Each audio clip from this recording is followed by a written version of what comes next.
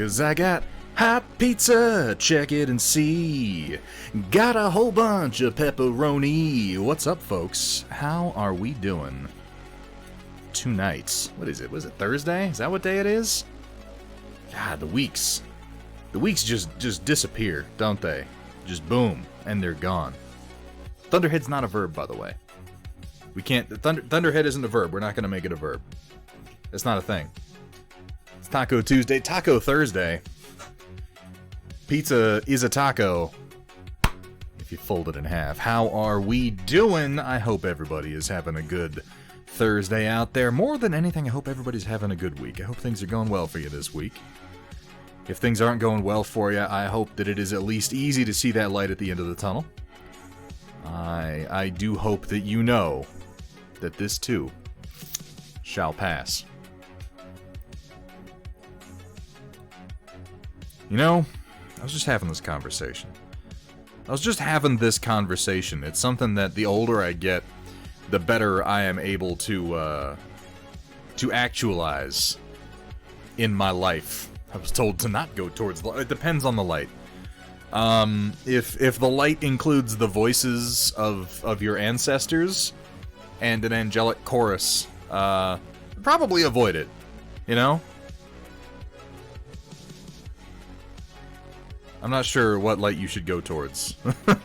like what signs would be a good light to go? I feel like no, you're probably right, Robin. I revise my statement. Don't go towards the light.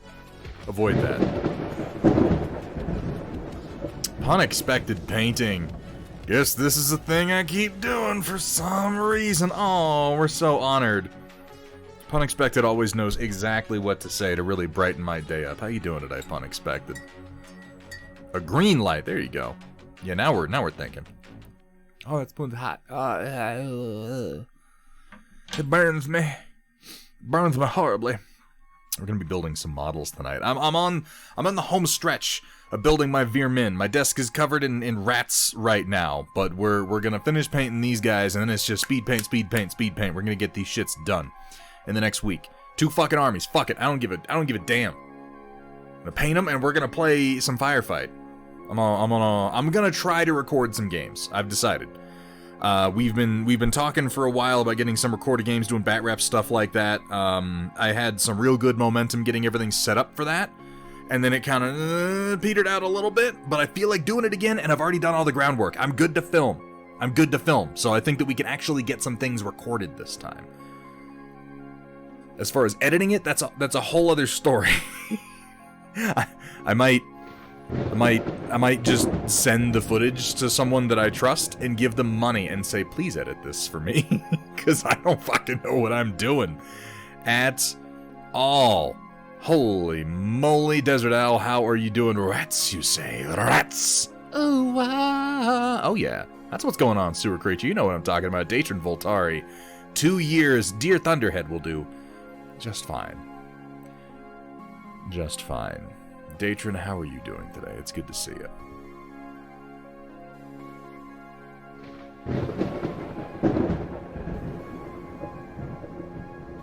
Oh my. Oh, that sucks, Roland. Oh, that's some bullshit. How are the space cyborg bats coming along? I made a basic little bat mesh. I'm just figuring out, like, what's my workflow for the bats. I need to make 2 or 3 bats. I'm thinking 3 bats. I'm thinking one that's got a cyber eye. I'm thinking one that has a cyber wing. I need to think of a third obvious, because, like, I don't have a lot of space to work with, so it can't be super intricate. Nocturnal Miniatures, thank you so much for the raid. Hamburg Tack, Goblin Welder, dropping those biddies, keeping us in business. Thank you guys so much for the support. The Cyber Shiv and the Claw, see, that's too small. They're really, really small, so it has to be something obvious, and that's why the cyber eye works. That's why one cybernetic wing works. Maybe just a regular bat, too. And then just make like a cloud of them, do 2 or 3 poses of each one, and then arrange them into a cloud. The trick is making it so you can see the details, and they're also still paintable. I've never done anything this small before, but we're gonna get that done, and I need rat swarms. to expand my Veer-Myn eventually. I don't have to have them done immediately, so this is going to be a project for like next month or so, but I'm going to take some of these 40mm bases you're going to see that I did for my Veer-Myn Nightmares, which this model right here, this is the coolest fucking model. It's in resin. It's a fairly new one from Mantic. This is the Nightmare Pack Leader that I got. It's so fucking cool. It really is gorgeous, and I'm looking forward to painting it. This might be the model that makes me do oils on my rats instead of speed paints. I haven't strictly decided yet, but once you see it up close, I think you'll understand. But we need to do rats as well, so I'm going to take my 40mm bases, and I'm just going to sculpt swarms of rats into them and just print them all as one big piece.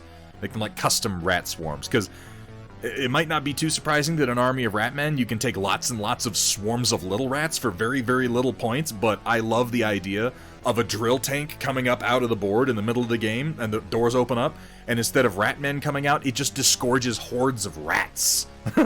Just, like, the hull opens and just rats come pouring out, like, oh my god, that's that's horrible. That's exciting as hell. Mr. Zealous, we are working on Mantic's Deadzone / Firefight. I say slash because the same models are used for both. For both games. One's larger than the other is the only difference. Basic Little Bat Mesh is the name of my memoirs.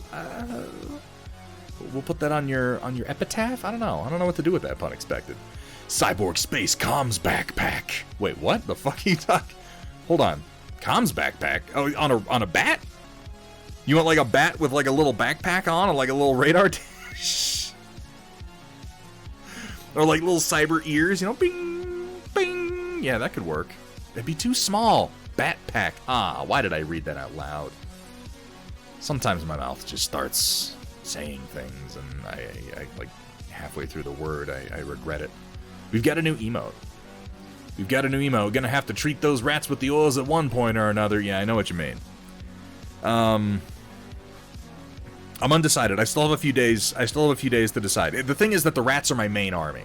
Like, I have the other ones, GCPS, I'm like, whatever, they're Marines, I don't really give a shit. Forge Fathers, I'm like, they're dwarfs, they're, okay, I want them to look good, but I don't really care that much about them being really good looking. The Veer-Myn are my main army. The Veer-Myn, I really, really like the concept and execution of their models, and I'm thinking, oils? Maybe. Gimishkar, by the way, thank you. You got me watching Deep Space Nine again, you son of a bitch. Damn it. Oh, I love that show. It's so good. It's unreasonably good.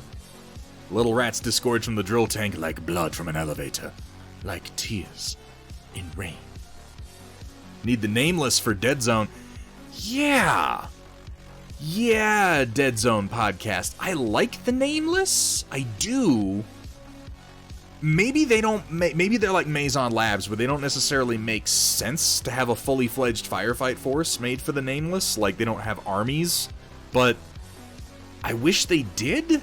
Oil for the big special. That's the thing, Dwigcom. I am anal retentive, and I got brain issues sometimes. And one of those brain issues is if I'm painting an army with a certain method, I have to do the whole army with that method. Not necessarily to the same standard. That's the thing. Like, we could do the rats quick, fast oil. The little rats. The crawlers and the stalkers, who you'll see large here in a minute. We could do them quick, fast oils like I did my militia. We got pretty fast doing those militia for the 100 Kingdoms. And then the big rats, like the Nightmares, we could spend a little bit more time making them look good. Oily rats.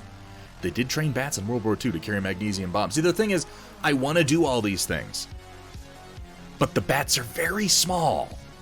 And if I try to make them too complicated, they won't look like bats anymore. Deadzone podcast, by the way, thank you so much for the resubscription. Thank you for your support, my friend. Now, the other thing is that we can base and speed paints and detail and oils, and I haven't... Okay, here's a plan, okay? I'm gonna paint the dwarfs first. Either way, and my intent on them is to use speed paints, and I have a plan for how to do them. So what we're going to do is we're going to make them the test bed for base in speed paint, detail, and oil. Because I can use the oil to do the glowing heat effect on their hammers, which I really want to do. So we're going to base in speed paint, we're going to detail and oil. We're going to see how that goes. If it looks really good, and if it's easy to do, we'll do the same on the rats. If it doesn't go, like, I don't want to say, like, if it does this, we'll do that. I'll just say we'll find out how that goes. We'll see how easy it is. We'll see what the results are, and then we'll make the decision about the rats, because the rats are going to get painted second. Deadzone, dude, honestly, those primers you sent me on the factions have been incredibly helpful. They've given me some ideas on... I might print out some weapon effects for the ray guns on the rats, because reading in that book about how the ray guns work, I really picture them shooting like a dirty, nasty, jagged bolt of green electricity. Instead of like a laser, like, pew! It's more of just like a nasty, crackling bolt. And it just sort of like flaying and molecularly ripping apart whatever it hits. That's what I'm seeing. Because I also want to go ahead and model, because these are easy things to model. I also want to go ahead and model, yeah, Ghostbusters style, exactly, like a proton pack, but shitty. Shittier. The proton packs weren't exactly very nice. Oh, Coral, thanks for the raid, man. You bringing some of them resources with you? Yeah, like warp lightning. Yeah. And I'm also thinking that I want to make some like acid sprays to put on some of the chem sprayers, like on my tunnel runners, which I'm gonna show you, and on my nightmares, which have chem sprayers on their arms, like some acid sprays. You know? Just some little prints, some little ways to add detail to a few of the rats, because the rats are fucking cool models. Like, after building the GCPS, I was kind of like, they're okay. They're all right. Building the dwarves, I was like, oh yeah, they're kind of a pain to build, but they're cool models. And then I build more rats, and I'm like, these models are fucking great. I love the drill tank, the tunneler. I think the tunnel runners are cool. I think the nightmares are awesome. I'm really hyped about the nightmare pack leader. He's such a cool headquarters model. And I've got extra progenitors to add command dice to my list. I want to get a Tangle at some point, but I'm not buying anything. Not buying anything new until we're through what we got. But we're making good progress. I know this is something that we all say and we rarely mean, but we have to keep saying it or we'll never even try to stick to it. Yeah, Deadzone podcast, that's kind of why I'm thinking I'm going to print one. I'm going to get a different version of it, maybe even put one together myself. Yeah, because the Tangle models are hard to find, but I like the concept of them. They're Rat Kings. They're like a blind psychic gestalt consciousness of rats. And I think that as a leader unit, that's a really cool idea. Yeah, I know how it goes. I know how it goes, Space Iguana. Space Iguana, by the way, thank you so much for the gifts up. Going out to Troll Blitz 40K. Didn't you just follow Space Iguana? I feel like I just saw your name on the follow list. Yeah, there it is. Dude, thank you so much for the follow. Welcome to the stream.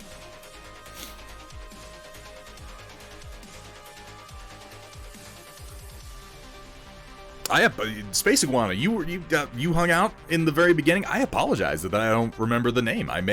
We may have spoken before. Commissar Iguana, that sounds more familiar. Okay, all right. Welcome back, man.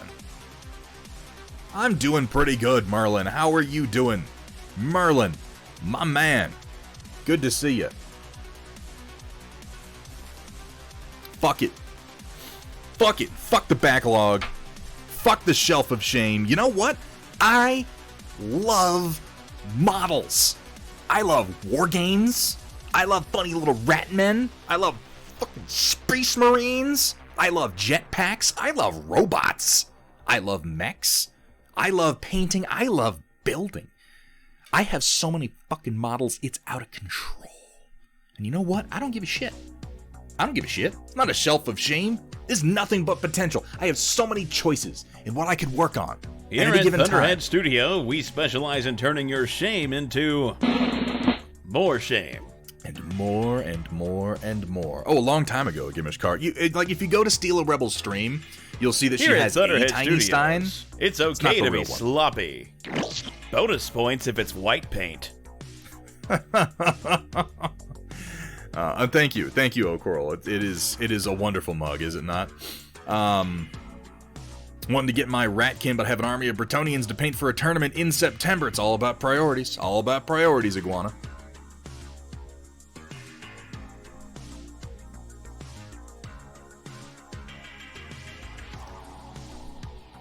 You are you have a perverse mind, sewer creature, and I appreciate it. I do.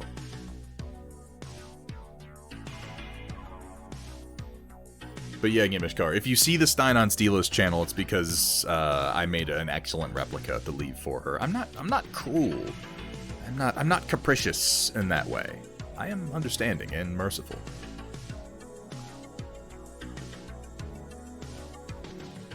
I'm just saying, I've beaten myself up for not doing this project or not doing that project. You know what I found? And I know I've said this before, I'm just going to say it again. You know what I found is that feeling that, like, I'm working on this, but I should be working on this other thing. Oh, no. Oh, but I have that army I didn't finish. You know what that is? That's bullshit. All that does is slow me down. If I work on whatever random bullshit my brain wants to work on, I do a good job and I get a lot done.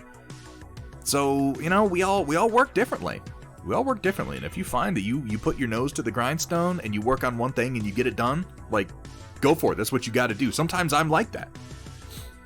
But work on what you want to work on, you know? I don't know why, like, miniature painting culture. I feel like, something I'd like to talk about. Actually, come to think of it, that's something I'd like to talk about, is miniature painting culture, because I feel like for the first time in a long time, mini painting culture is, I don't want to say that it's real, like it wasn't real before, but it was scattered and it was diffuse and it wasn't very reactive. And with the rise of, not just with the rise of social media, but with the popularization of miniature war games, building, painting on social media, yeah, it has evolved into something. It's not just memes. Memes are part of it. Memes are part of any culture, but the Shelf of Shame is a part of mini culture, and thus I think it's a phenomenon that affects a lot of us. A lot of people have the same idea about their backlog, and I'd like to figure out what that is. Why do we do that to ourselves? It's the kind of thing that is just a joke for a lot of people, but some people feel it very keenly. The shame associated with the backlog, the notion that I said, and I think what it is, you know, I said I'm gonna paint this army, and that's a big job, and I do a whole lot of fucking work and I get most of the way through it, and then I lose that fire somewhere in the middle, but I'm stuck with, I said I was gonna do it, I gotta do it, or I don't know, I'm a liar. But in the context of painting plastic spacemen, who gives a shit? Like, I don't know exactly what it is. I'd like to get to the core of it. I'd like to address it. I'd like to get rid of it. I'd like to exercise that particular demon. Guyver Ice dropping that gift sub. Going out to Zombie Bunny. What a recipient. Guyver, thank you so much for your support. Yeah, but that's just it, Merlin. Like, I think maybe this is part of what I was talking about in my little Thunder Thoughts, my little Blunderstorm post from a couple weeks ago. That these things, they're not investments. We shouldn't think of them as investments. We shouldn't think of these as these models, these toys, these outlets for our imagination. We shouldn't be thinking about them in terms of, like, I know that it's an expensive hobby, so we think about it and we try to justify the price. But they're not investments. These are outlets. This is luxury. This is joy. This is imagination. This is art. And we gotta get it out of our heads. We gotta get it out of our heads that we have to financially justify this hobby. And I hate to turn the searchlight onto my usual primary target. I hate to be biased. Goblin Well, to shut your mouth.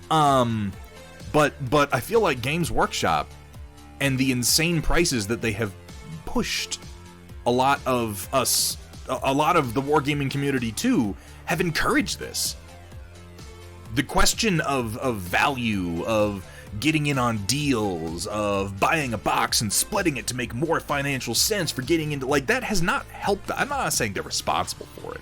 I'm not saying they're responsible for it. We're responsible for it. I'm just saying I don't think it's helped. I don't think it has. Dr. Rhino, good to see you. It's an investment if you make part of your living selling it in some capacity yourself. Yes, Automat Americana, but that's in a very particular context. And I don't think most of the hobby world engages with, like, I think we get a little bit of a bias because here on Twitch, there are a lot of sculptors, there are a lot of content creators, there are a lot of commission painters. And so our cross-section, our sample, is very, very biased towards that sort of behavior. But the majority of the hobby is not business-related like that, I don't believe. And yet the majority of the hobby still understands these cultural phenomena. I don't know, I'm definitely rambling. I'm definitely rambling. God damn, why'd you have to set him off like that, Welder? What are you trying to do to me? Oh, man.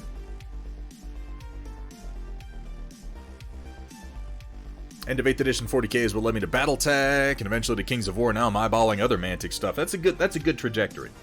Mantic makes good games. Mantic loves what they do, and they make things available affordably. Just avoid Games Workshop and play better games instead. I agree. Speaking of better games, fucking Beyond the Gates of Antares is getting a 2nd edition right now with a bunch of new models. They're getting more plastic. Finally, the Asaurian phase squads are coming to plastic. I agree, look at Bolt Action, or if you don't want to do historicals, because Avash, a lot of people don't want to do historicals, Beyond the Gates of Antares. Same game, more rules, space lasers and aliens, it's great fun.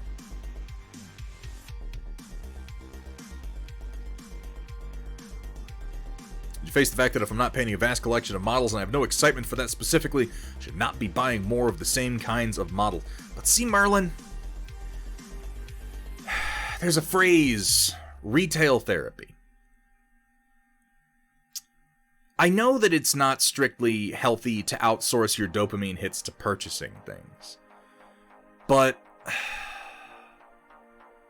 there has to be a happy middle ground there, because I recognize that I enjoy buying things. I do. I enjoy the act of spending money to acquire things that excite me, and I don't think that's wrong. I don't even think it's particularly unhealthy. I think the unhealthiest interaction I have with that is then feeling shame over it. Because when I engage in the radical acceptance of that act, it just feels good. It just feels like now I've got more options.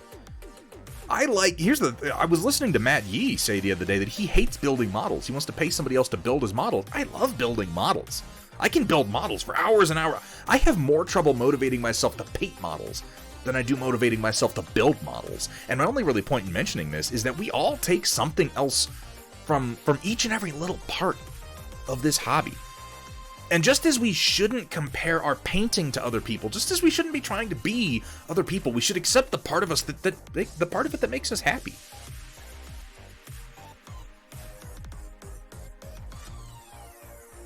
See, that's smart, Merlin. That's definitely that's you managing yourself. That's you being realistic with your goals, expectations, and means, and that is certainly a healthy behavior. Yeah, Double D, I know what you mean. I like building, I love converting, I like making bases. I've spent more time making bases in the last 2 weeks than I have painting anything.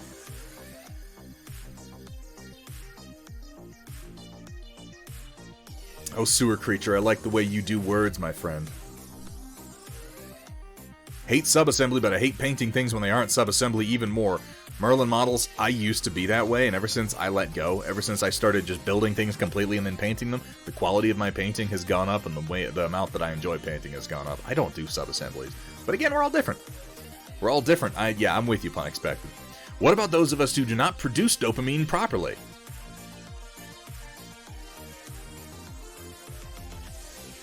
What about us?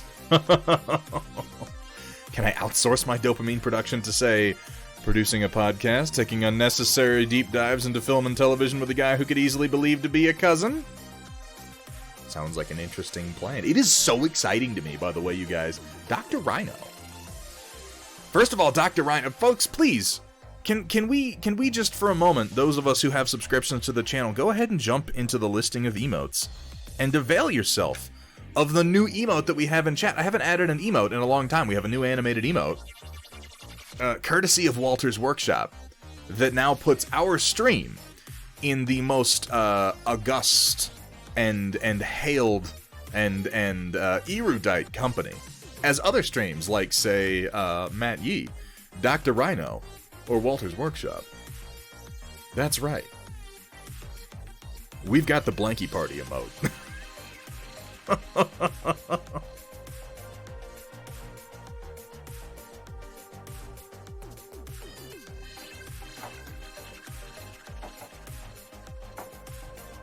And yes, I am unreasonably excited about that.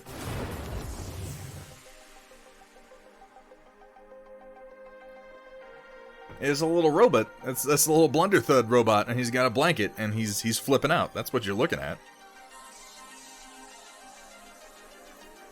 Oh yeah, we got lots of rats. I got 20 crawlers I've built over here. I actually fucked up 2 of them. So the first thing we're gonna do is correct those. And then I've got 20 more up here that we need to finish building. I want to show off some of these models. These are the Veer-Myn tunnel runners. It's such a neat figure, and this is the base set that I've been sculpting for these guys. I've got them all done on all the sizes that I need. I made this one specially for the tunnel runners, so it looks like they're kind of rolling through a field of trash, if you will. This one, you can tell he's the leader because he's pointing. I'm okay with this, Dr. Rhino. What's the deal with the blanket thingy? It's self-explanatory, Kursala. I really, really like these tunnel runners. They're very, very cool figures. They're mostly solid piece, too. This is that hard PVC that Mantic was using for a long time. This is actually pretty easy to put together. They're switching more and more to styrene, but this is better than the old resin they used to use. So I got 2 of those tunnel runners done up, and I just use, on these guys, I use the same base, just flipped either way so that you get a little bit of visual distinction between them. It's true, Homeboy's gotta be comfy. Oh, I built the... Just because it was out and I felt like it and I wanted to see it, I built our sexy carnivorous bird lady that we were talking about last time. It was only once I got her put together I realized she bears a strong resemblance to Dee Reynolds. Such a dramatic pose, though, and so much bird underboob, which is a weird choice. But a very cool model. I'm absolutely in love with the Veer-Myn. It's not really a tank. I mean, it can be. It's a tank APC. It's kind of an infantry fighting vehicle. Because you can build it with these drills opened, and in the middle you can put one of a couple of different weapons, like this giant ray gun. So it can be armed with a really, really heavy weapon. And again, you have options. You can open this up, and there's like a little irising door in the middle that you can have open too. And one of the neat things about this is that it has the option for what they call transport sections, which you can get, and they connect to the back, so they just make it longer, so you got like a drill train. And this has the subterranean deployment rule, so you keep this in reserves no matter what is going on in the game. And literally you deploy this anywhere you want on the field as long as it's a certain distance away from enemies or an objective. So this just drills its way up from below ground, and then you can deploy like 10 rats out of it. But the tunnel sections go on, or the transport sections go on the back, and it was not difficult to magnetize the rear on. So I don't have any of the transport sections, but assuming that I get some, it should be easy to go ahead and magnetize those as well, and that way I can either use them or not. I always appreciate kits that are easy to magnetize. Sounds like I'm gonna play some 40k. Nope, never gonna happen. Never gonna happen, but we got our drill tank tunneler. These guys also have subterranean deployment, which I think is pretty cool. We got our nightmares. I got all these guys built. They're big, crazy mutant rats. with drills, and you can see I got all sorts of junk and rusty nastiness on their bases too. I'm really happy with how these base sets came out. So we got our nightmares, and then really one of my favorite, and Deadzone podcast, correct me if I'm wrong, I think this is a fairly new model from Mantic. The pack leader? This model is so fucking cool. Wait, what? No. Wait, who's doing that? Don't listen to them, Project Dark Fox. That's not a thing.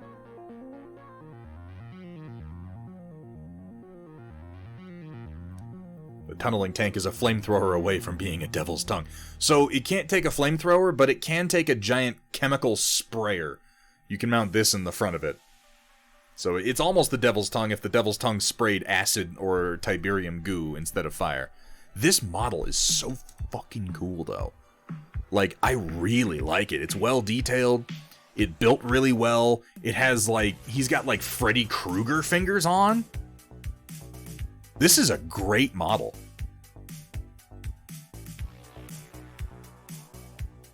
I like his whole design. I like his little butt plates.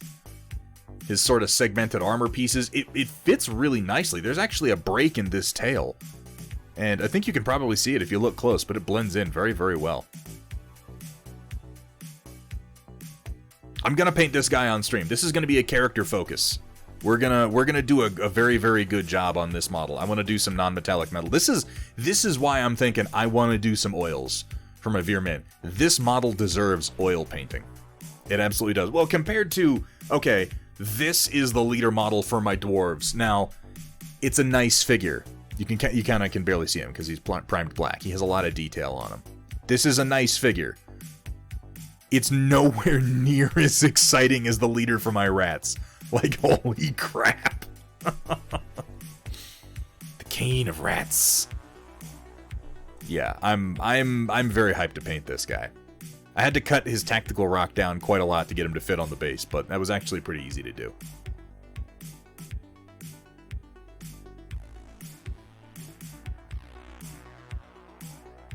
Alright, what else do we have? Oh, we got more nightmares. I appreciate that you can build the nightmares with either drills or chemical sprayers. So I've got another group of nightmares here that are wearing like gas mask and protective gear, and they've got chem sprayers on one arm. So I got one ranged unit of nightmares, one melee unit of nightmares with big drills. And then the rest of my Veer-Myn forces are composed of these hordes of smaller rats who they're really very cool models. I've built 2 squads of crawlers, which are their ranged guys that have these little ray guns, these nasty little horrible, dirty energy weapons. And then they have Malignus, who use these heavy ray guns. I have to build 2 more of these guys. I realize I built some of these guys wrong. So the first thing we're actually going to do is cut one of these apart, because I fucked up. And then we're going to fix it, and then we're going to build stalkers. And stalkers are rat men with pistols and knives. Stab, shoot, bite, muscle, flex. When are we going to record oh, you know what, Dr. Rhino? We can do it this weekend, man. I'm into it. I'm so excited to talk to you, Dr. Rhino, about Seasons 3 and 4 of Attack on Titan. It has been so fucking hard to keep my mouth shut. I think by now you know why. Dr. Rhino, you understand how hard it's been for me to just...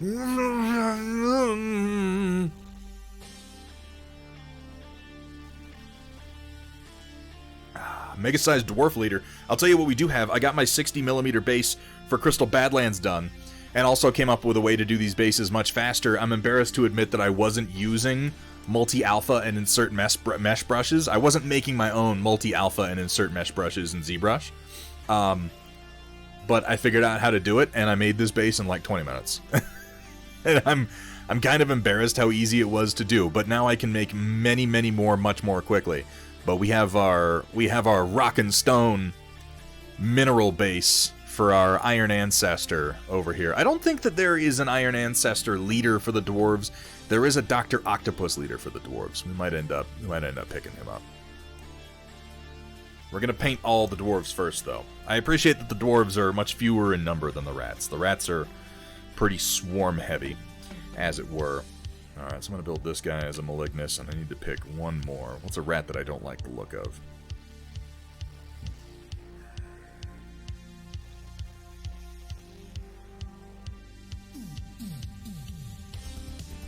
I'm just staring at this line of rats. I'm gonna pick one that I think looks stupid, and I'm gonna chop him in half. I'm gonna turn him into a malignus.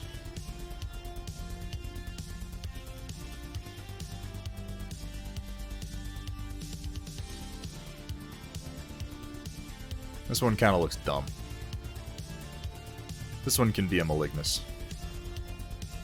Oops, all thunder rats. Alright, I've got a bunch of other parts laid out here that we're going to be cleaning up and attaching to make stalkers, but real quick, I gotta get this guy's torso separated from his legs. Now, I only glued him last night, so he should still be soft enough to not present many problems. Just get an edge in here, then I can lever him apart.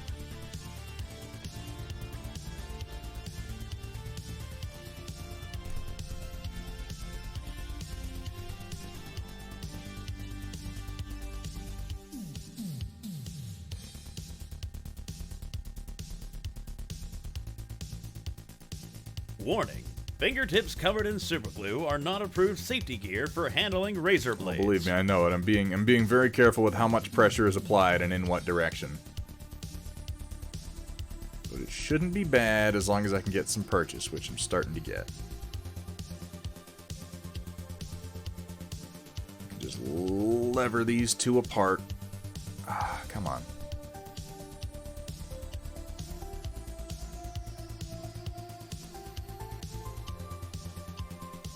There we go. There we go. That's the ticket.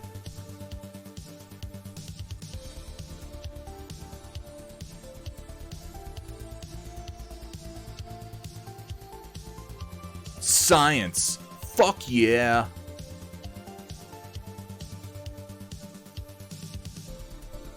You're right. You're right, data nerd. You're right. I should be wearing gloves. God. Want to right now. I need the tactile feedback more so that I can apply pressure properly. Alright, now we just got a pair of legs. Now we can build a malignus out of this. I'm gonna need some more parts to do that with, though.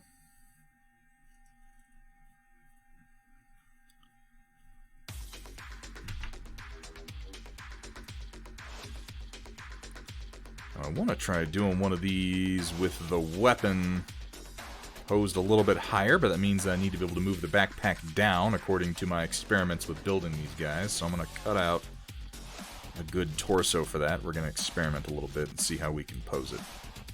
Because the heavy ray gun has a little hose that goes back to a tank on his back that I'm going to paint as a battery. But I need to have an open back for that so that I can lower the connection point for the tank.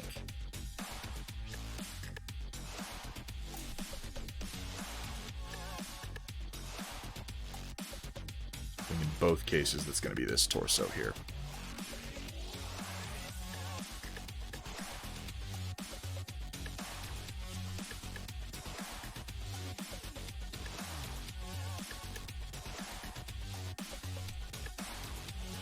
Alright, 2 torsos. Now I got to cut out my heavy ray guns.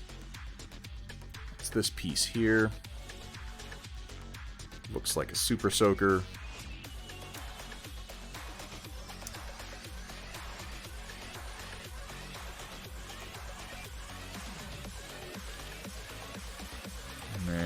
Back tank.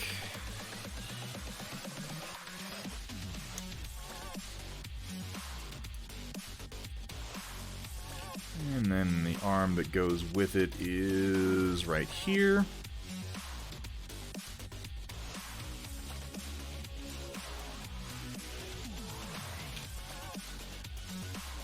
You ain't got no torso, Lieutenant Dan.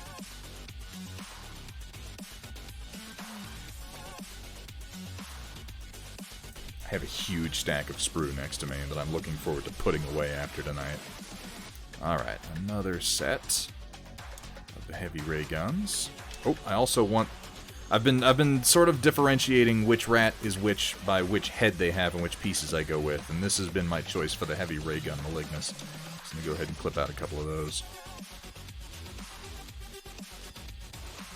You really have a surprising number of options with these kits. Mantic has done a pretty good job with their plastic sprues. And then I need a tank.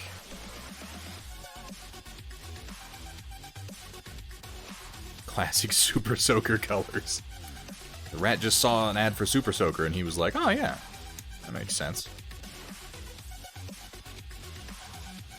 A lot of people paint, like, the little dealies in the backs of the ray guns, these little things, like they're chemical tanks. Same things for the ones on the back that they link into.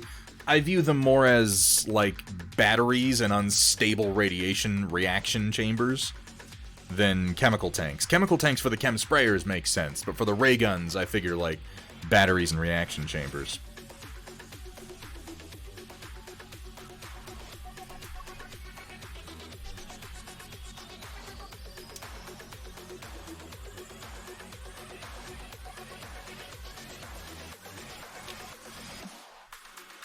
Alright, this should be all the pieces that we need. Let's go ahead and do some mold line removal.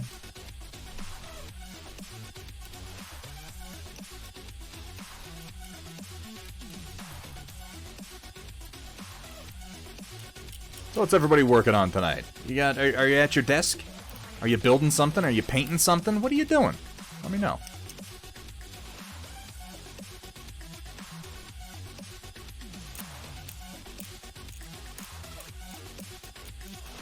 Paint off stream as well. Do I have projects that I only paint on stream and vice versa? I have some projects that I will save for just doing on stream. Double D Minis, my primary purpose in streaming is that there have been weeks in the past, months, where I'm like, I just don't feel like doing any work.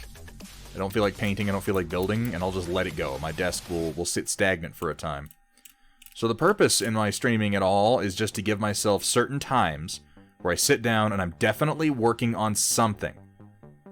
It's a way to sort of keep me accountable to myself, but I will often do work outside of stream as well. Any interest in trying the new Evil Dead? There's a new Evil Dead game, Dr. Rhino? What? I know that they remade Evil Dead like a couple of years ago. I heard it was a good hard R, but I never watched it. There's an Evil Dead game. When am I going to go back to painting Battletech? You know, Coral, I'm not going to give you a time. I'm not going to give you a time, because when I give times, 99% of the time, I'm completely full of shit, but I'm going to tell you I am going to paint more Battletech. I'm not done with Battletech by a goddamn sight.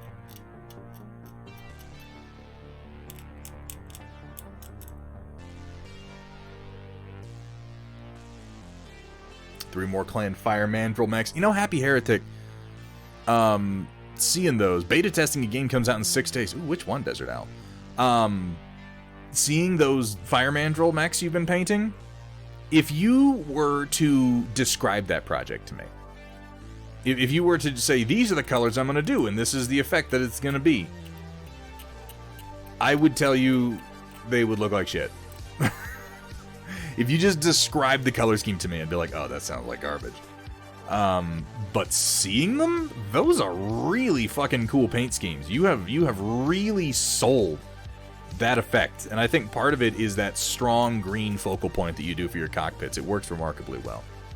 Did some Deadzone demos at local store. Now either finish the Plague Firefight list or jump in on my own Veer-Myn.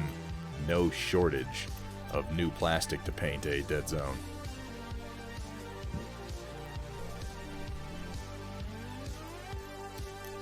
I'm not familiar with either of those, Desert Owl. Sounds interesting, though. Finishing touches on the Titan B and getting more work for Garmer. More work on Garmer. Ah, that makes sense.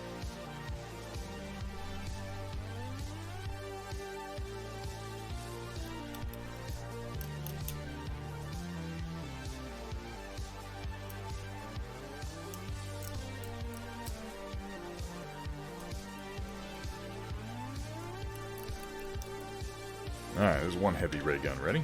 Let's do the next one. Working on a mech. Always a worthwhile endeavor.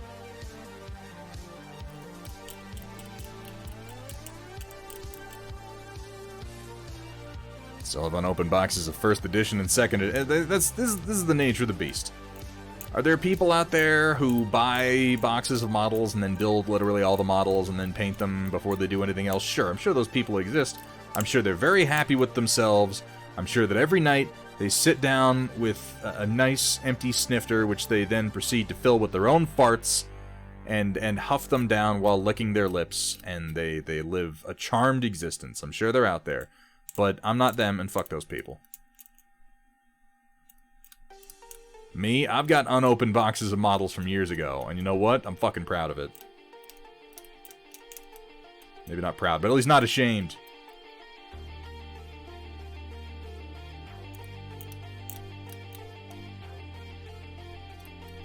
No fart huffing around these parts. Yeah, fucking Rhino.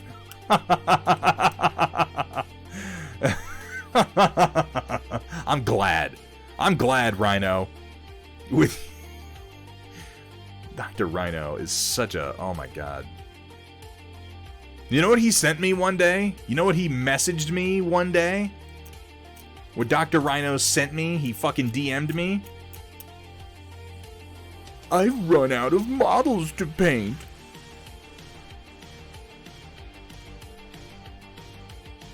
The fuck is that? The fuck kind of flex is that? It's ridiculous.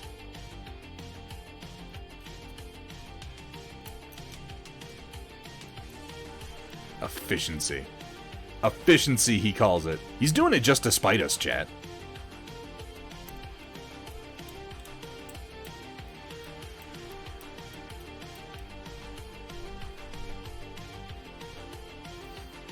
Both, yeah, exactly. That's what you have earned this, Rhino, and I think you knew what you were getting into when you did it. You earned equal parts pride and scorn, envy and resentment. These are the wages of your vaunted efficiency.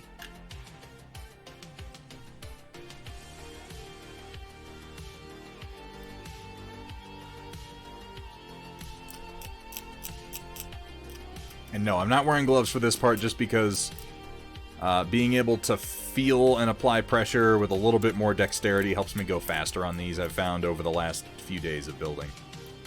And I'm going with speed right now. If I was being more careful, I'd be wearing gloves. I probably should be wearing gloves, but I'm not.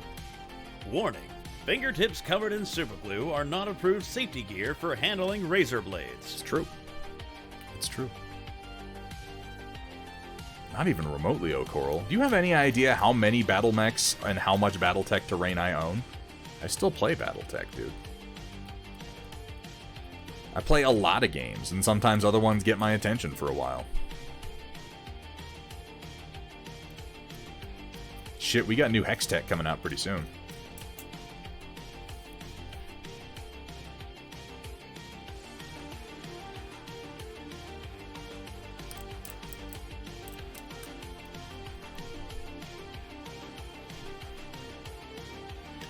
Well, if you don't see it, that means it's not there. Object permanence is tough. Shiny Mew Paint's good to see you, man. How you doing?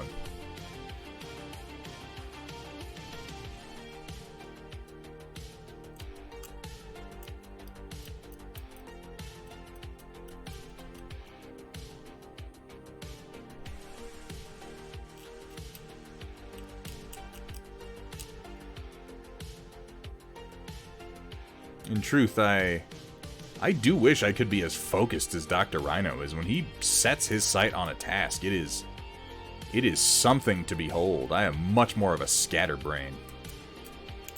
I gotta jump from one thing to the next, or I lose interest in working on anything.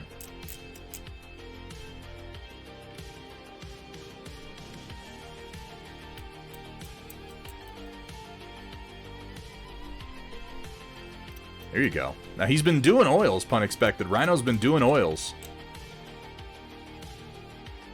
But I'd love to see what he can do with a larger piece in oils. Because having done 1 or 2 busts myself now, I can say that as much fun as oils are on teeny tiny miniatures, there are a lot of fun on statues and busts.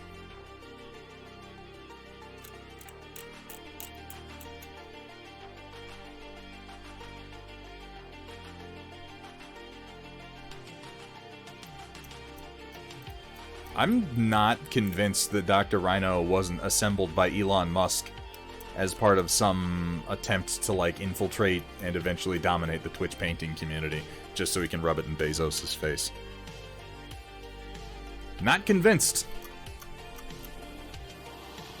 You know, compliments were due. I have to say that the mold lines on these Veer-Myn sprues have been so minor, they're really not too difficult to deal with at all. I think the mold lines were worse on my Forge Fathers.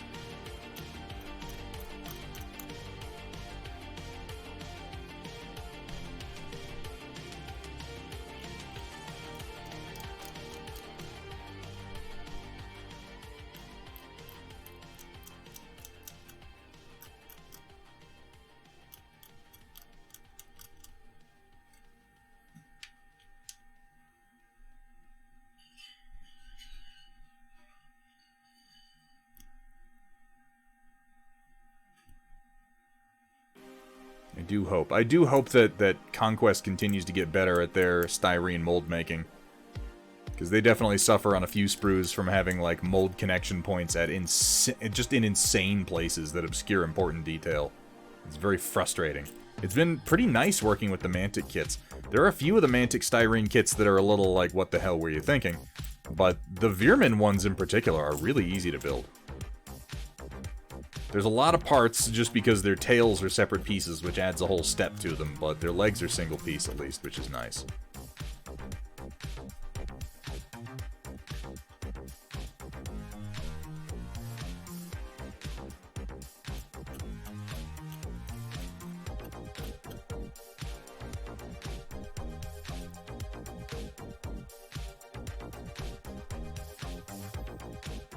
Yeah, they've been getting better with each release, Gimishkar. They've been getting better with each release, but of course I decided I was going to play 100 Kingdoms. And basically all the sprues that I buy are the first sprues that they made, and oh my god, they drive me a little fucking crazy. That's why I'm taking a break from Conquest, is after doing all those militia and all those knights, I'm just like, oh, I'm frustrated dealing with the kits. I need to give myself some time before I go back to them. I've got most of a pretty good-sized army of 100 Kingdoms painted, and I got a lot of experience doing oils through them, but if I didn't take a break, I was going to lose my mind.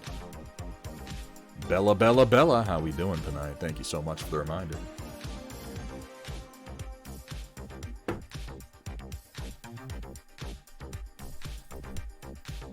Working on some more of them Smurfs, Mew. Nice, nice, nice.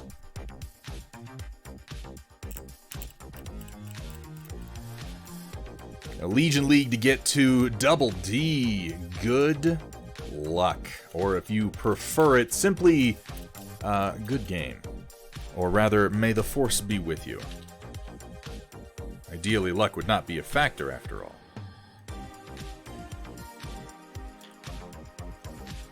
Alright, let's build our 2 heavy ray gun Maligni here. How you doing today, Bella?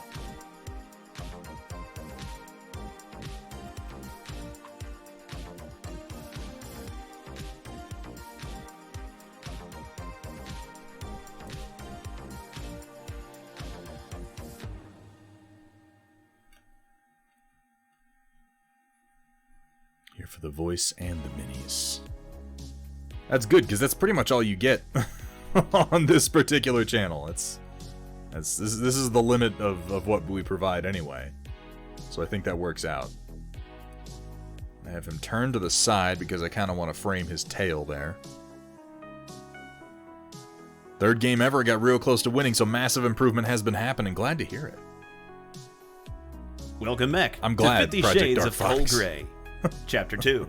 And as I lay on the cold, unforgiving table, my liquid spewing out from beneath me, across the polished surface, Oh, God. I look up to see Thunderhead shaking his head, eyes alight with disappointment, Alight. as he cleans his brush. Alight with disappointment. Alright, now I'm going to be experimenting with placement a little bit here, because all the other heavy ray guns I have are kind of aimed down at the ground. I want this guy to be aiming more forward. It's a big gun and he's short, so it's kind of tricky to do.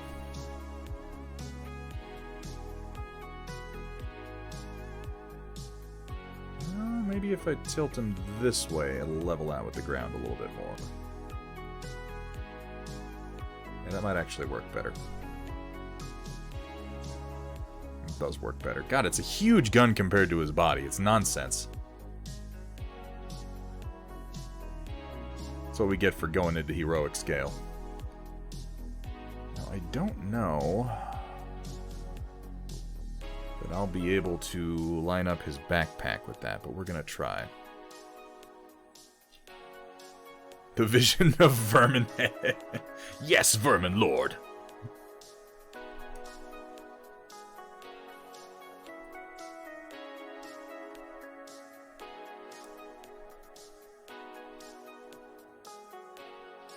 Oh, that won't work because of his tail. I hadn't considered that. I'm gonna have to rotate him the other way because of his damn tail. If I'd assembled him all at once, I would have been able to avoid that, but I didn't, and so I can't.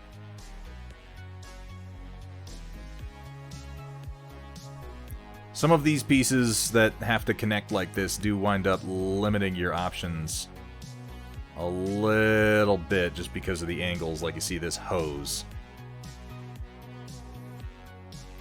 Let's see. I'll point it here. And I slide this upward. Oh, not quite. If I tilt it there, I can line it up.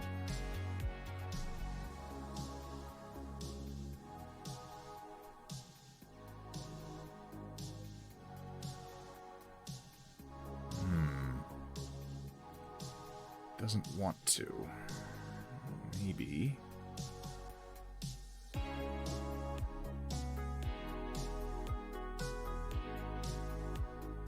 Alright, let's play with this a little bit.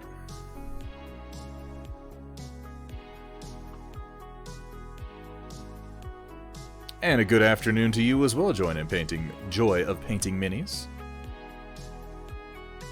See, Rhino, you had to go for the flex. You had to go for the flex. You couldn't just leave well enough alone, could you? It's okay.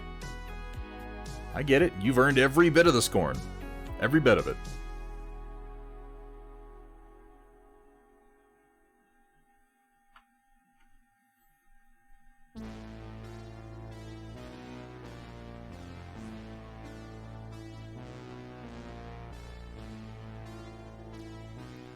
God damn, come on.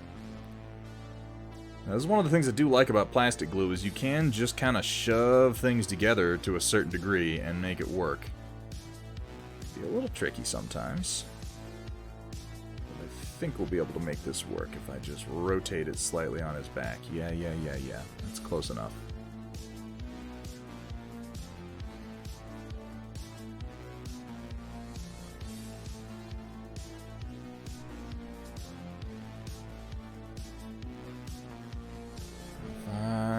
Rotate his whole torso somewhat, that might improve the angle.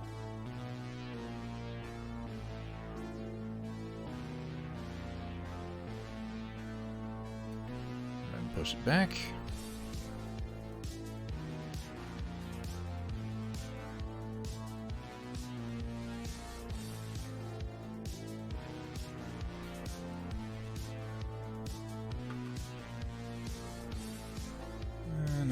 Come in and just sort of smear a little extra glue in here to help seal that joint.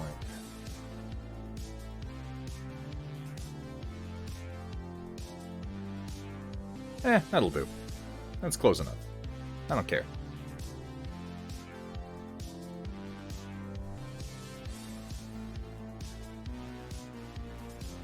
Viva la paintbrush? Viva la painted model, am I right?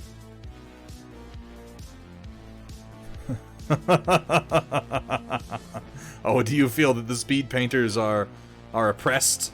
That they must rise up?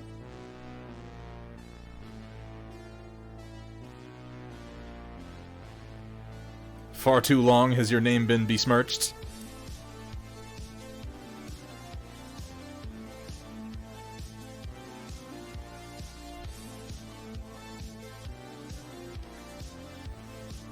Nocturnal, welcome back, my friend. And thank you so much for the raid again. I hope you had a good stream.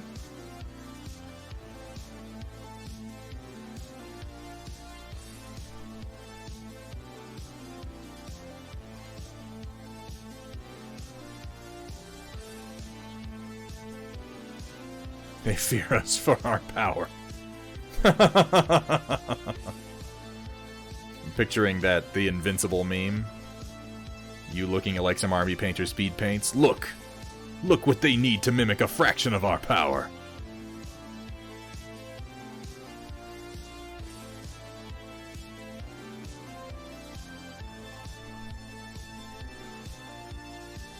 Yeah, that'll do.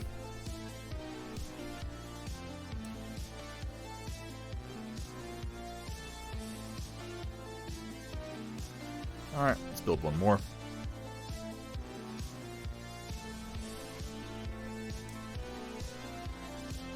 Hey, Dino Man, good to see you.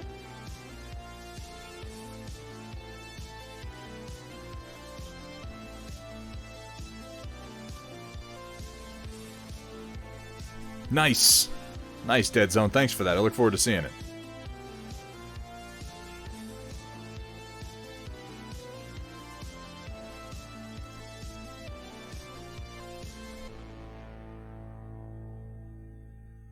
Dude, Nocturnal, your Old Dominion are looking fucking great. Sometimes all you need is just that little extra push, man. When I see a mini that just needs a little bit extra to get there and really be something special, I can't help it, you know? I gotta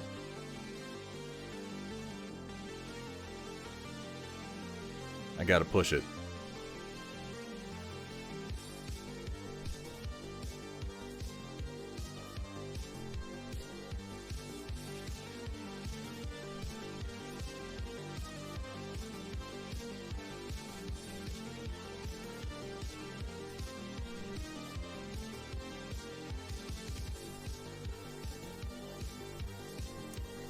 Spent 83 to Games Workshop so I could keep playing my army. Oh, are you buying into those new microtransactions they announced?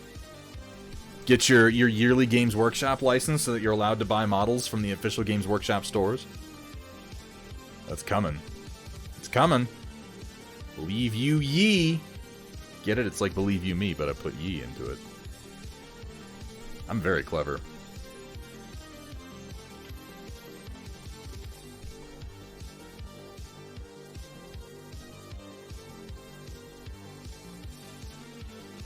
You're like one of those amazing motivational posters, but a person, Dr. Rhino. You're like if the cat hanging from the clothesline came to life and hung out with me. And I was like, hey, have you seen the latest Star Trek movie? And he was like, hang in there, baby. It's exactly what it's like knowing you.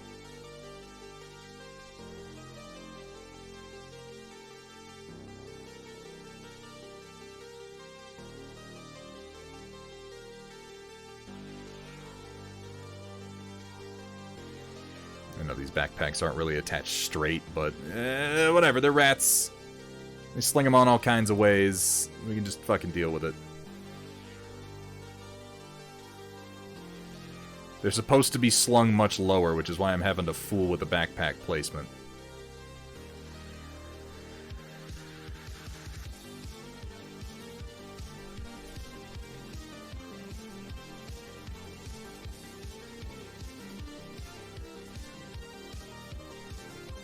No, there won't. There will never be a good Star Trek movie ever again, Rhino. I've accepted this. I'm not even saying that bitterly or with any anger. It's just never gonna happen. It's just shit from now on.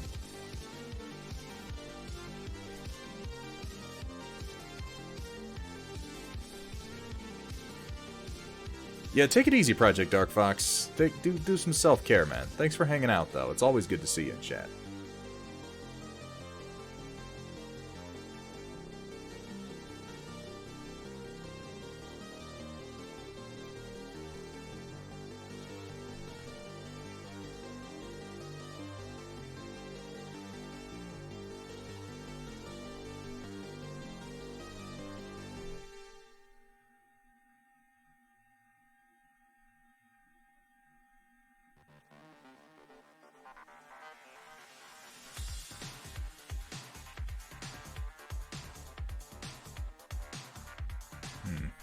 Big bulky head I chose doesn't really want to fit with how I position this, so I'm going to rotate it off to the side.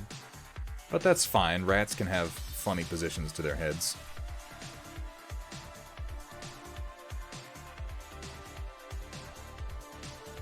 That is a perfectly functional Malignus with heavy ray gun.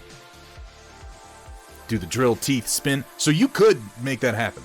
This is built in such a way that you could very reasonably magnetize the drill teeth if you really wanted to, Yi. My biggest problem with this is that the drills themselves are solid plastic, which makes the whole thing very front-heavy. Like, it'll sit flat on the table, but if you tap it from the back, it wants to go boop and wobble forward a bit, and these actually keep it from doing that. But there's actually a surprising amount of posability you can do with these drill teeth. You can have them, like, open, like, splayed wide open, and you can put a gun in the middle of them, too. I may not have Nocturnal. I'll take a look after the stream.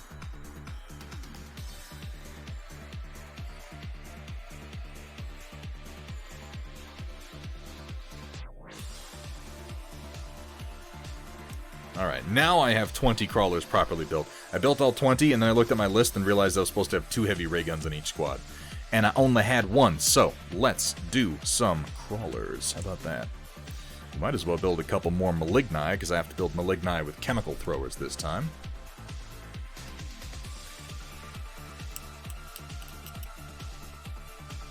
Only 1 per squad.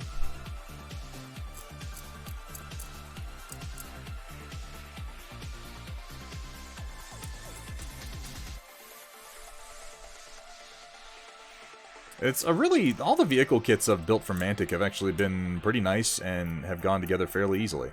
The latest one, the Mule, for the GCPS and the Enforcers and whatnot, I guess it's not for the Enforcers. That kit went together very, very nicely.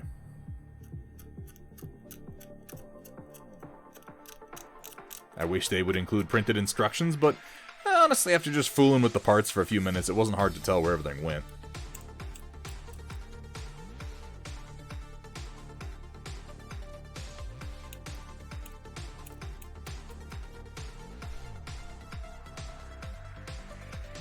Oh yeah, some of that special printing, am I right? Get in there and just grind it up. Hey, I'm not going to judge anybody. We all like what we like. Besides, if we press him on it too much, he's just going to claim it's for Sparky.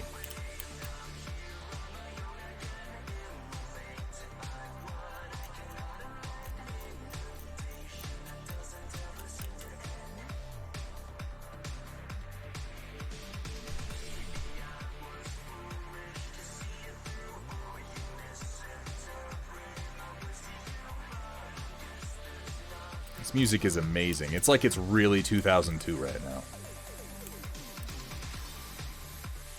I feel like I should be rocking out to the Venga Boys.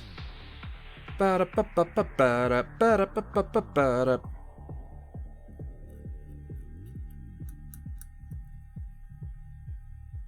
you seen Yi? Check my emotes, bro. Check them. You're subbed. You can use it. There it is. That's the business. Look at that. Look at that bandwagon. That's the best bandwagon to be on.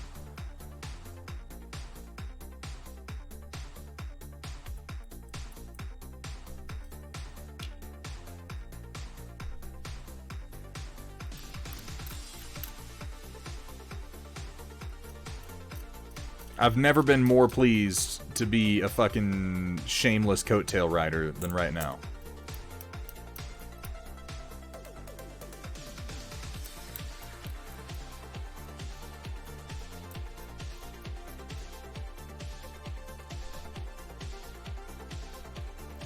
I'm down with the blankie party.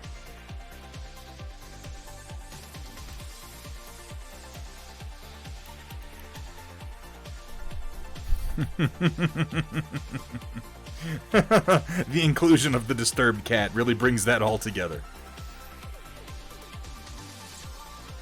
Oh no, Dino Matt. I meant to unfollow another streamer, but I unfollowed you instead. Yeah, likely excuse. Likely excuse.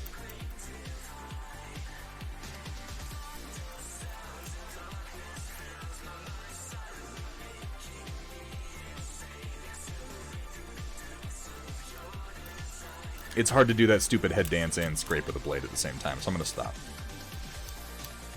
So I'd rather not cut myself while acting like a jackass.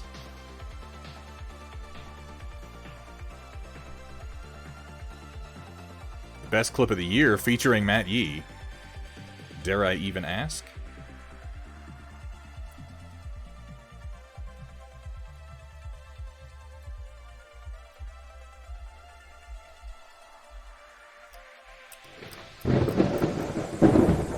Oh my god.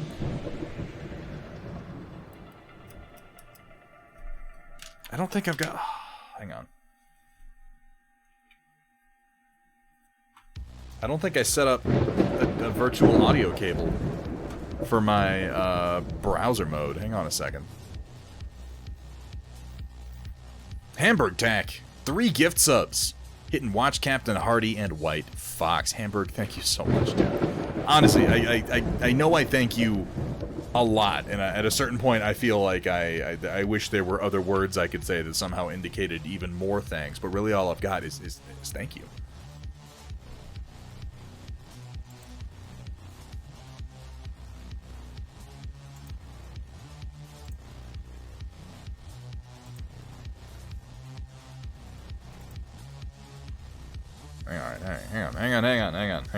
Hang on. First of all, great angle. I'm loving this.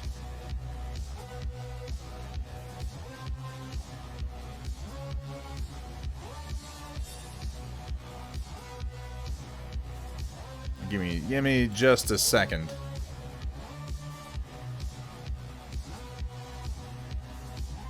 Oh, I think this will actually work. Hang on. Let me pause my pretzel right here. And the audio should just work here. Let's see what Yi has to say from this very flattering angle that we've got going on here. Hey, I sent you my DACA. You got, please respond. Wow. Come on. Oh my god.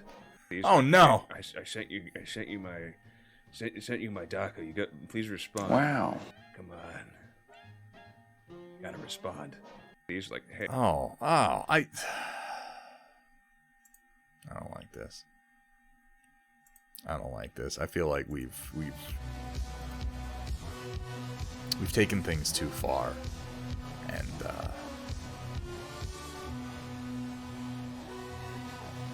it's the mustache. It's the mustache. Like, I feel like without the mustache, it would have just been funny. But with the mustache, I am now profoundly uncomfortable.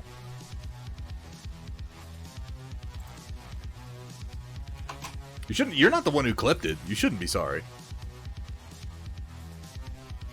Hey, what's up, 8-Bit? How we doing today, my man?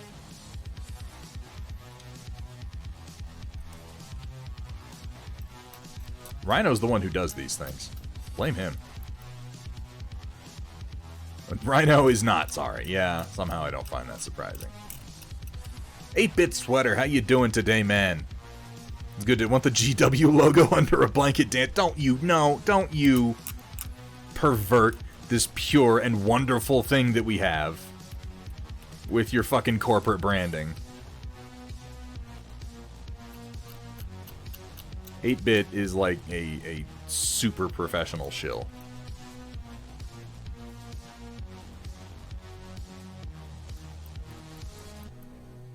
Well, you know, some of us have talent, Dr. Rhino, and some of us have clips of Matt Yee, I suppose.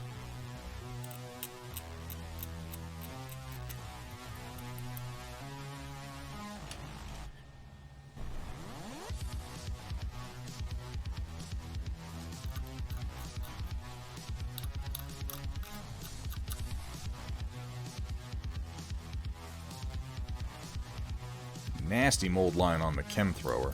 It's the worst I've seen, really. Really just on one side. Kind of on a not very important part of it, at least.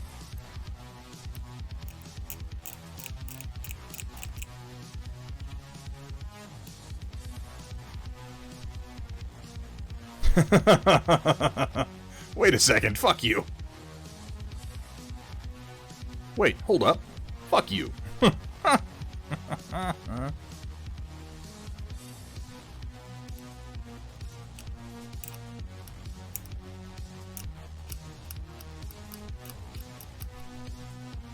Dwegom, have a great night. Thanks for hanging out, dude. Always appreciate you taking the time to stop in.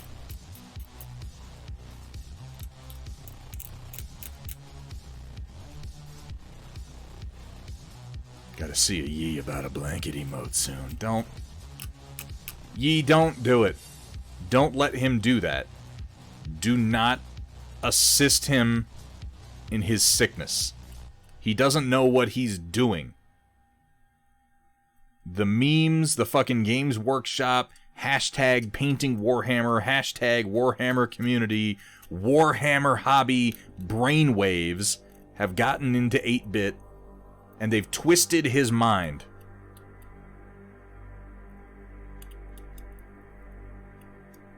From his point of view, it is the Jedi who are evil.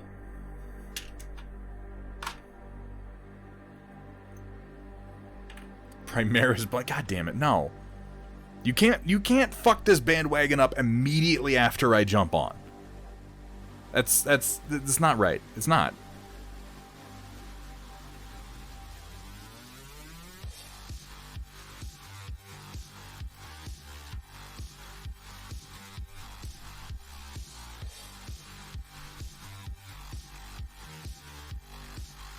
I resisted for a long time, and now here I am. What's up, Cookie Mama? Fucking it up because I jumped on. Oh, I was the catalyst. We got him, boys. God damn it. Oh, I didn't. Hang on. These little shoulders. Yeah, I don't really have to make these super clean because they're meant to be like scrap rats, but still. I don't want anything that's obviously a mold connection point or a sprue gate.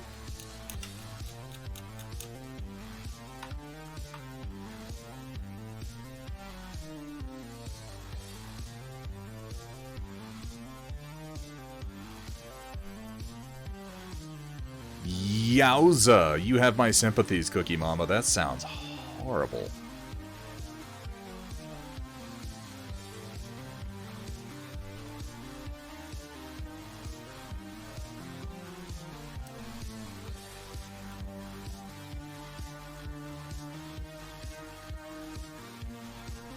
Eventually, I'm just going to get fed up.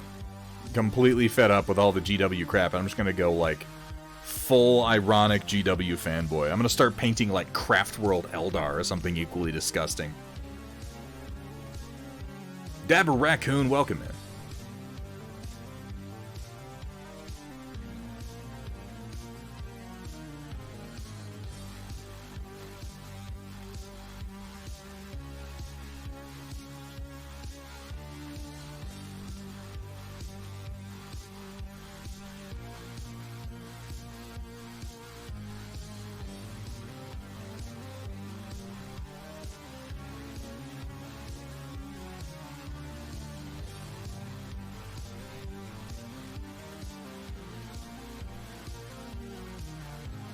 Micro adjustments here to get these hoses to line up reasonably. Yeah, his backpack's all cocked off to one side, but you know what? Fuck it. We're just gonna slurp a little glue right in the gap. Like the expert craftsman we are. Look at that.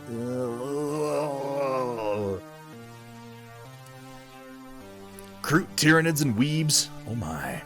We broke him. He's painting Primaris. 8-bit, I have painted Primaris. I painted fucking the original Primaris, baby. You want to see something? You want to see something, 8-bit? Wait, have I showed you this already? I might have. I might have already showed you what I'm about to show you. Hang on. Let me do this head first. I painted Primaris before Primaris fucking existed. You ever heard of the Doghouse Marine? Start painting Horus Heresy models and complaining online about people who use the wrong armor pattern for their chapter. Look, okay? Look. The Mark 6 Corvus is supposed to have one perfectly smooth shoulder and one studded shoulder. None of that armor trim bullshit.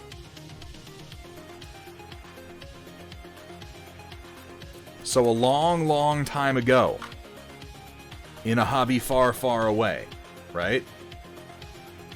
We used to talk about true-scale Marines. We used to talk about how the Marines were supposed to be bigger than their actual models were. We weren't a bunch of whiny babies these days who say things like, the Space Marine, the Trueborn, the Firstborn look like the dum-dum poo-poo faces. I need my Primaris. I need my Space Marines. They have big legs, and the armor's big, and they got the big guns. Because they got the big PPs now. No, we didn't need that shit. Okay, we had fucking imaginations back then. We had imaginations, and we had green stuff.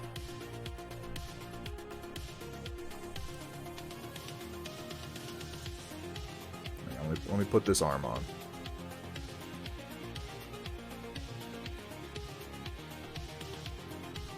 Alright, this is his chem sprayer. Yeah, looking good, Malignus. You go, rat boy. Back in the day, what we had was a gentleman on the Bolter and Chainsword forum. You remember forums? Does anyone remember forums? And he came up with a method of making Space Marines. I got one right here. I did a squad of them back in the day.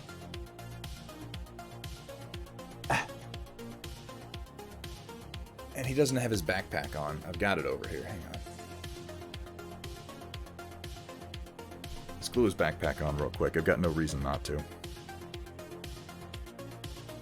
I'm never going to repaint this guy. This is one of my... I painted this like 20 years ago models. And I'm just going to keep it exactly how it is. So I'm going to put his backpack on him.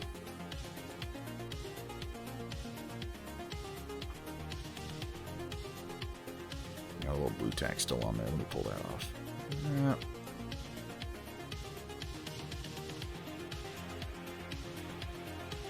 There we go.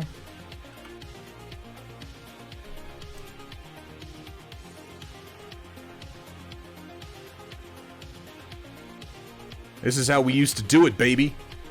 For those of us who were anal retentive and wanted to have true scale Marines, this was the closest we got back then. This precedes the Primaris Marine by... I probably made this in 2005. Probably made this guy in 2005.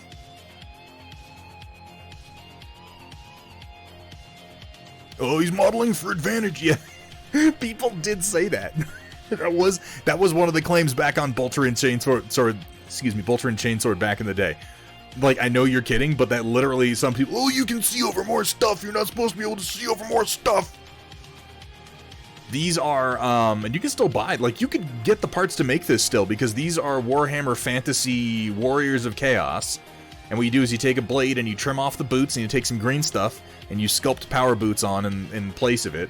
And then you use a little disc of green stuff to bridge the gap between a Space Marine torso and those legs. And you get a nice, tall, roughly Primaris-sized Space Marine. I did a bunch of these. And I got, like, we have all the old modeling techniques on display here. We got hand-sculpted green stuff. We have actual loose necklace chain for a chain, because at the time I thought that looked good. It doesn't, but I thought it did. We have skulls that I hand drilled holes through to run the chain. We've got guitar wire that has been really, really poorly bent into place to make sort of like a targeting thing for the plasma pistol here. We have super thick true metallic paint. We have paint so thin that I could probably scrape through to the primer in no time. Custom-made backpack where I just stuck a couple of skulls on there. Primaris head that is another Warhammer Fantasy Warriors of Chaos head. Got some Chaos bits on here. Random pieces that are just sort of all glued in place to make a big hammer Crozius, even though it's like crooked and looks like shit. He doesn't have gravity armor. He doesn't have gravity. It's not a legal model. Judges, sanction this man. Sanction him. You'll never play in my Warhammer store again.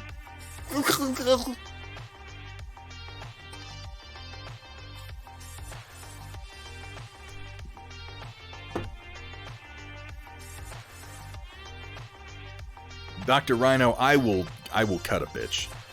I'll fucking do it.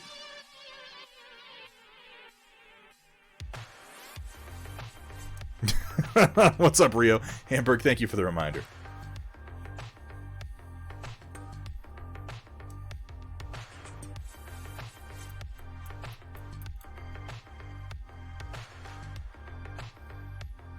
It sounds like 2005.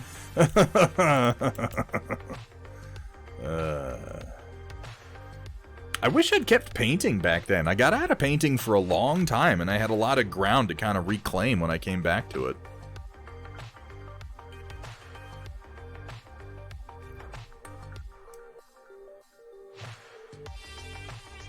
Oh, Rhino, you're the worst. Like, I'm gonna do it, but I'm gonna complain.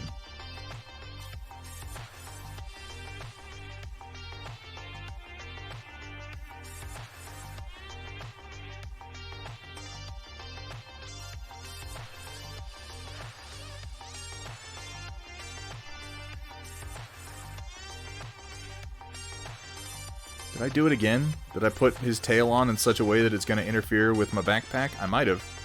And it's embarrassing if I did. Maybe not. Let's put the backpack on and then figure it out.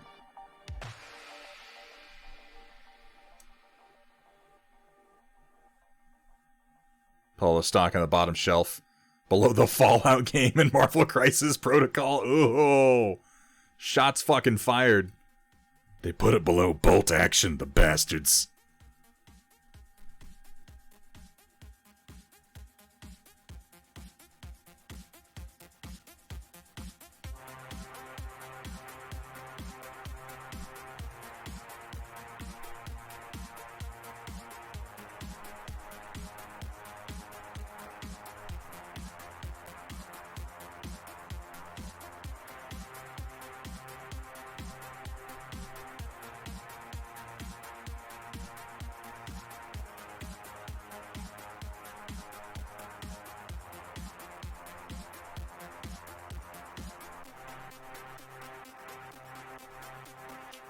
I think it's actually smarter to put the backpack on first in this case.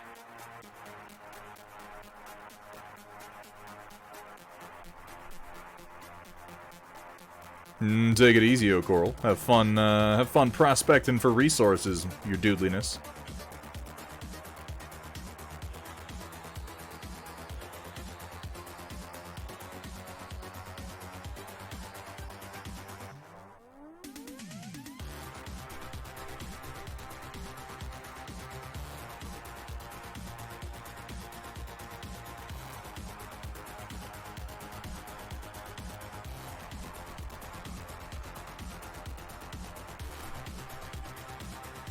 Honestly, Conquest has had a really, really good reception for a new game. It's only been around for a couple years, and, like, it gets talked about, it's on shelves, it has tournaments, like, it has... It is doing stronger out of the gate than many games that have been out for many years already. I'm not worried about its health at all. It has a good deal of falling to do before it can be considered anything but a pretty damn successful outing for a new game company.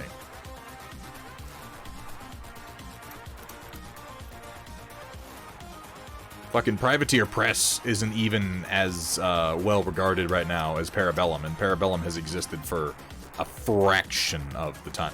You know what? Bottom shelf is still a shelf. How many... What shelf is Beyond the Gates of Antares on, 8-Bit Sweater? Can you tell me that? Beyond the Gates of Antares, a project that is personally helmed by fucking Rick Priestley, a name that should be well known, but probably isn't for the most part. And Warlord Games has been around for some time. Antares literally is getting a new edition right now with a bunch of new models. And you know who's talking about it? Is people who already play Antares.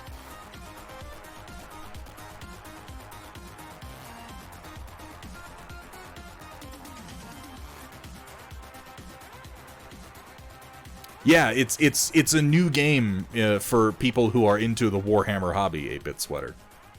It has some really cool, like, alien Primaris Marines, and then there's some human Primaris Marines. My favorite, I think, are the Gar Primaris Marines with their power suits. But then there's also, like, some, like bug-eyed, alien, acid-spitting Primaris Marines. Very, very cool.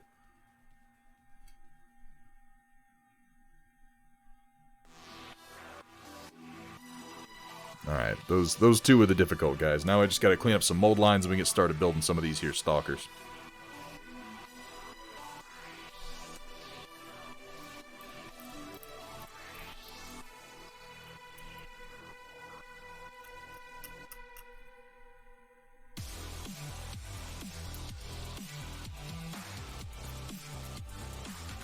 These guys are easy since you can mix and match their arms. They just have a knife in one hand and a pistol in the other.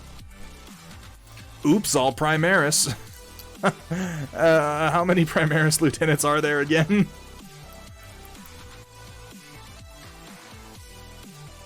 Eight-Bit, have you seen my Iron Snakes? I have painted Primaris. I literally have.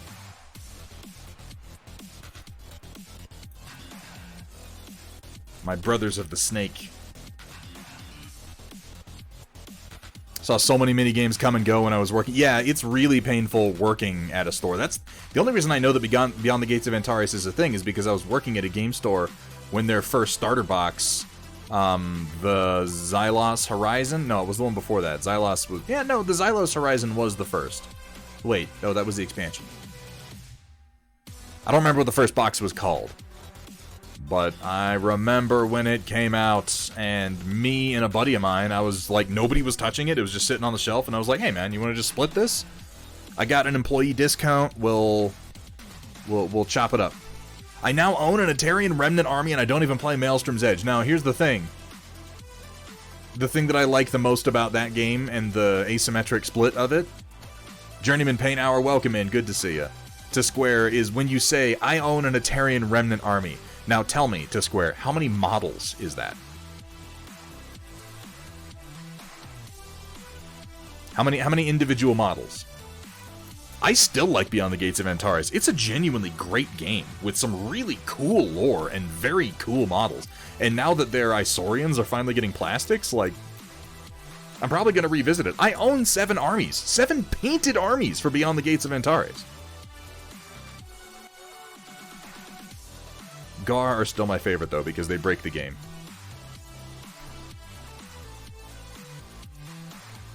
Six minis. Exactly. The Atarian Remnant are the Maelstrom's Edge guys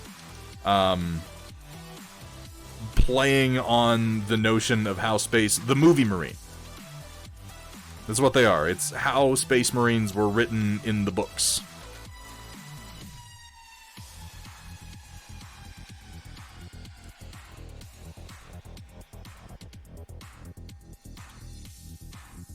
Why did I mix these up? That was silly of me.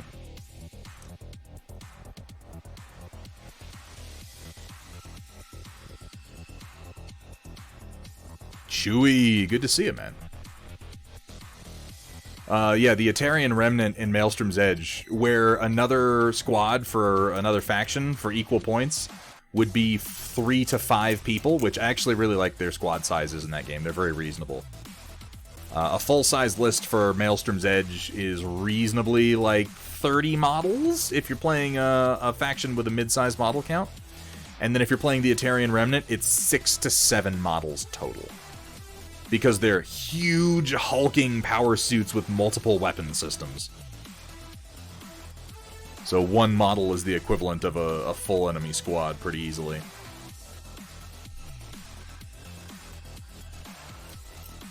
I like Maelstrom's Edge, I like Beyond the Gates of Antares. They're both, they both have good lore, fun settings, good writing, and genuinely interesting, cool rules. What kills me is, as someone who's into rules, is watching someone like Maelstrom's Edge genuinely pioneer a couple of new concepts in tabletop gaming rule systems, and then watch those concepts become commonplace as more popular brands rip them off in the following years, and then watch people say that those brands came up with the idea. That's what kills me. I know that it's the nature of the beast, but it makes me die a little bit inside. Oh, Merlin Models, thank you for the reminder.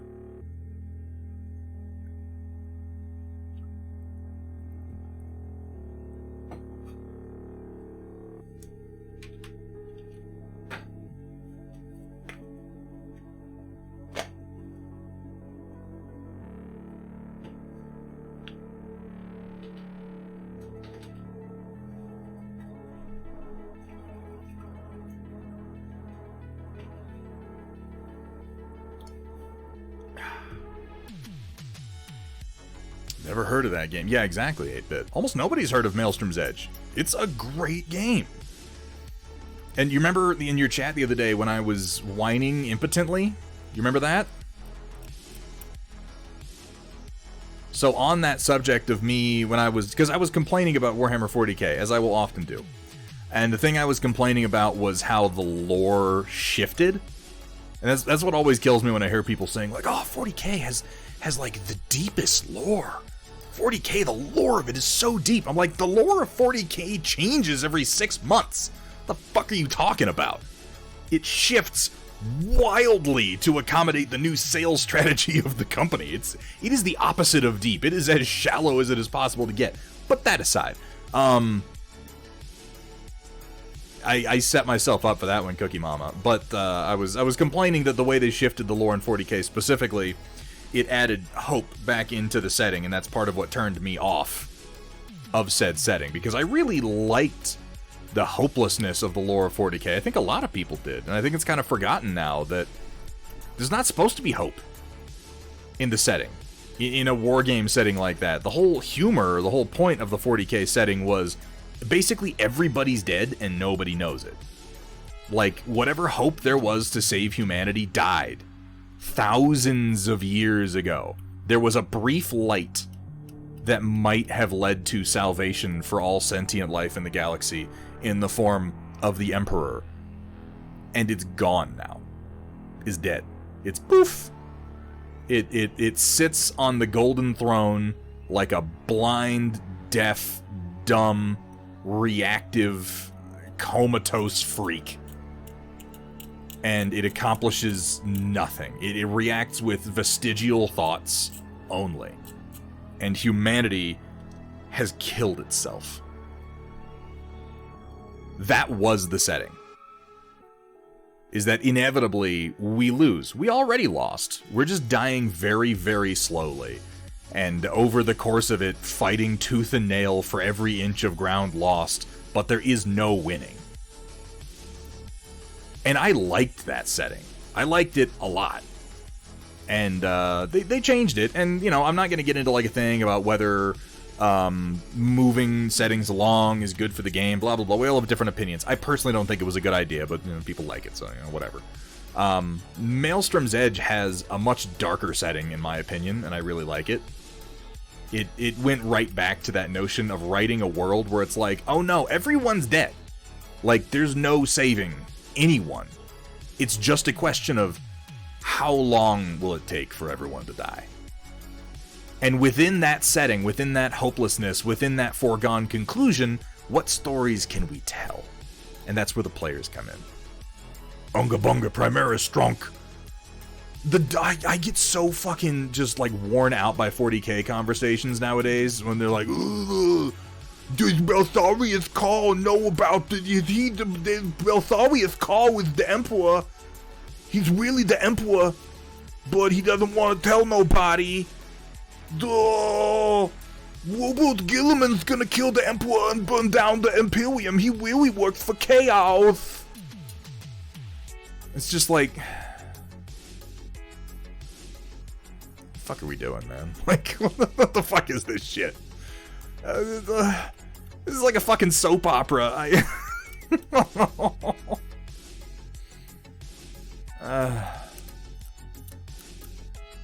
I never liked stories dealing with the big characters of 40k. I liked it, and again, I'm not going to say that the way I like it is better than the way anybody else likes it. It's all subjective, but the big grand movements of 40k were always beyond the reach of the average player, and I think that was good. We told our small stories. We didn't participate in the big stories. You didn't field Primarchs. You fought for a tiny little patch of ground in the context of a grand universe that didn't give a shit about you, or anybody.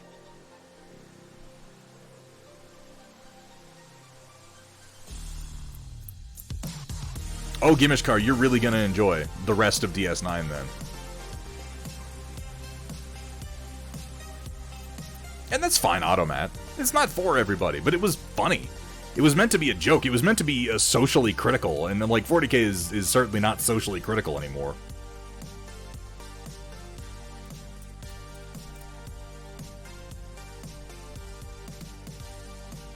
Well, how can I argue with that logic, Matt Yee?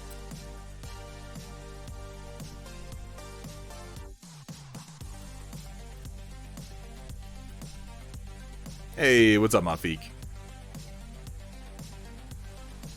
No, I'm the same way, Dinomat. Like, that's what I was saying about, like, Star Trek the other day in the Book of Grudges channel on Steel Warrior Studios. We've been dumped. Because as I sit here complaining about that, nobody working at Games Workshop gives a shit. They are crying, they're laughing at me so hard that tears are rolling down their face, and they're drying their tears with wads of hundreds. So, honestly, fuck me. Like, they shouldn't listen to me. I'm not gonna make them money. I just liked what was there before, and since it's not there anymore, I go to other sources. Like I said, Maelstrom's Edge. The name of Maelstrom's Edge refers to the edge of the Maelstrom, which is a massive dark matter storm that is consuming the entire galaxy a system at a time. And in the setting of Maelstrom's Edge, humanity continues to run away from the Maelstrom, making one jump through faster than light after the next, moving further along the galactic spiral arm away from the galactic core.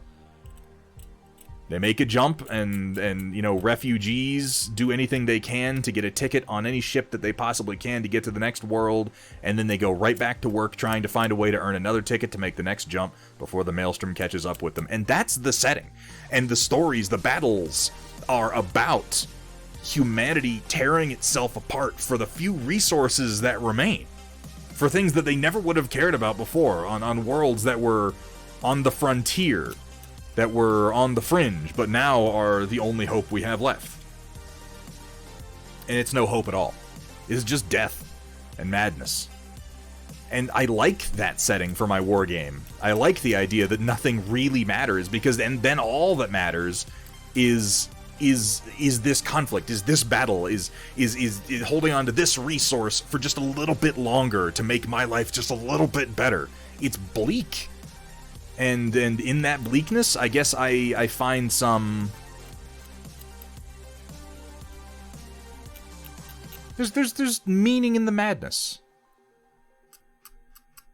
I feel like my battle in a 40k game, when I'm like, okay, we're fighting over this objective here, we gotta claim this tank of resources from one another, and I'm moving my guys up and you're moving your guys up. What the fuck does this matter when Gilliman and Call are off beating off into each other's mouths, mingling their seed to create the next generation of 20-foot tall Primaris Turbo Marine? Who gives a shit?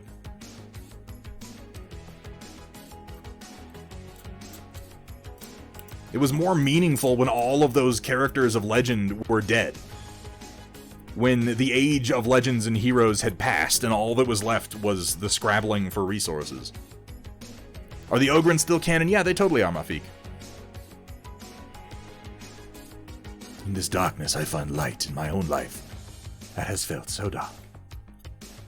You should be writing for Alex Kurtzman. That's good shit.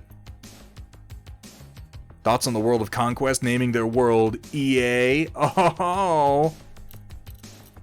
It's in the game.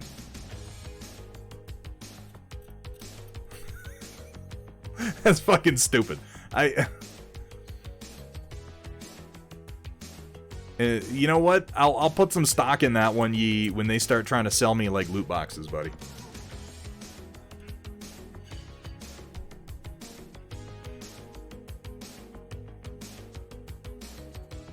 Yeah, but it's like EA. It's not EA. Come on. You get deeper into the lore book, like you flip to the back, flip to the glossary and look up EA, and it's like it's an acronym and it just says Electronic Arts. You're like, oh shit! What have I done?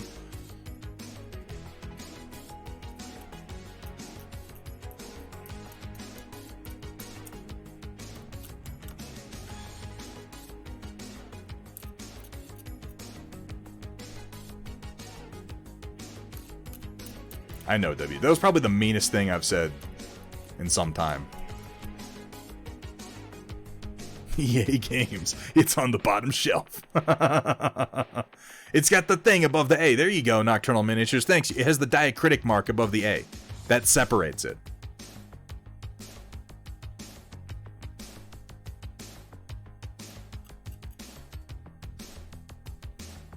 Yeah, Ogryn are still a thing. They're abhumans. What's up? You know, there's like a really nasty thermal blowing over and it's real windy out there. Okay. Thank you. So there is a vicious fucking windstorm going on outside right now.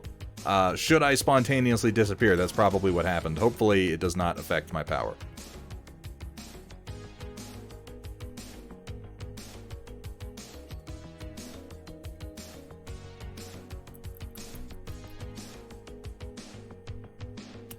EA Sports. Fuck you.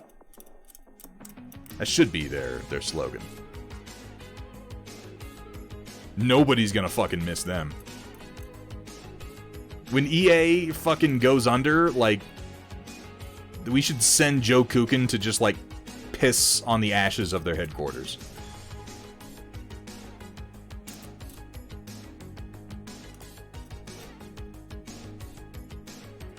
It's Games Workshop. Oh no, they've perfected the Weather Dominator.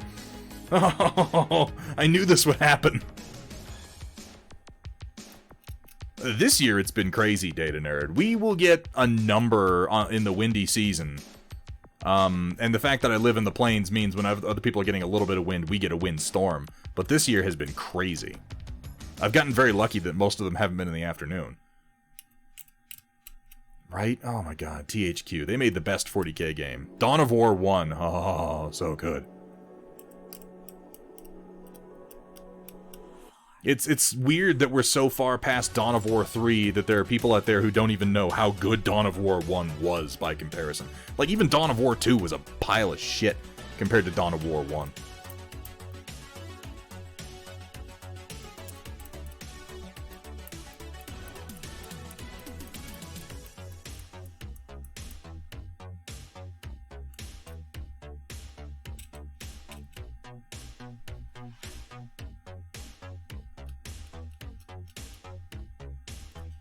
Now, a lot of people have conflicting thoughts on the notion of, like, the grand story in war games, and I guess a lot of players have been very pleased with the notion that the Games Workshop is advancing their story and dealing with a lot of the big characters, but I personally honestly feel that wargame settings shouldn't really advance and shouldn't really deal with quote-unquote main characters, because that removes my enjoyment, and I feel other people must feel the same way, though I guess not enough to really make a difference, that it makes my choices, it makes my army feel like it means less.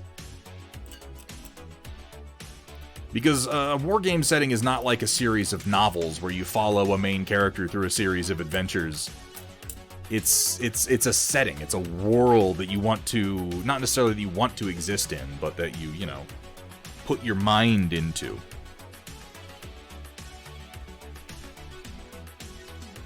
That's why, to Square, I said Dawn of War 2 was a pile of shit compared to Dawn of War 1. I think it was a fine game by itself. It was a very different game than Dawn of War 1, and then Dawn of War 3 was just unrecognizable. I don't think that Dawn of War 2 should have been called Dawn of War 2. It should have been called something else. The gameplay was substantially different.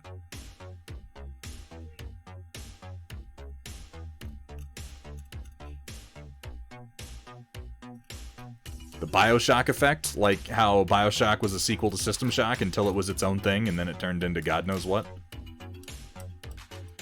And now nobody even remembers what the fuck System Shock was. Except for all the people who do. God, I'm such a hipster. Yeah, I play System Shock 2. You've probably never heard of it. I only play with Games Workshop codices from prior to 2005. Yeah.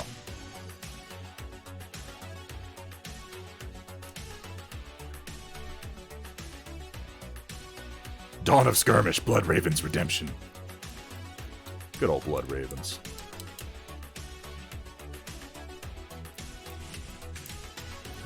By our powers combined, ye. Warwolf, welcome in, man. Don't mind me, I'm just bitching. I'm just bitching and moaning. I'm glad that you appreciate my self-awareness, Yi, because as much as I bitch and moan, I'll tell you guys the truth. I do it because there are many things in this world that I want to complain about, like actual problems, like big things. But my complaining about those things doesn't change them. And it doesn't help me. All it does is depress me and make me think of how fucked up the world we live in is. So, I take my natural urge to complain and I direct it at things that literally cannot matter. I direct it at things where it's like the strongest disagreement we could possibly have over it should still result in us going, like who gives a shit? Who really gives a shit about fucking Space Marines and 40k? It's a meaningless topic. It's a mental exercise under the best of circumstances. So I complain about it to sate my desire to complain in general. I fully recognize how pointless it is. Furthermore, I note that with as successful as Games Workshop is, from an objective standpoint, they should not listen to me. I don't know what the fuck I'm talking about. They're the ones making money hand over fist. I just know what I like. And what I like is like bleak, dark shit that most other people don't want to pay money for. I like Oz Perkins movies, okay? I like watching The Black Coat's Daughter.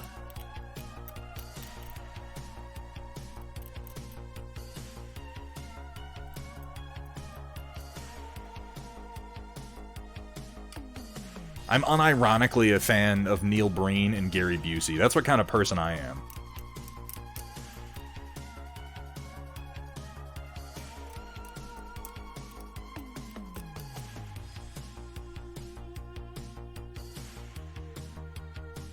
Now, okay, that's fair to say, Gimishkar, when I complain about, oh, well, Games Workshop changed the story, that's impotent complaining. When I complain about Games Workshop having, like, anti-consumer practices, that's real complaining. And I honestly try not to do that too much, because that does make me mad. And that's also the kind of thing where I'm careful about it because I worry sometimes. I worry sometimes that somebody might be getting into Warhammer 40k, like our friend 8-Bit Sweater here in chat.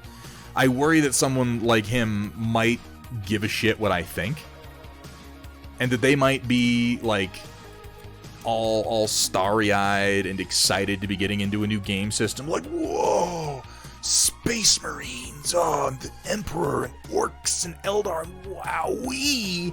And they might listen to someone like me and be like, oh, maybe I shouldn't be so excited. Not that I think I have that much influence on anyone, but I'm really worried that there might be someone who doesn't know any better, who listens to my complaining and, like, even for a fraction of a second, feels bad. Feels like, oh, maybe I am supporting a bad company. Maybe you are, but it's not really your fault.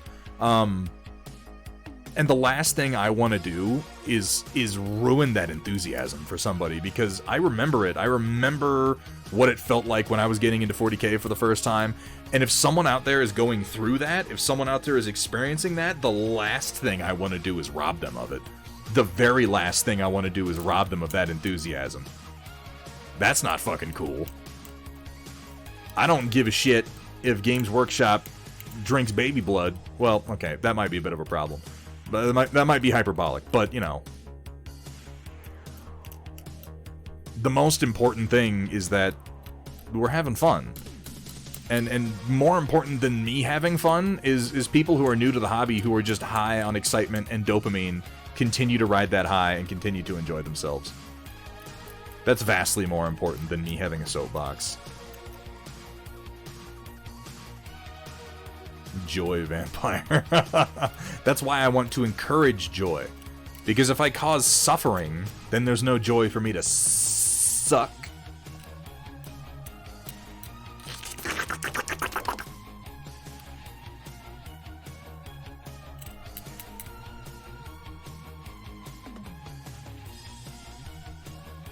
Immediately turned off from Conquest because Matt Yee had to Dremel the Helldrake model for 2 hours. Well, let's be honest though here. Yee. Yeah, I mean, I can't say for sure. That might be user error. I'm just saying, it might be.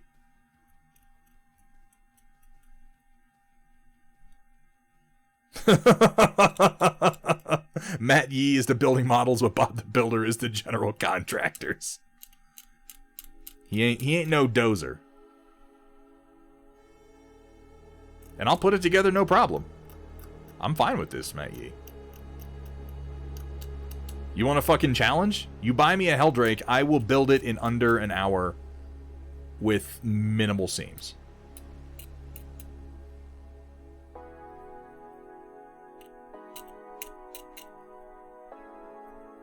I don't know what I would bet, but I'd bet that I could.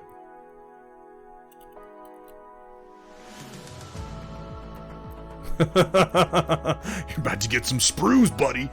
Fucking show you.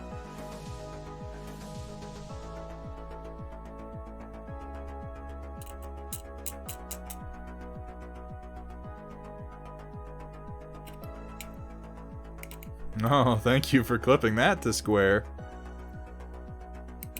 You know what's the worst is every time I raid Skeleby, she has one of those stupid fucking scripts that's like, oh, thank you for raiding. Now we're gonna, the script is gonna pick a random clip from your channel to play.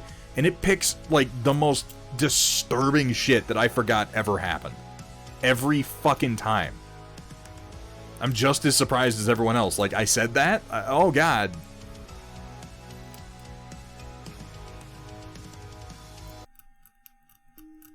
I say a lot of things. I make a lot of sounds. I mime sucking a lot of dick. And, you know, it should stay between us. It should stay in the moment. This is why I do live content and not pre-recorded. That and I'm bad at it. You know, both.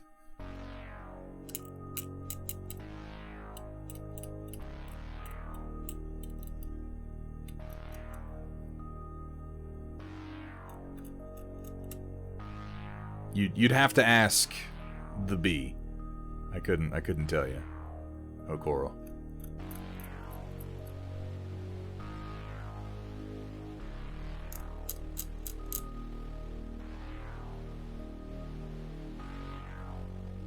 No, thankfully I've never been clipped saying that 8-bit. That's I will say though, thank God we didn't have Facebook and Twitter when I was in high school. Oh man, was I edgy. Oh man.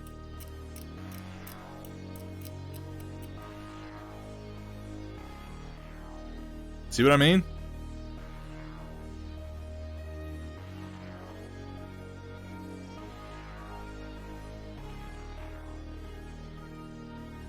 That was not directed at her.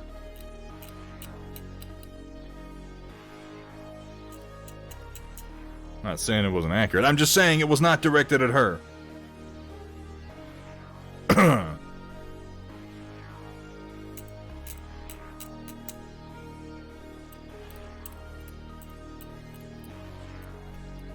It's not a good look.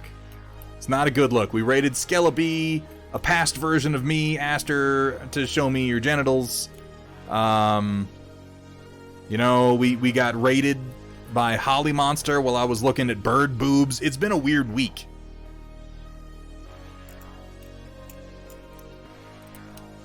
Past me is sabotaging.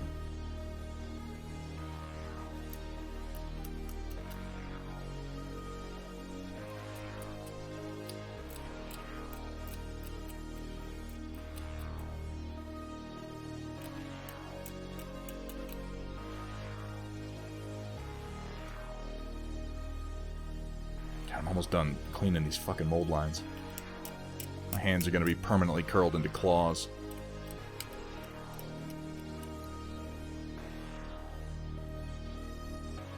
Yeah, I know what you mean, WJ. I have no, like, I'm so glad that social media was not here to record the asinine shit that I used to post to places like 4chan when I was a kid.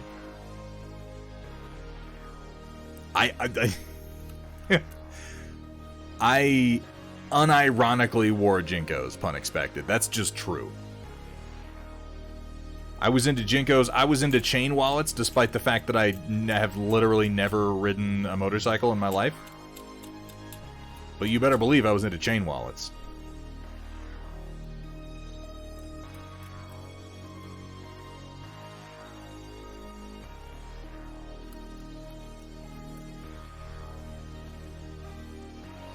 Oh, is that it, Dr. Rhino? Oh. This is like when my mom said not to make bad faces because my face will stick that way. I forget. She used to follow that up with, you know, and stop giving hand jobs or your hands will stay that way.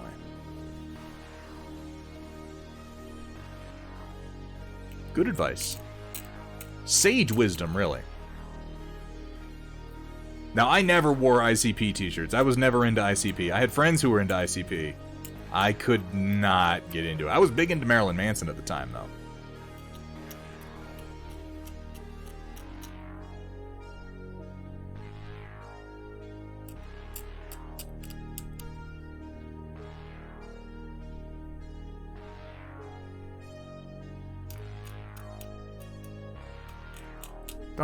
Don't sell me out. That's not cool.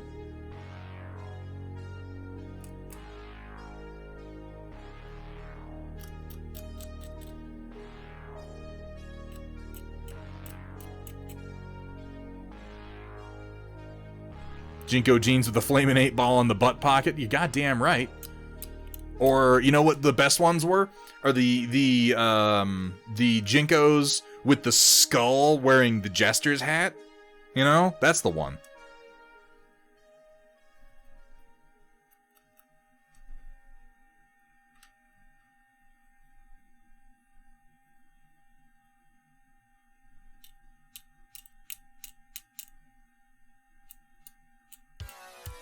Don't do that. Don't do that, Merlin.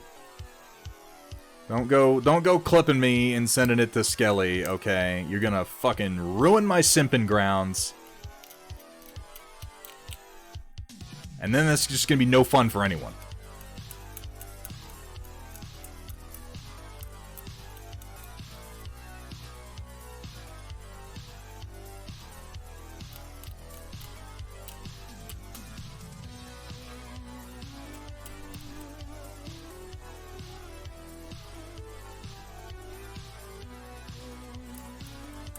Oh yeah, 8-bit. You remember when Hot Topic was new? That was the shit.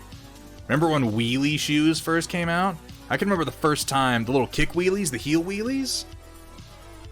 I remember the first time I ever saw those was a friend of mine was walking across the street at us. And again, this was in the Marilyn Manson days. So homeboy was rocking like a long, sweet, like pleather duster that he had. And he had the big, super baggy, like, black Jinkos with the chains on them.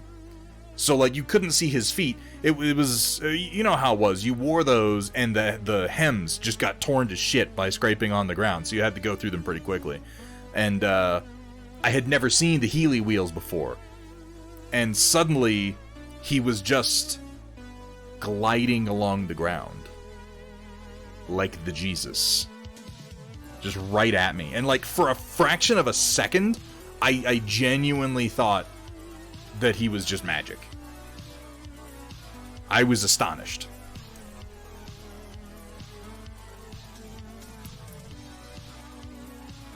And then he showed us that he had little wheels on his heels, and I was, you know, a little part of me died that day. The part of me that wanted to believe in a magical world, he died that day. I had to grow up.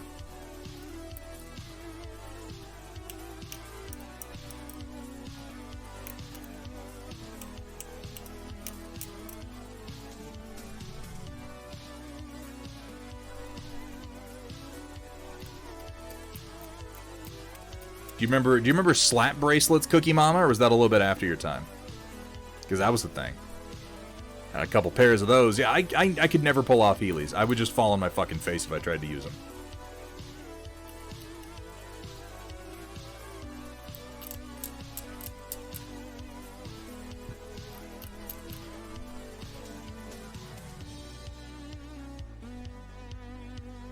How many have I done? 1, 2, 3, 4, 5, 6, 7, 8, 9, 10, 11, 12. Gotta do 8 more. That's what I've got. Okay. Are they really? I mean, to be fair, they're pretty cool. Personally, I go for the 1500s fashion trends. The 1500s. Yeah, so some linen brays and chausses, you know, maybe some woven garters. A little bit of cholera, huh? That's the way to be. Yep, unexpected, but you're like 9 feet tall or some shit.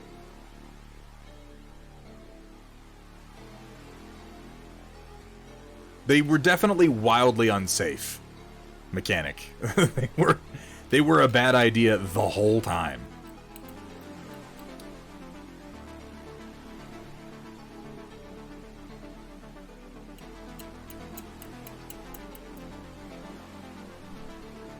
The collar is an aesthetic choice.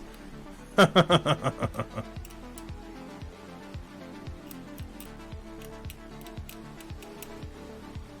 mean, 1500s, 16th century, you've got at least one good outbreak of the plague in there if you want that too. That could be fashionable.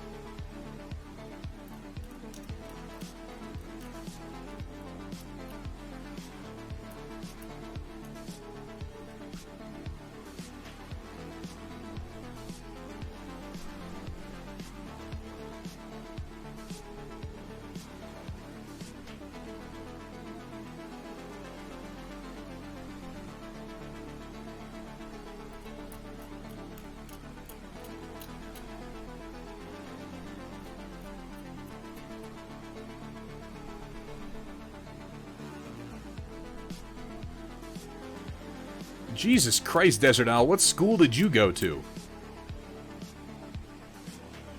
You fucking, like, going to high school with the Peaky Blinders or some shit? They had to ban baseball caps after kids kept putting razor blades in the bills and hitting each other in the eyes with them. Like, what the fuck? Go to Rikers Island?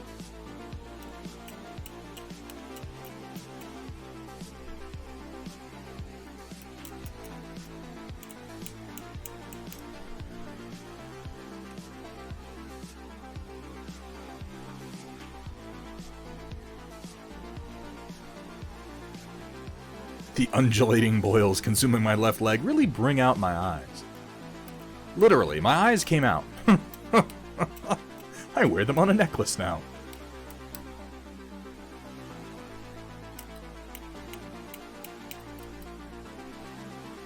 Like, the worst we had when I was a kid was, we had, like, Pogs and Slammers. And some kids bought those bomb slammers, and then you'd, like, throw them at somebody's hand to fuck up their finger, maybe. I got stabbed with a pencil one time.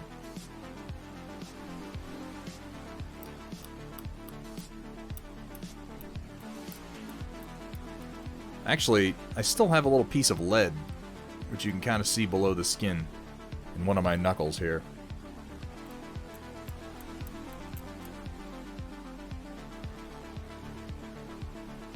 Merlin, you have a fantastic evening. Thank you, as always, for hanging out tonight, man. Back in my day, I got stoned. I used to do drugs. I still do, but I used to, too.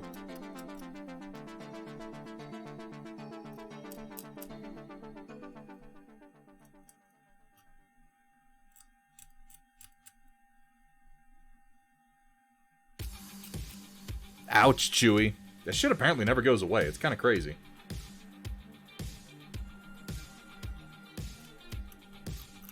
Oh, I'm so close to being able to glue these fuckers together. I think we're gonna make it. I just gotta keep removing these mold lines. We're almost there.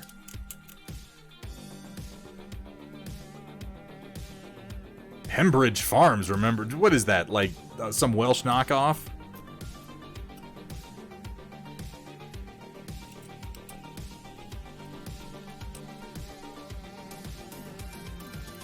Like the Scottish imitation McDonald's, you go up there to fucking McDougal's or some shit.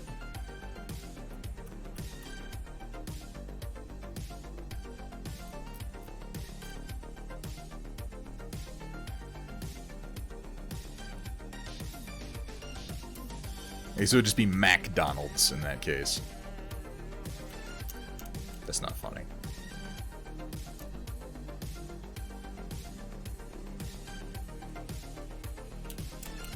What TV show? What are you talking? Like, oh, I see. I see how it is, Merlin Models. I'm American, so I've seen all the American TV shows. Yeah, that's real nice. That's real nice. We probably all look the same to you, too, don't we? Dude, Pogs and Slimers were fucking awesome, pun expected.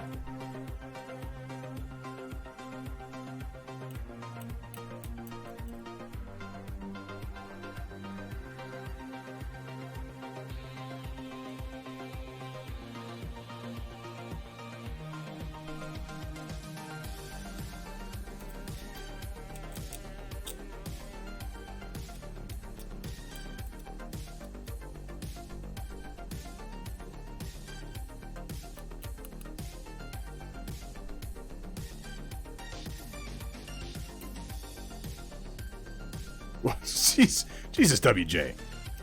Foot off the gas, buddy. I haven't actually watched that much Family Guy. I kind of got over Family Guy pretty early on in the run.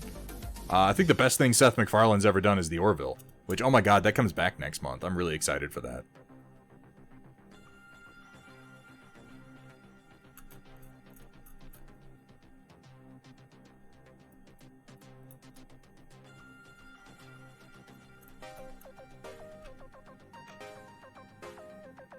American Dad's pretty funny. Again, I didn't really watch that much of it. I watched like a couple of seasons, and then I just kind of moved on to the things.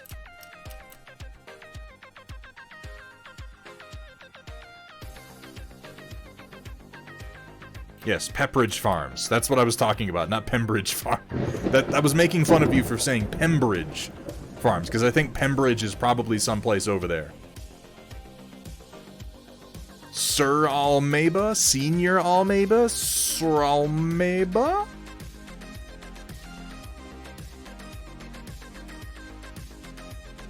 I mean, alright. Thank you for the follow. Welcome to the stream. And I'm gonna drink water. I'm gonna drink water, but not because you say so. Because I want to. And because I need to. Because, I mean, I'll die if I don't. So, you know, there you go. Pun expected.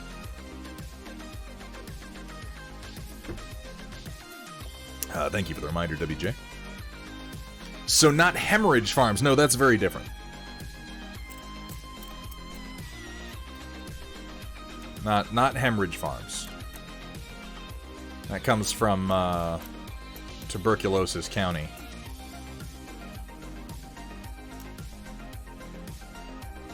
The Orville is the best Star Trek since Galaxy Quest. I can't disagree with that on almost any level. I think that could be, like, argued or turned into an interesting conversation, but it's so close to objective truth that I'm just gonna agree with it.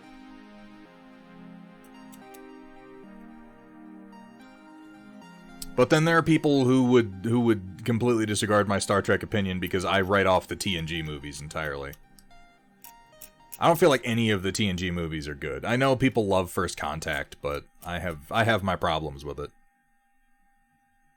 No, that's not very nice, Chrysalis. Seth MacFarlane is fine in the Orville.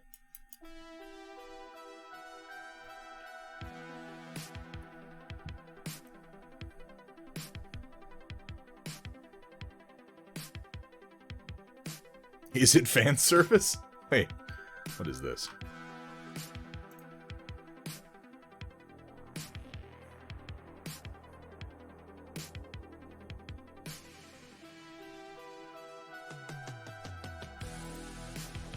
Wait, what? What was I talking about? What is this?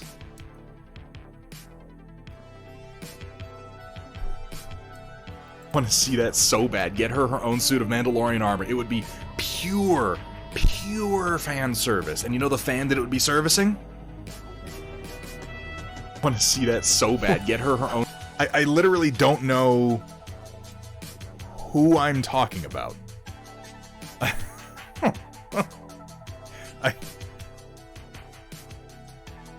Pure. Service me, Dad. Oh, I'm gonna stop saying that. I'm gonna stop that sentence right there. We're not gonna finish it. That sentence is over. What's up, Bitterbrush? I was just saying something smart and clever and witty. What about you? What were you saying? Bitterbrush. Thank you so much for the raid. My friend, could we get a quick shout out? We already did. Holy crap, folks. Go check out Bitterbrush. This guy, I like Bitterbrush. He's so upbeat. He's so excited. He's so excitable. He's so into what he's doing. It's just a lot of fun to hang out in his stream. Go give him a follow. Check him out next time he goes on. What do you, how was your stream, Bitterbrush? What were you working on, buddy?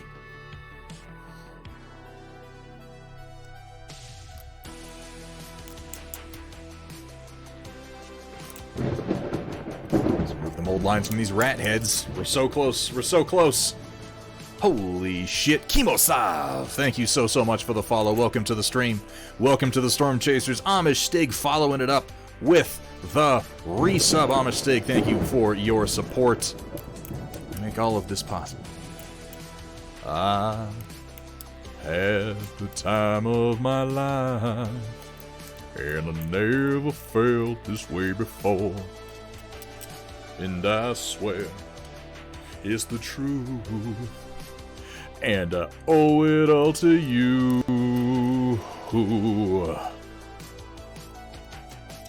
But really, thank you. I do appreciate that.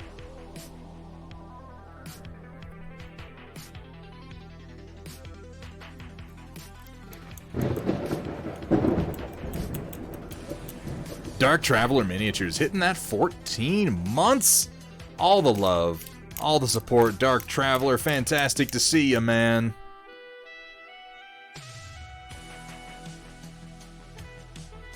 We do love Bitterbrush. Bitterbrush is fucking good people. And also, he is good people. Worked on some more Death Guard, getting the last bits of this commission together. I was loving the look of those Plague Walkers, Pox Walkers, whatever the fuck they are. The Zombo boys. I like the way that he paints the pustules. He makes them look that they are full of the infectious fluids. It excites me. Yes.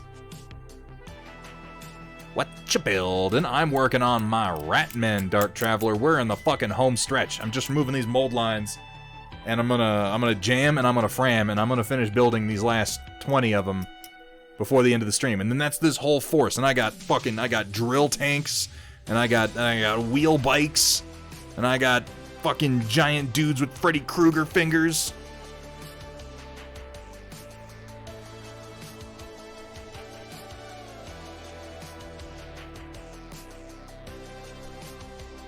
Somehow I knew that would speak to you, sewer creature.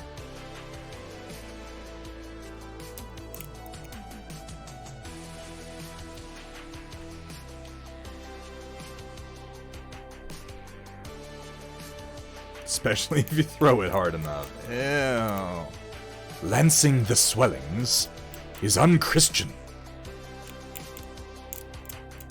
Quick, name that movie. Name that movie. If you name that movie, I will give you something. I don't know what. Name that movie, win a set of dice. I still have like 50 sets of dice to give out. Is this a commission, Spaztech? No, it is not. This is entirely for me. How you doing, Spaz?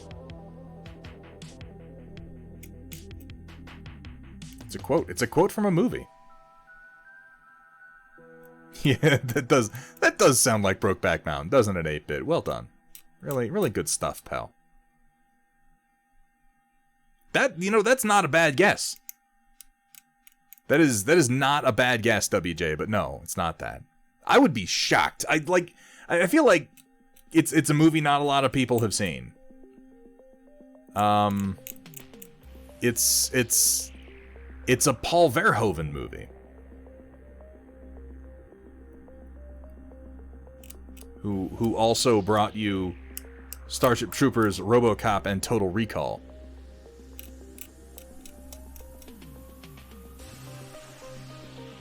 It was Lancing the Swellings is unchristian. That's our quote.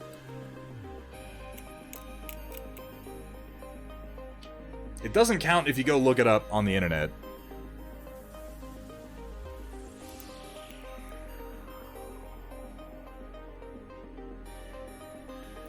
You've had the best guesses, WJ. It's not Solomon Kane. I fucking love that movie, though. Solomon Kane is so much fun. Just saying Solomon Kane made me want to watch it. We should do that for a movie night. Solomon Kane is great. It's not great. Solomon Kane is probably a bad movie, but it's a movie that I enjoy quite a lot.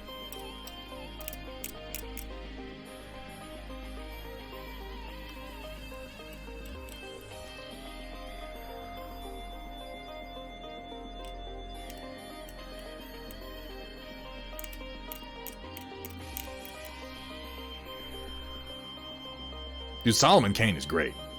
No, it's not a Verhoeven movie. No, not Johnny Mnemonic. People aren't even naming Verhoeven. Paul Verhoeven hasn't done that many movies. You could just go down the list and name them, and you'd get to it faster than naming Solomon Kane and Johnny Mnemonic. Oh. Yeah, we gotta finish off Mythica. The Land Before Time. Yeah, pun expected. Way to go, man. That was Littlefoot. Classic. Is it Dracula? No. It is a movie. Data Nerd is at least naming Paul Verhoeven movies. For the love of God.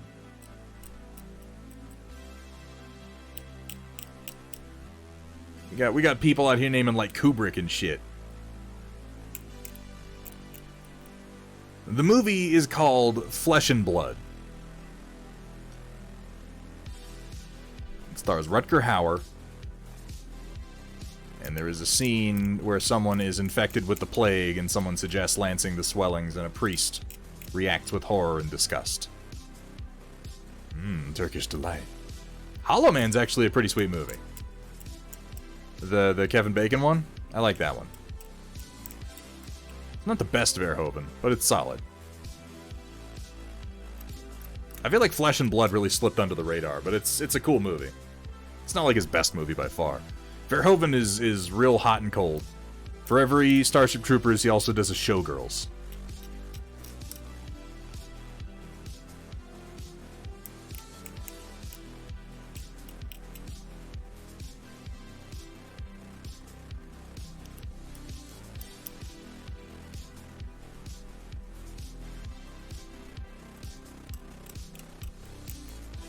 I don't remember what he was suggesting as the actual treatment. He insisted that the humors needed to be balanced some other way. I don't think it was with leeches.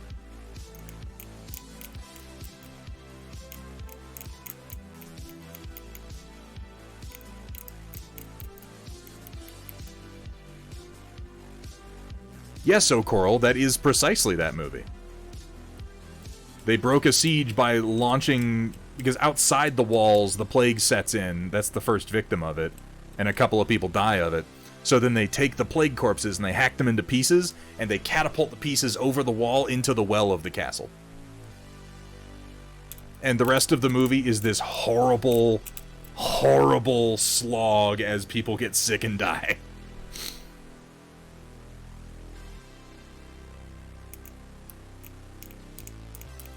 It's like this super romantic love story where this roguish, like, mercenary captain captures a princess, and then over the course of her captivity, she finds that they fall in love, and she doesn't want to be with the man she was promised to because she wasn't free,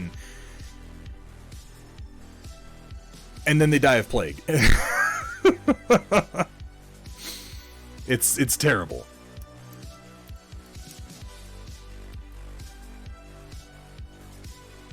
Yeah, he does it himself. It's gross. It's really gross. Paul Verhoeven's a weird guy.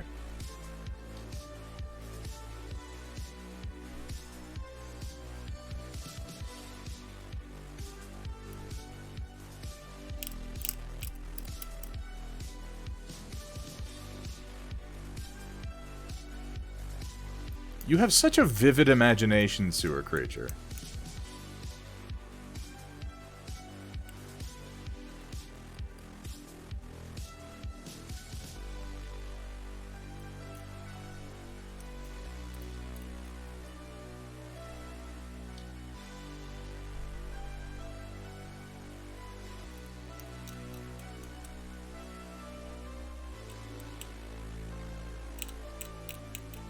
Gimishkar, you still in chat, buddy?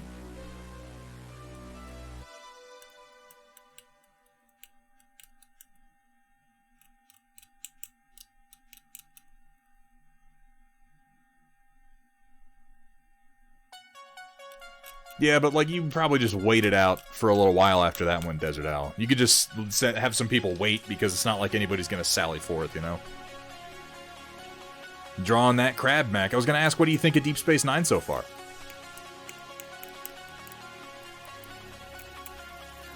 I think one of my favorite episodes of Deep Space Nine is in Season 1. It's called Prey. The one with Tosk. I love that episode.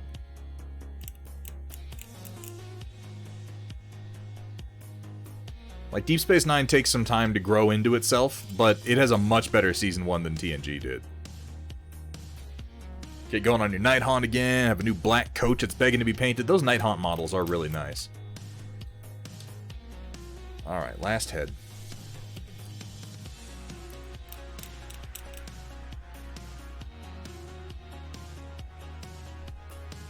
He probably still died. He ran, and the hunters eventually caught up to him, and they killed him, and they made a trophy out of him, and everybody was happy. I doubt he escaped. He was just given the chance to die the way that he wanted to, and the way that he needed to. I always like in that episode when O'Brien punches the fucking hunter. He fucking just socks him one, bam, across the jaw, and he's like, oh, now I know why you wear helmets, you got a glass jaw. But the hunter, when he comes to, he like looks around and he's like excited. He's like, oh, fuck yeah! He's stoked. They were not pleased at all that Tosk had been captured. It was humiliating for everyone. I also like that Tosk was clearly, he was like the same species as the hunters, just like a weird primal engineered version. DS9 is an amazing series. I'm inclined to agree. I'm just gonna be picking arms pretty much at random here. I'm not gonna...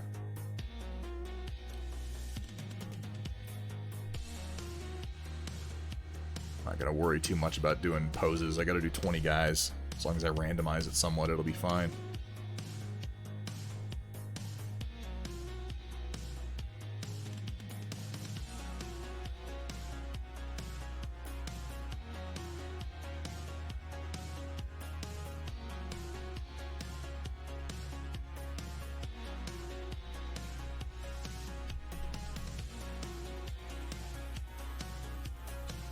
These are my stalkers. The other guys are crawlers, they're the ranged troops. These guys are stalkers, they're the stabby boys. They're cheap as hell, but they stab real nice.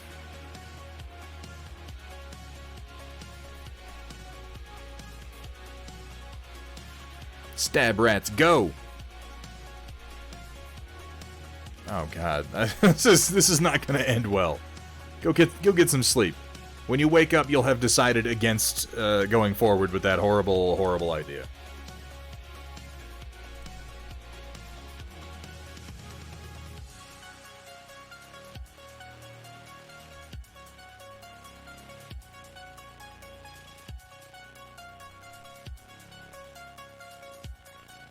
And a very good day to you, Sewer Creature. Thanks for hanging out, man.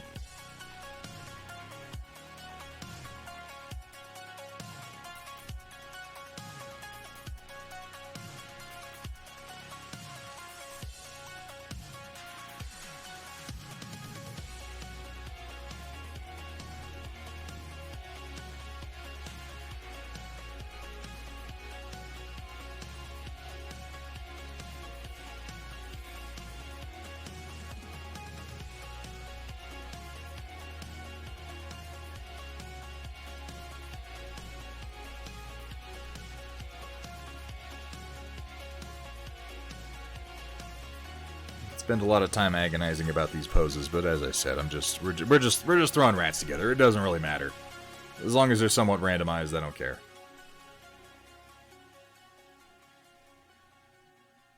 To have him looking in the direction he's shooting at the very least.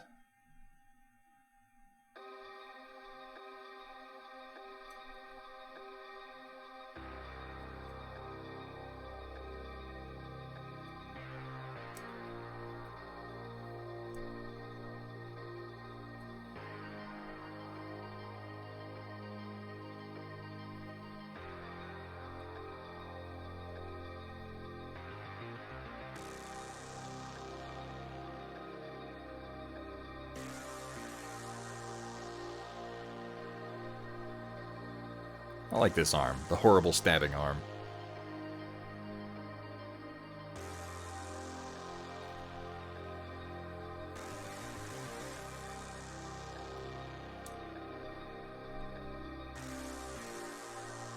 This is plastic cement. It is only usable with polystyrene. It melts the styrene and fuses it into one solid piece.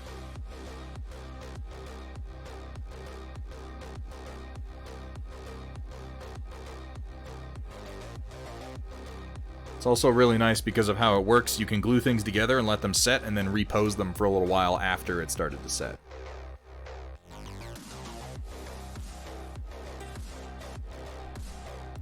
Creates a chemical bond as opposed to superglue, which is a mechanical bond.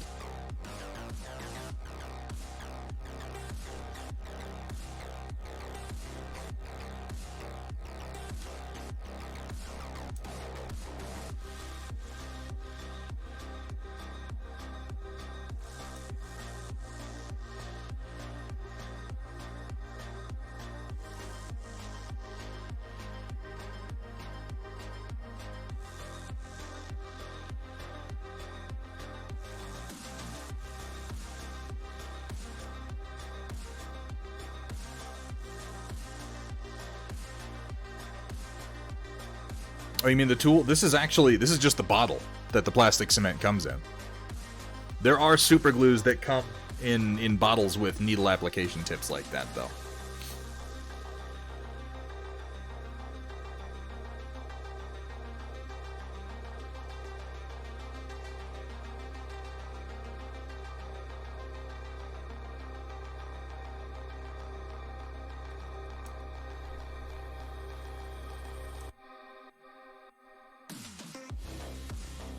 Couldn't name any brands offhand, but I'm sure they exist.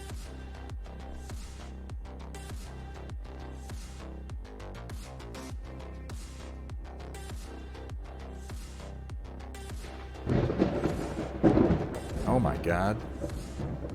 Oh my god. Wombat combat. Coming in hot. And have a wombat, buddy. Buddy boy.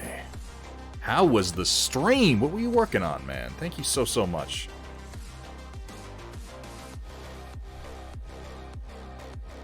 Oh, okay.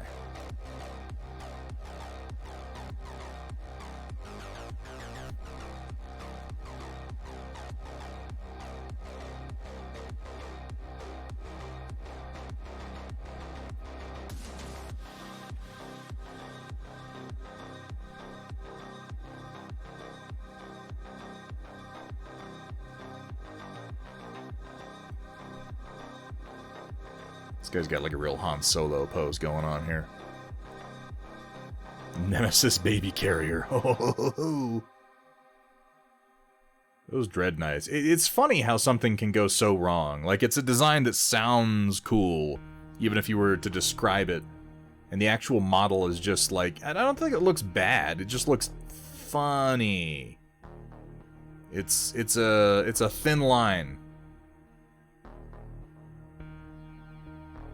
between inspired and unfortunate.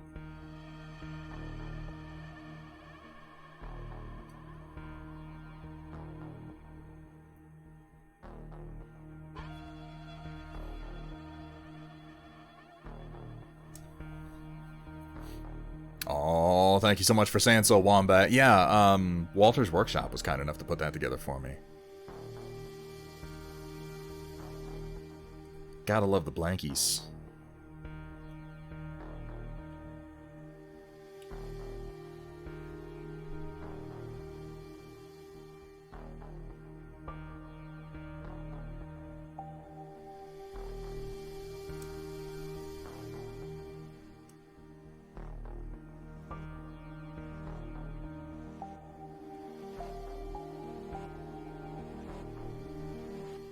Mikola7, welcome in. Thank you so much for the raid. Holy moly, we're Raid City today. Out of control. Welcome in, welcome in. Thank you so much for the raid. Thanks for bringing your people in. How was your stream? I hope you had a good one. What are you working on? It's going well, thank you for asking. Why does my cat like knocking my brush soap off the table? Because he knows that you don't like it. That's the ultimate why. It's not the why we want to accept, but it's the truth.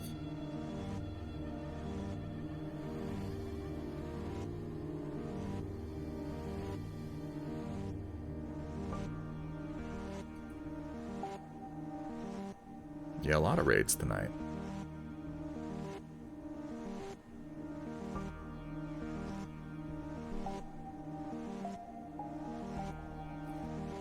Alright, so one of these I gotta make a leader, so I'm gonna arbitrarily pick this guy, and he's gonna be pointing, because leaders are always pointing. That's just how it is in tabletop games. Working on making progress, hey, that's something. Finishing up one thing, experimenting to work on finishing another. That language sounds all too familiar to me. Are these minis those space rat miners I keep seeing on Amazon? That depends, Zephyr. These are the Veer-Myn from Mantic. It's entirely possible.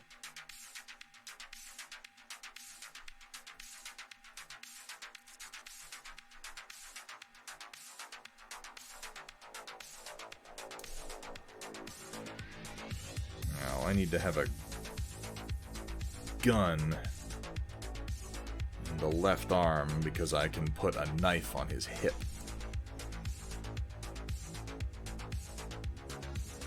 His right arm, rather.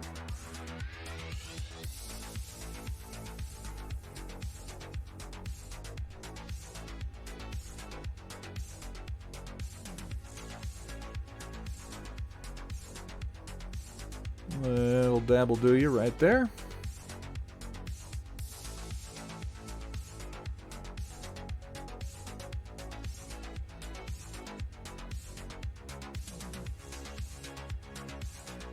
Ah! Should use tweezers for this, but I'm just not.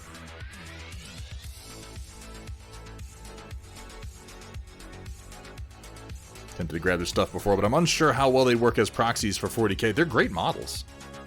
Depends on what you'd want to proxy them for. They've got a good variety of build options in the sprues. I really quite like the Veer-Myn. I think you could proxy them for like Gene Stealer cultists without too much effort. And most of them are in styrene. Some of the Veer-Myn line is still in resin. Their leader, the pack leader, this guy, he's a resin model, but he's a really, really nice one. I like this model quite a lot.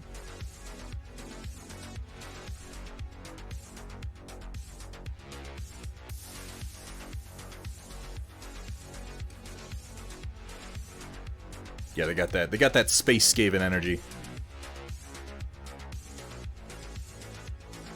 Plus, if you want to proxy their tank for like the Mechanicus termites, this is actually a really nice kit. I like their drill tank transport.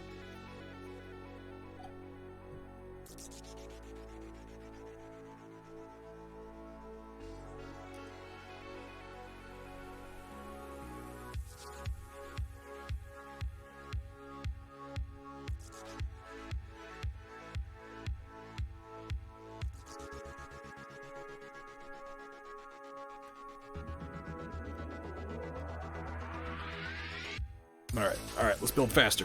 Let's build faster.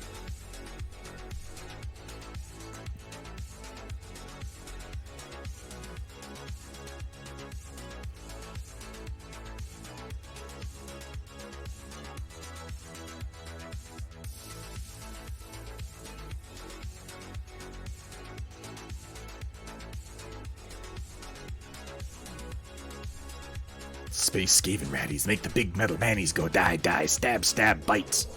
Rats. I like it. I'm all about the space rats.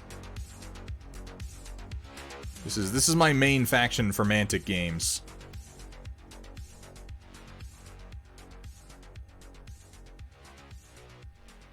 Doing the running man here. Watch Highlander for the first time in a long time. What a delight that movie is. Every time I rewatch it, I'm reminded of, like... I think it's funny that that's, like, between that and Willow, that's where my love of sword fighting in movies really got started. But the sword fighting in Highlander is fucking terrible. I didn't know that when I was a kid. Watching it as an adult, it's painfully obvious. But the characters are still badass, so it's okay. Who doesn't love the Kurgan? Fucking Clancy Brown. But the sword fights are like clang, clang, clang, clang, clang, clang, switch angle, clang, clang, clang. Like it's really bad.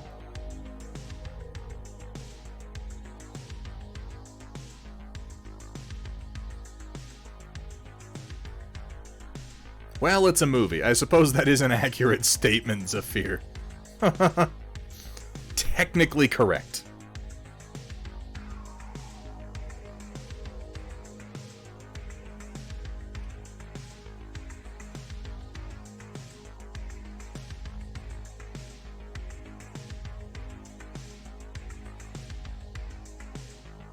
One of these arms at a low angle here. That'll look cool.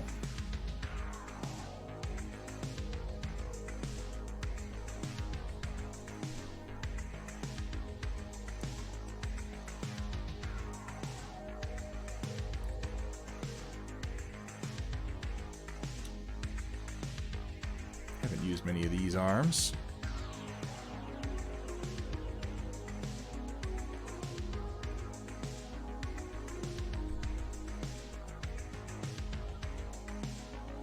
I hope it's worth the noise. Look at me, I've gone from royalty to recycling. Oh god, that was Richard Lewis, wasn't it?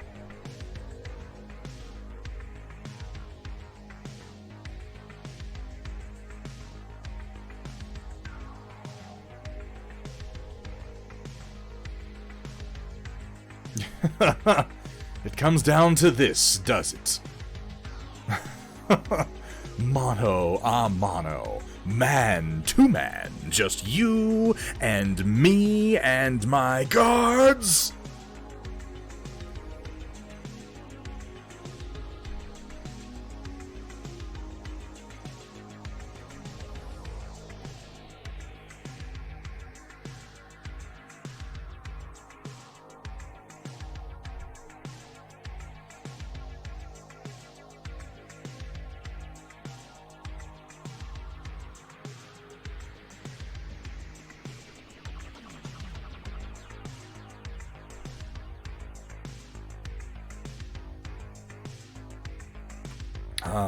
Robin Hood Men in Tights. Such a classic.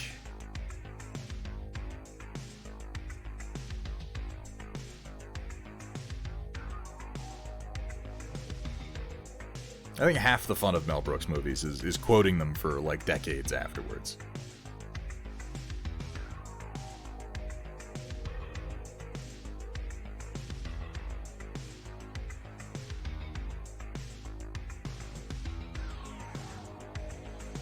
Oh my god, Gimishkar. That is quite possibly my favorite joke in Blazing Saddles. It's like... haven't been able to shoot right since. See that? Right there? Steady as a rock. Yeah, but I shoot with this hand. I will never not find that funny.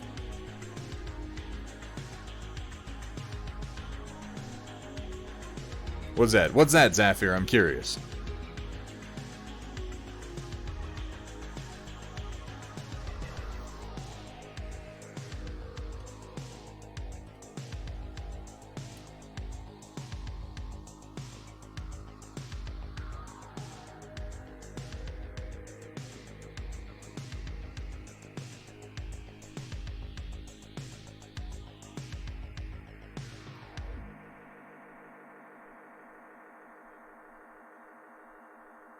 This one really kind of needs to be pointing.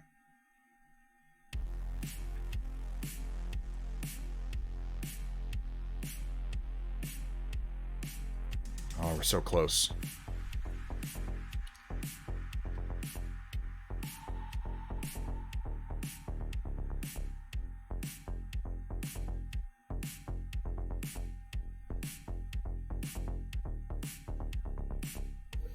Don't actually feel like they're high-tech or are faking the high-tech look.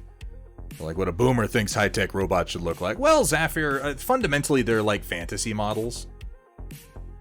And that just comes down to your preferred aesthetic. And I know what you mean, that like Infinity models are probably more believably high-tech, whereas Tau are more like fantasy high-tech. But that's just the nature of the setting, more than anything else.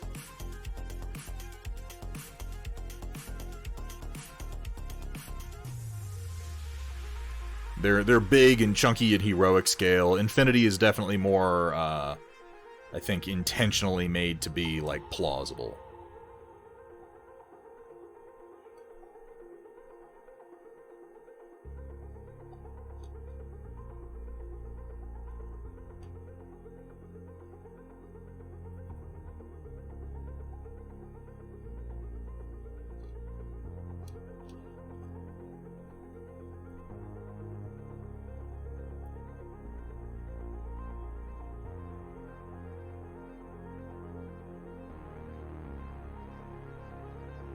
And even they are like, I think more anime inspired than anything else.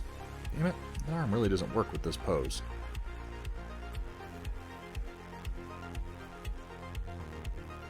I guess it kind of does. He's in like a low stabbing pose, getting ready to run somebody through. I'm okay with that.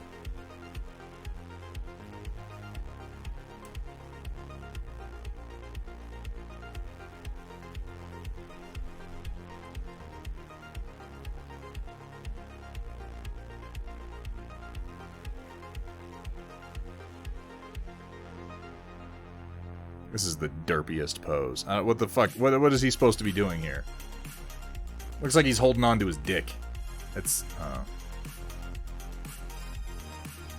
maybe if I go up with that and then have him pointing. Looks like he's just sort of charging in, blindly screaming. That works. As long as I have him looking off to the side, it'll be okay. We're building rats. Not worrying too much about the particulars. We're just building rats. Robert Eggers. Well, that would be interesting.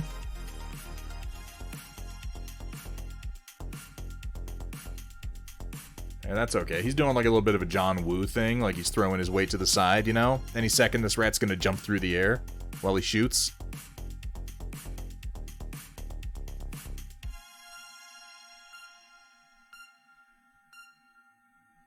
Alright, then there's the Malignus.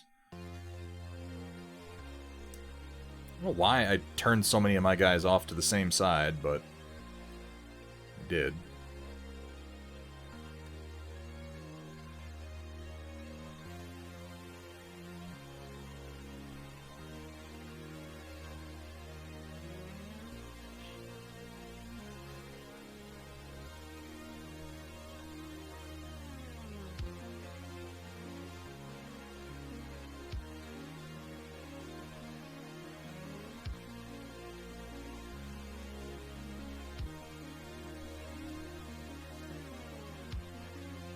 Just watched Oz Perkins' Gretel and Hansel the other day. I'm still not really sure how I feel about it. I don't like it as much as Oz Perkins' other movies. I've seen The Blackcoat's Daughter and I Am the Pretty Thing Who Lives in the House. And I liked both of those movies better than Gretel and Hansel, but it was an interesting movie. I feel like the voiceover narrations kind of killed it a little bit for me. It was just so on the nose.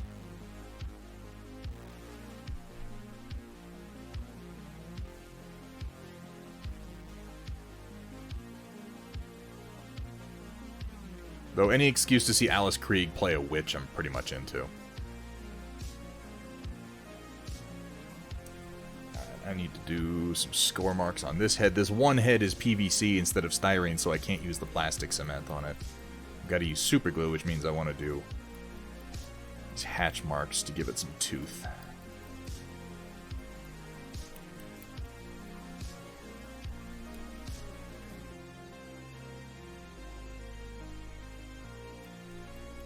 I mean, I don't actually disagree with you. I think he does have good comedic timing.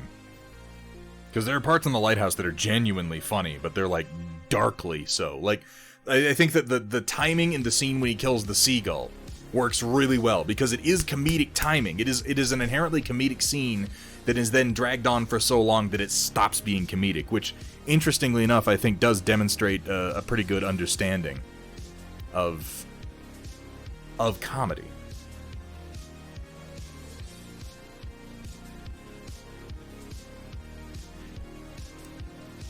I think everyone laughs at that scene at first. And then you keep watching it and you're like, oh no. Like, oh, this stopped being funny.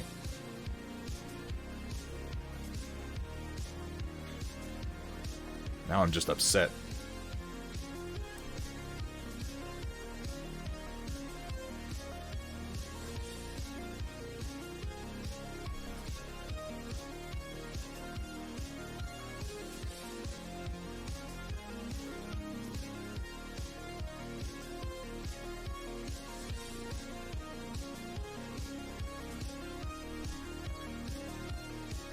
Is this arm at a different angle at all? Yeah, it is. This arm is better for what I'm doing.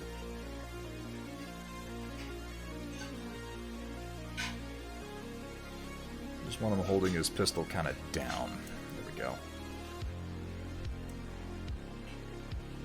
I don't think this polystyrene cement is MEK based. I've got MEK out in my shop, but I'm not going to go get it for this job when superglue will be fine.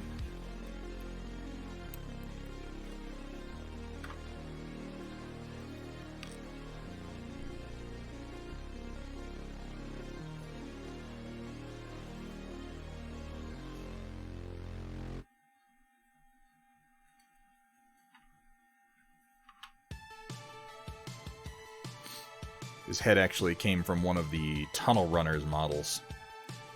But I used one of the Creeper heads for the Tunnel Runner, and then I saved the Tunnel Runner head to use back on the Creepers. Stalkers, in this case.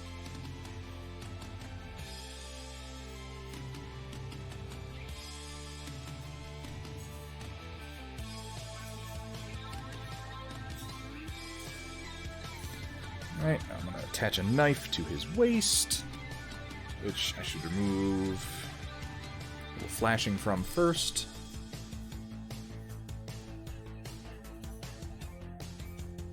Oof. Oh, we're close. I only have 4 to go. We're going to finish it, then we're going to do the storm report.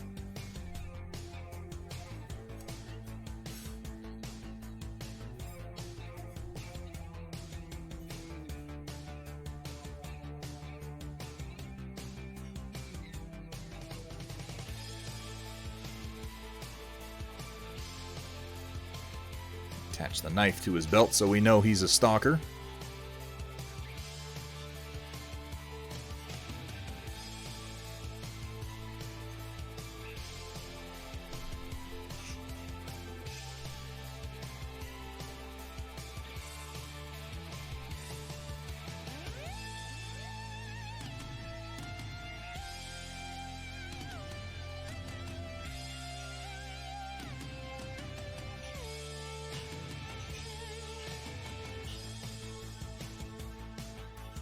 I'm just grabbing pieces essentially at random now. I'm thinking even less about it than I was before.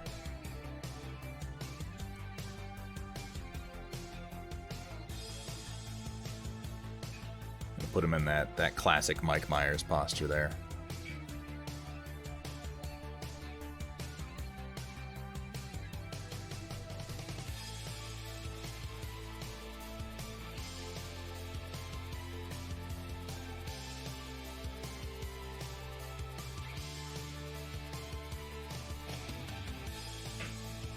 Three more.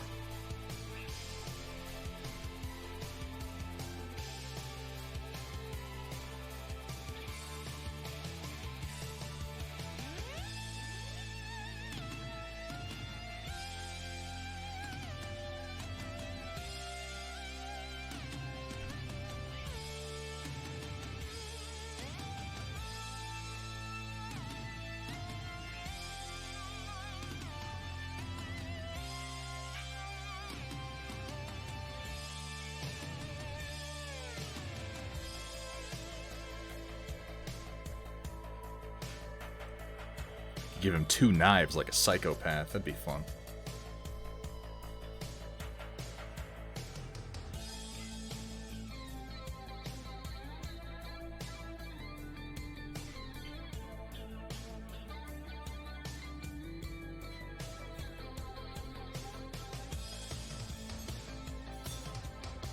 Oh, so close. Got that assembly line mentality kicking. Give him a little tilt to his head that'll look him a little more, make him look a little more animalistic. Blah.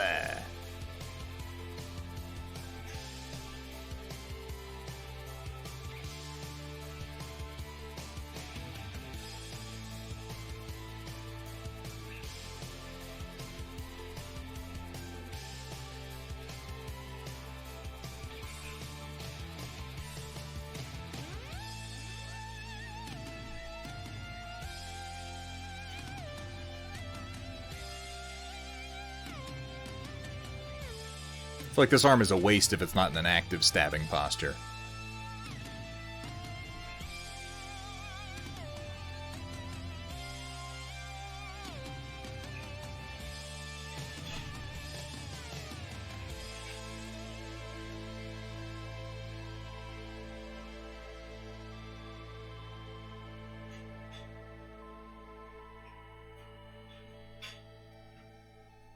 It's like most of the reason you take stalkers. They have terrible shooting.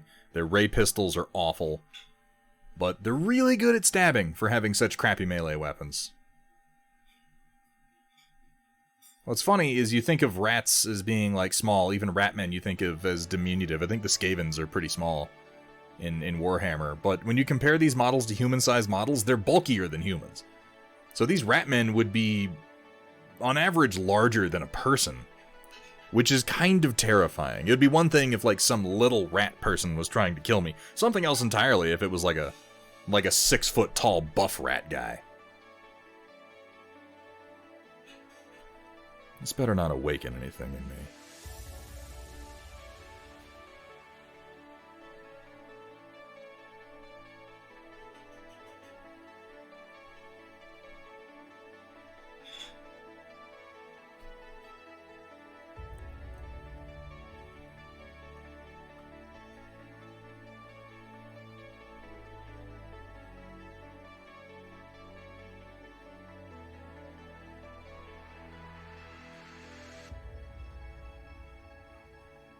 I hate this pose. I'm not doing it. I've got other options. We're not doing it. The last rat I build is not going to look stupid, damn it.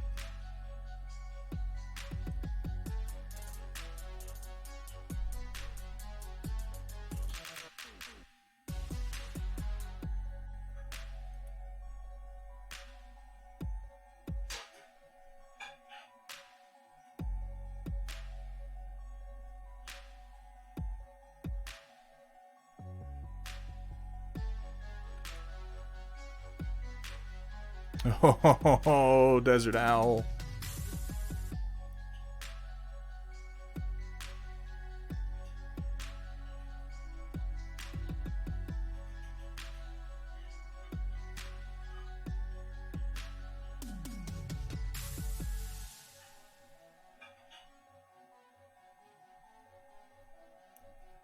I think this can work with that in a raised posture.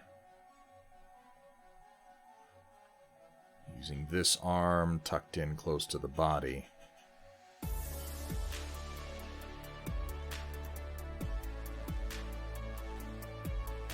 And then him looking to his left as if he's running in that direction, preparing to slash. That looks pretty good.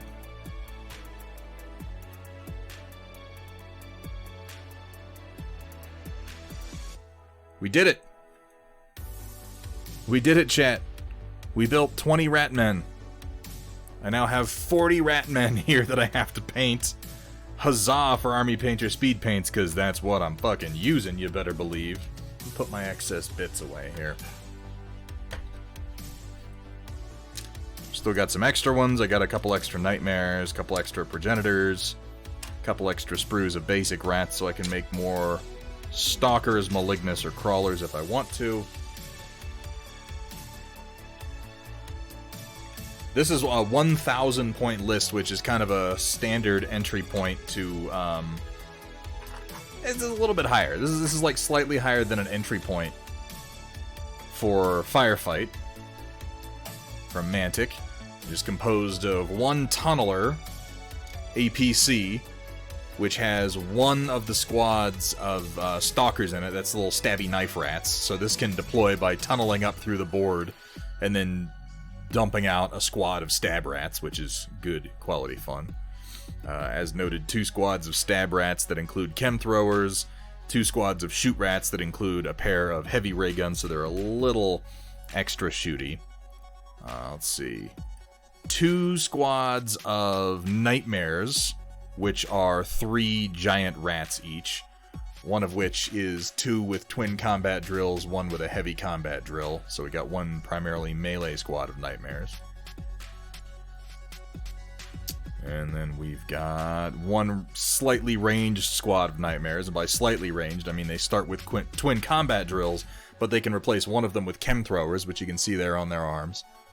So I got 2 rats with a single combat drill and a chem thrower on the other arm, and then they are led by a rat who has the large chem thrower, replacing both of his weapons. So that's our close range, but still ranged nightmare squad.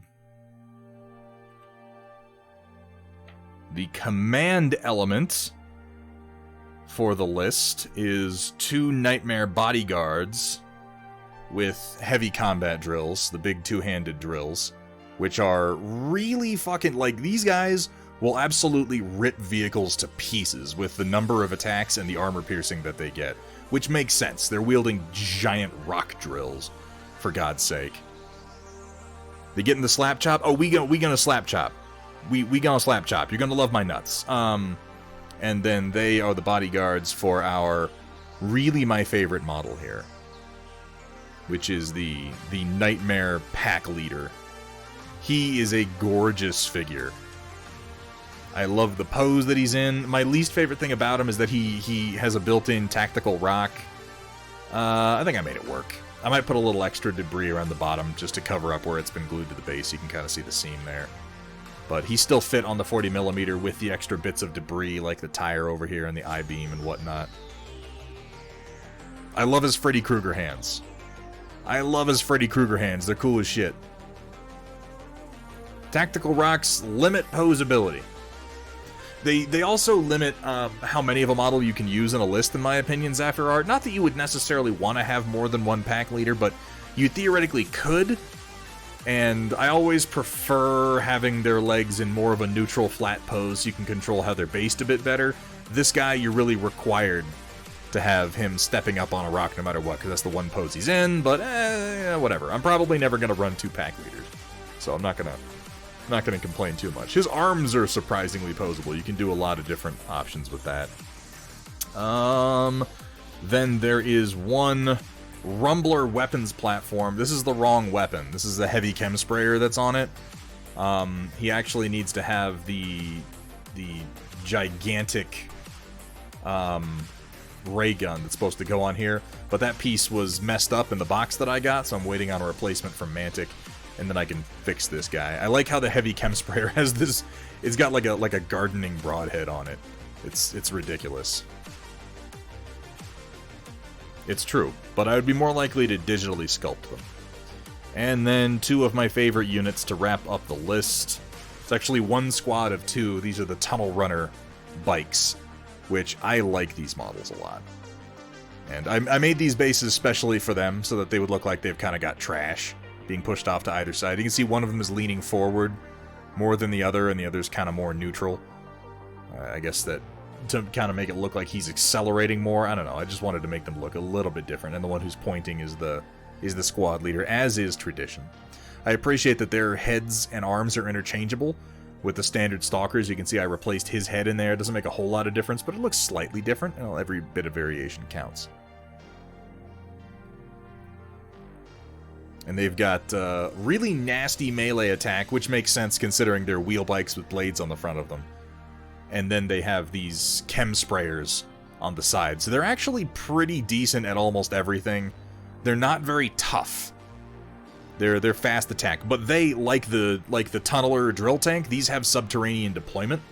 So anything with subterranean deployment or aerial deployment, if you're playing a army that has that, you, even on maps where it's deep strike is essentially what it is. Even on maps where you can't normally keep reserves, you can keep these units in reserve, and then you can bring these onto the table as long as they're 6 inches away from any enemy or any objective. So they can tunnel up through the ground and then come at you. How do they turn? Imagination. I mean, how do they work at all? They're wildly impractical. But through the power of imagination, they get the job done.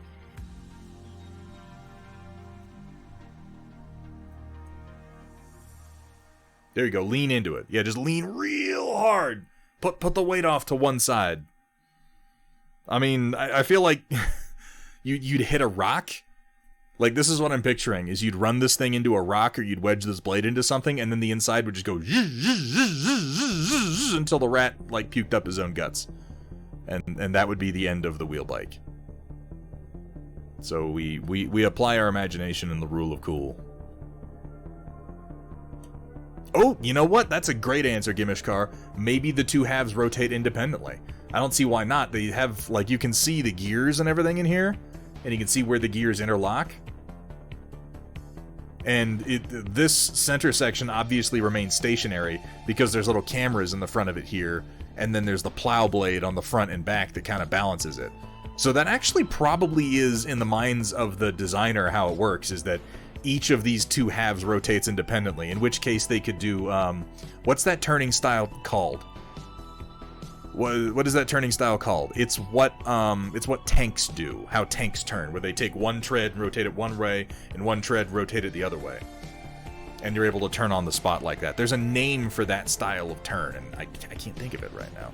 Differential braking, thank you, Datron. Tank controls, that's, I mean, an accurate description. Zafir, they're really cool models. The Veer-Myn are the reason that I'm interested in the Mantic Warpath setting at all. I think that their other factions are also cool looking. I've got a bunch of their Forge Fathers here. Their Space Dwarves, they're actually a really neat design too. I like their tank. It's got like an angry dwarf face on the front of it. And in my head, if this is an angry dwarf face, then the big dozer blade is like a big mechanical dwarf beard. That's what my head does when I see this thing. And with a big flamethrower turret mounted on top.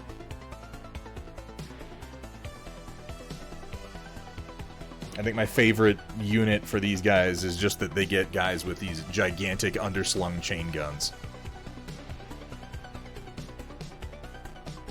They have a lot of things that they have, like, beards molded into their armor. There's a head you can take for their Huskarl, where it literally has a big steel beard as part of its helmet, which is hilarious. You can also have them with their beards just straight sticking out like my flamethrower guys do, which I think is ironic, because if you had a flamethrower, you definitely wouldn't want your beard sticking out, but...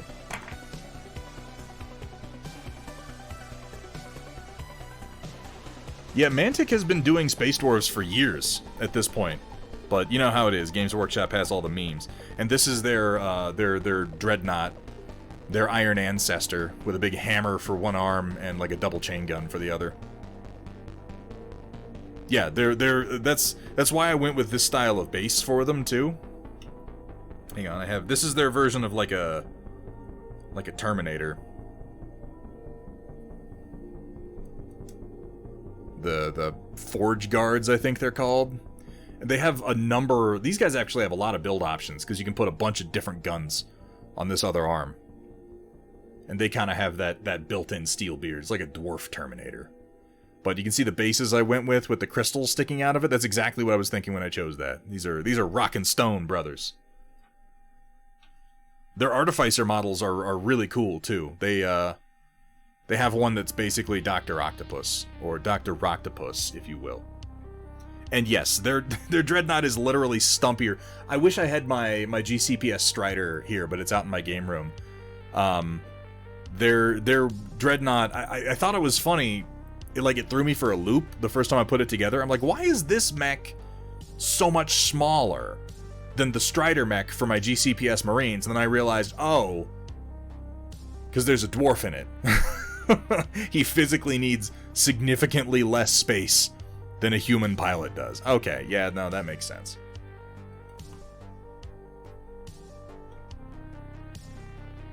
Maybe the more they burn their beards, the stronger their beards get. Here, you can kind of see it on this guy. This is the like squad leader helmet that I went with. They have like 4 helmet options on their sprue. You can see he's got like a sculpted in steel beard and mustache going on, which is funny as shit. And like a funny little crown. Hey, Lady B, good to see you. Oh, thank you so much for the reminder. We just finished building a bunch of rats.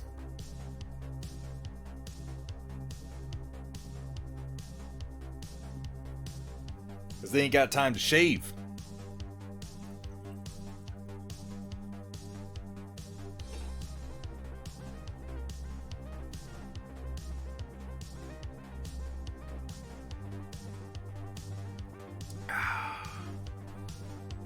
All right, folks. We're late starting the storm report, which is really just on time. Give me just a minute. I need to get up for a second. I'm gonna get some more water so I don't run out during the storm report. I'm gonna stretch my legs for a second, and when I get back, we're gonna jump right in. I'll see you in just a minute.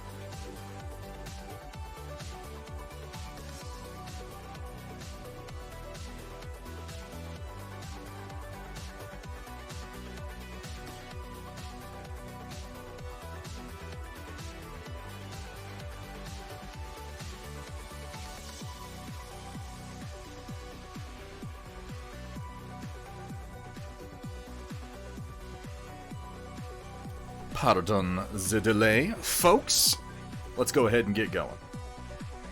Hold on 1 second. What? Okay, now I'm back. Holy moly. Alright, let's go ahead and roll right into the storm report and get going. Since we're starting so late, we got some good building done tonight, though. I gotta say. Oh, Guyver Ice is gone by now, but Guyver, thank you so much for hanging out, man.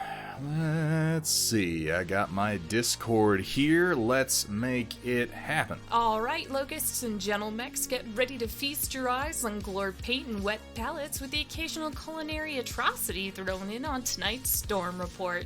Brought to you by viewers like you.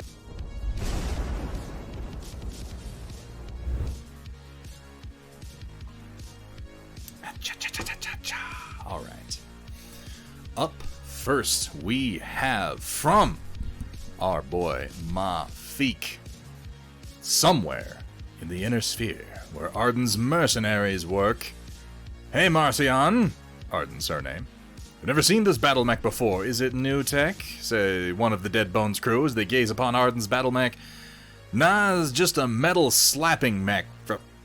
A metal slapping mech. Metal slapping mech.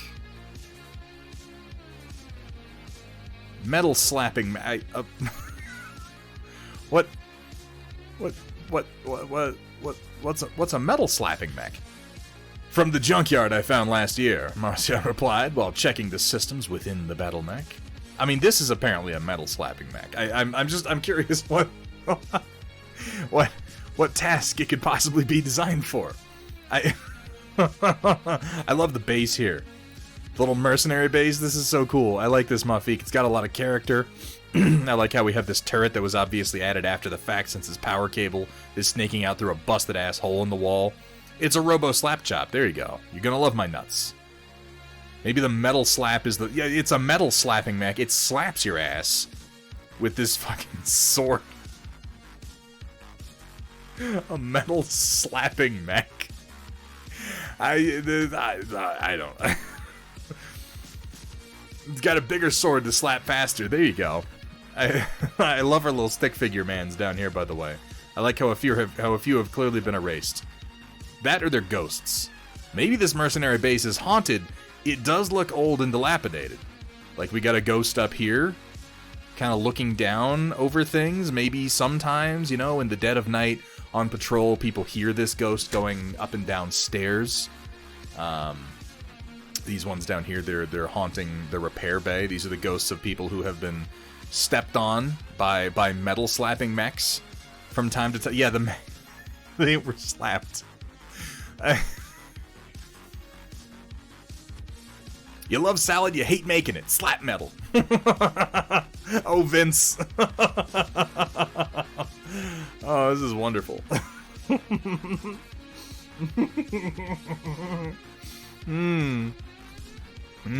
I love it. I love it. It's a fucking cool design. It's got a real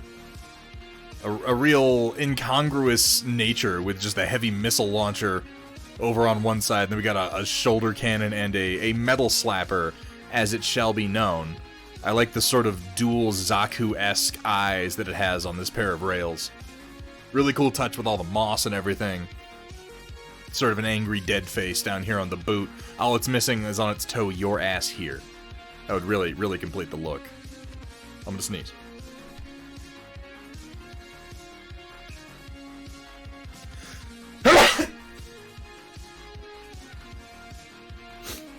Excuse me. Fish missiles. Officials. Oh god, pun expected. That's terrible. Yeah. Oh, nothing.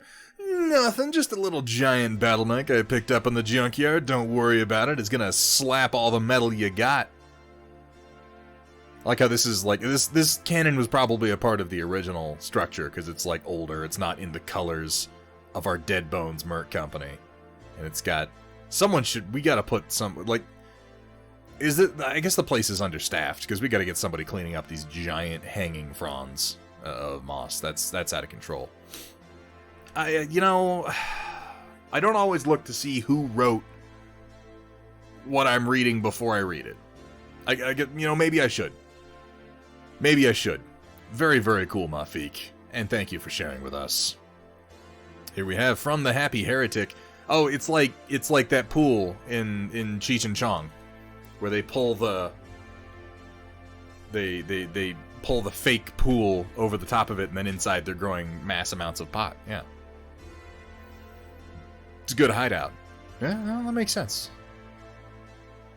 Only one sneeze. I mean, give me a couple minutes. It looks very inconspicuous that way. You might just assume that it's an abandoned base. And then this motherfucker comes out, and he just slaps the metal right at you. That's the real secret of the base. Here we have from the Happy Heretic, another mech joins the ranks of Clan Fire Mandrels, Kindra Klein. Even did a little pond on the base. Speed paints over a zenithal with some oil highlights. Wasn't sure I'd like this scheme, but it's really starting to grow on me. Really starting to glow on me. Because it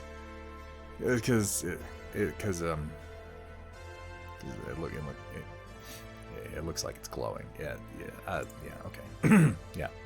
Just one more mech to paint, and I'll have a full star of these guys. I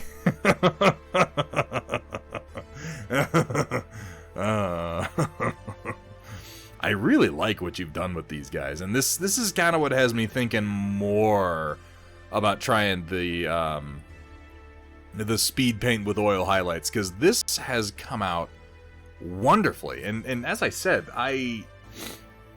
if you described this scheme to me, I would say that's gonna look insane. That's gonna look like a banana cosplaying as a Christmas elf, and it works surprisingly well.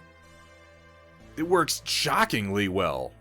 You've really knocked it out of the park with the sort of luminescence, the very subtle luminescence. It's not overdone. It's not hyper textured. It's just very, very bright, and it's well outlined.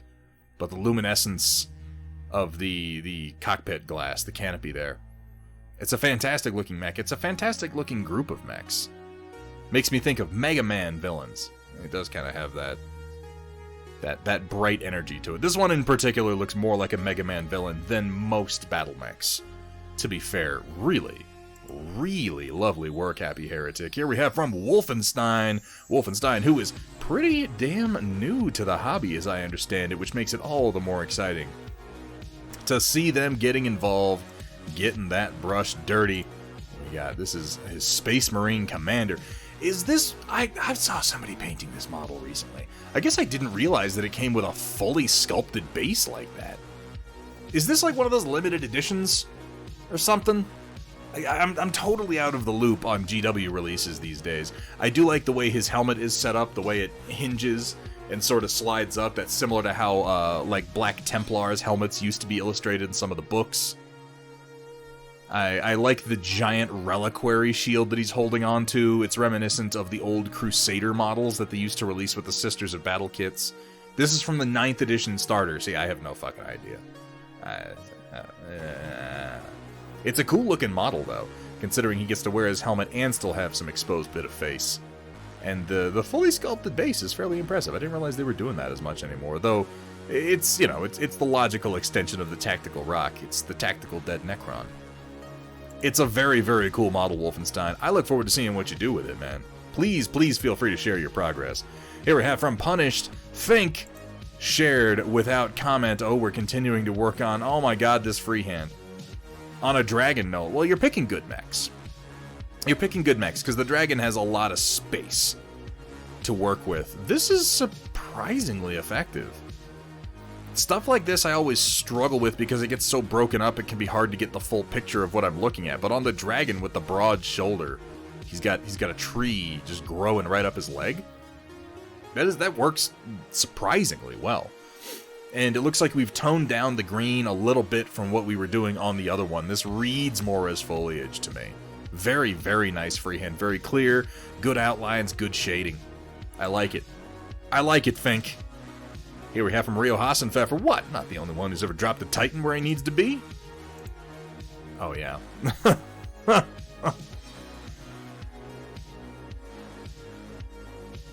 I shouldn't stay up till 6 a.m. I acknowledge that.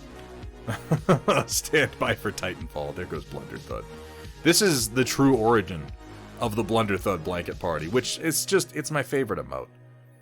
It's my favorite emote.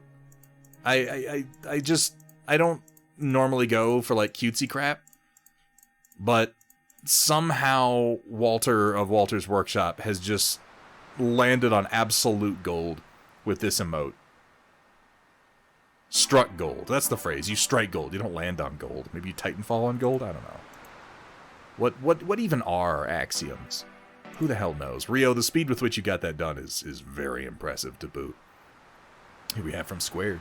Finished up the Orlov Grenadier's trench foot. Not the fanciest paint job, but I think it fits that Dugram vibe. Doesn't need to be the fanciest. Simple is often better. Blunder snow. Yeah, that works. I'm okay with that.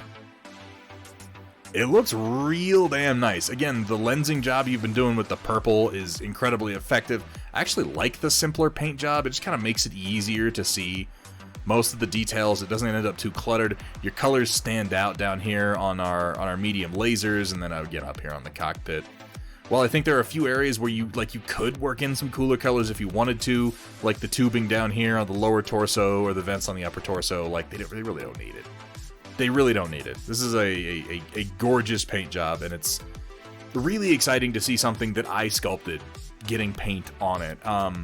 We finally got our first samples of our Psyocast pieces, and I'm very much hoping over the next few months to be able to put some more D-Scene mech designs in the hands of our Psyocaster so that we can start getting some more of these mechs out in the wild. Pun expected. You have a fantastic evening. Thank you so much for hanging out here, man.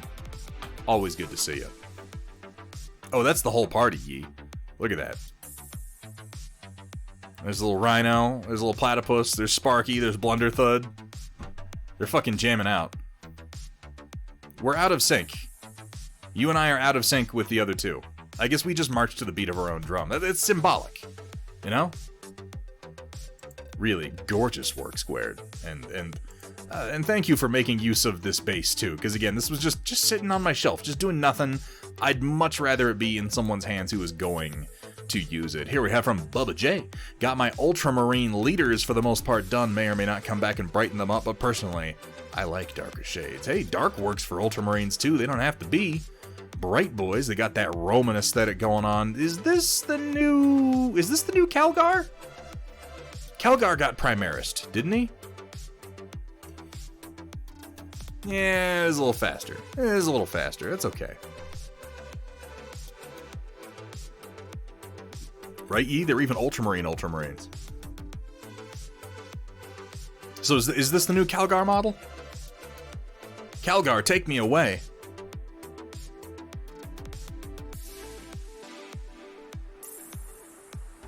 Nobody knows what I'm referencing there. I don't think anybody does. This is the new Calgar. Yeah, I think it's the pose that gives it away. Because he's got the fists of Macragge or whatever with the bolters underslung. Though I guess they're not as special anymore, are they? Like, the fists of Macragge used to be this special artifact weapon, and now it's like every asshole with Gravis armor has his own version of them, I guess, with the Boltstorm gauntlets that are arguably better. Whatever. Who gives a shit? It's a good-looking figure. Good-looking golds you have on there. You've done a really good job with... I don't know if you pin-washed them, black-lined them, or did a general wash, but you've pulled the details out pretty damn well from what I can see, since I can make out all the feathers and the eagles and whatnot. Nice bright red.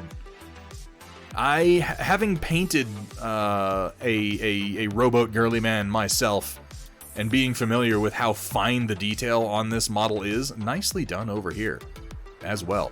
There's nothing wrong with doing Ultramarines. There's nothing wrong with it. Bubby J, I'm glad to see you getting in there, getting after it, going with some studio schemes. Ultramarines are a lot of fun. This is a nice looking force so far. I like the addition of the Tyranid head down here. How appropriate. Very nicely done. He's the new model? Okay, yeah. He is, yeah.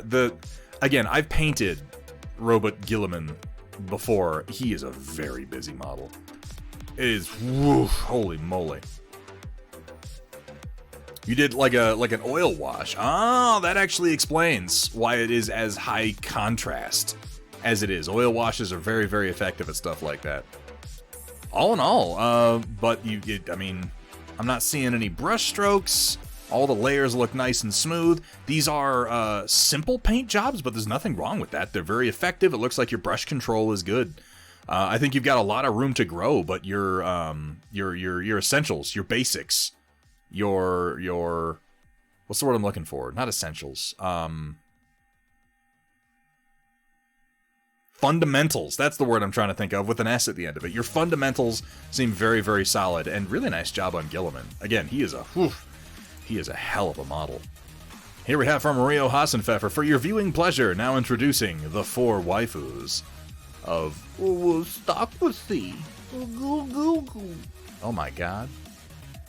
Oh wait, I saw this on I saw this on Instagram. This one is so gaudy. Just the color of post-it that you went with. Oh my god. You have such like a Rio, you have such like a 1980s violent anime style. It makes me think of like Dominion Tank Police. Holy damn. Maybe it's just that all your women look angry at me. Again, this better not awaken anything in me. For being on tiny little post-its, holy crap, the detail. And the perspective. Again, you've really been nailing perspective lately. I like this one here, particularly from the neck of the guitar, and this one from above the drum set. Very, very cool. And that's where I'm gonna stay. It seems like that's where you belong. Here we have from Rockin' Robin Workshop. Latest model finished now for the army. The Sloppity Bile Piper. Is that really the name of this model? I mean, I believe it, considering what I'm looking at here. Why are there buttholes? Why am I asking this? Because of course there are. I guess the question isn't why are they there. It's, Robin, why did you insist on painting them pink? That's the real question. You knew what you were doing when you did it. I have no doubt. So many reasons. So very, very many reasons. Is this against TOS? I don't know. I don't think it is. You did it again, by the way. This really... Human organs are not pink inside. When they're filled with blood, they have a pinkish tinge to them because they're filled with blood. But the actual, like, flesh is sort of a spongy white material most of the time. And this color that you have here, it looks like an actual human organ that it's not fully drained of blood yet, but it's getting there. It's just the right color. You did the same thing on those intestines, like an off yellow, yeah, like maybe with some bile in it. Ugh. And then he's got like a goofy fucking pirate hat on with the symbol of Nurgle on it, because you know, fuck you, chaos. This is the kind of chaos I can get on board with. This is the stuff of madness, and I am so fucking here for it. Your whole Nurgle force, Robin, is troubling, and I love it. Here we have from Manix the Lemur. The noble lord from Conquest for the 100 Kingdoms. Much of it is the product of army painter speed paints. He looks pissed off. Any constructive criticism is welcome.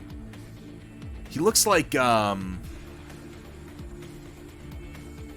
looks a little bit like Kevin Sorbo, doesn't he? Am I the only one? I'm getting a little bit of the Sorbs from this guy from right in here.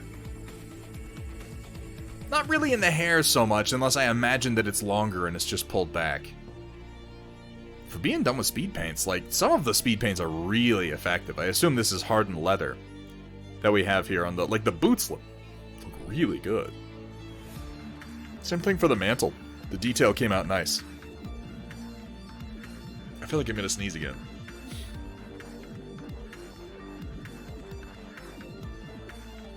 damn it. Oh, it's so frustrating. Sort of muted metals? All in all, really. I mean, again, for using speed paints, this seems like an incredibly effective method. He's a good model. He does look pissed off. Also looks a little bit like Kevin Sorbo. Maybe that's where it's coming from. Kevin Sorbo kind of always looks angry these days, ever since he made a total asshole of himself. Like, he only did it like 10 or 20 times in public. I mean, you know, I'm sure everyone's forgotten about it by now. I'm loving the boots. There are, like, the speed paints definitely love textured models, but this is one of the better applications of it that I've seen. Yeah, the boots came out wonderfully, Mannix. The armor looks good too, but damn, the boots really pop out to me. Looks like he's about to hack down some Spire force. Well, that's just all the 100 Kingdoms, because obviously the Spires suck. Here we have from Heretic Scott, another addition to the Unbound Chaos Legion. Oh, and I'm glad to see that you're still working on this project, Heretic Scott. Jor Kirer, Master of the Sands. At this point, I'm more interested in fleshing out my army, their backstory. Thanks to Thunderhead for introducing me to the Sons of Sek and the Blood Pact, some great inspiration in the concept art. I'm glad you like them. The Sons of Sek are very cool. Oh, this is a neat figure. I like the Tyrannid skull back here. That's a nice touch. Really well shaded. Good use of high contrast. You see how it basically disappears for the whole bottom half. And then we got that volumetric highlight along the top that really helps you see the shape of the skull. This is what I mean when I say don't be afraid of contrast. Like, I really, if you ever wonder what I mean by that, look closely at things like this and really pay attention to the fact that your brain is seeing this skull. It's seeing the shape of it. It's seeing the curvature of it.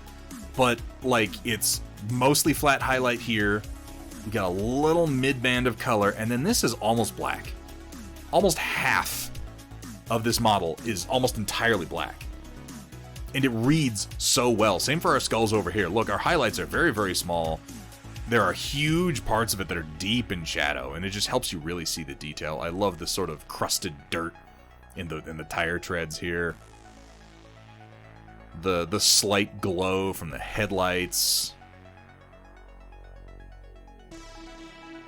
is lovely. Let's get a look at our other picture here.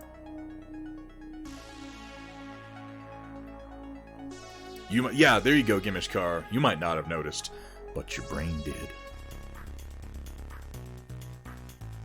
And so much of painting effectively, it's about that first moment. It's about that first impression. It's about the time that that first second that someone looks at a model and it just goes like, holy shit. And that's a real unconscious moment. That's not the appreciation you get from studying the details of a figure. That's the appreciation you get from your brain being tricked into seeing something that isn't there. And if you want to exploit that trickery, if you want to work that wizardry, you don't have to be a heretic like this Scott over here. You just have to embrace heavy contrast. Here again, heavy shadow right here. Real heavy shadows under the arms. Very few details being picked out except on the high points of the rifle. Subtle, very soft highlights picking out the shape of the helmet. This Heretic Scott, you are a very, very effective painter, and I always enjoy seeing your work. Love the subtle glow here. This is another really, really nice touch. The dirt also very well done. Believably dusty. I like the kind of nasty skull down here, and then all the dust sort of clogging up the treads of the tire and caked along the bottom of the bike. All in all, great model. Gotta have skulls on every model. Love painting them. Well, you're definitely in the right place paying $40K then. Here we have from Magnatorius Maximus, our very own Cyber Knight. My brain is completely frazzled after trying to cram in as much of everything leading up to the shop's 3rd anniversary, starting on Friday. Oh shit, that's tomorrow. So here's a sneak peek at the 4 new variants getting added to the Oryx's physical and STL packs. But now, I need to get back to work. Ooh, like that arm. I like our like air control AC2 DACA arms. This is a nice touch. This is an interesting one. It looks like maybe MLAZ and then AC2. I've always liked these missile launchers you've done on the Oryx in the past. The sort of offset ones that are hanging at a bit of an angle. Looks like they're combined with lasers now. Folks, if you are into 6mm gaming and you haven't checked out Metalcore Collectibles yet, you're not hurting anyone but yourself. You can always hit !metalcore in chat to get a link on over there to check out some of the amazing stuff that Cyber Knight does over there. Available both in physical form, really nicely printed, and also as STLs, so you can print them at home. Here we have from Gimishkar, let's make a hungry strawberry crab robot monster. Thumbnail iterations, I'm gonna sneeze. Fuck. Somehow the lean stopped it. Oh,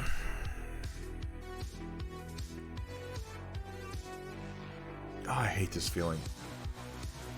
It's right there. Okay. Thumbnail iterations, and maybe I can squeeze the final bit in if I can get it done in time. Oh my god. What? Well, this is quite the crab mech. I wasn't exactly sure what to expect.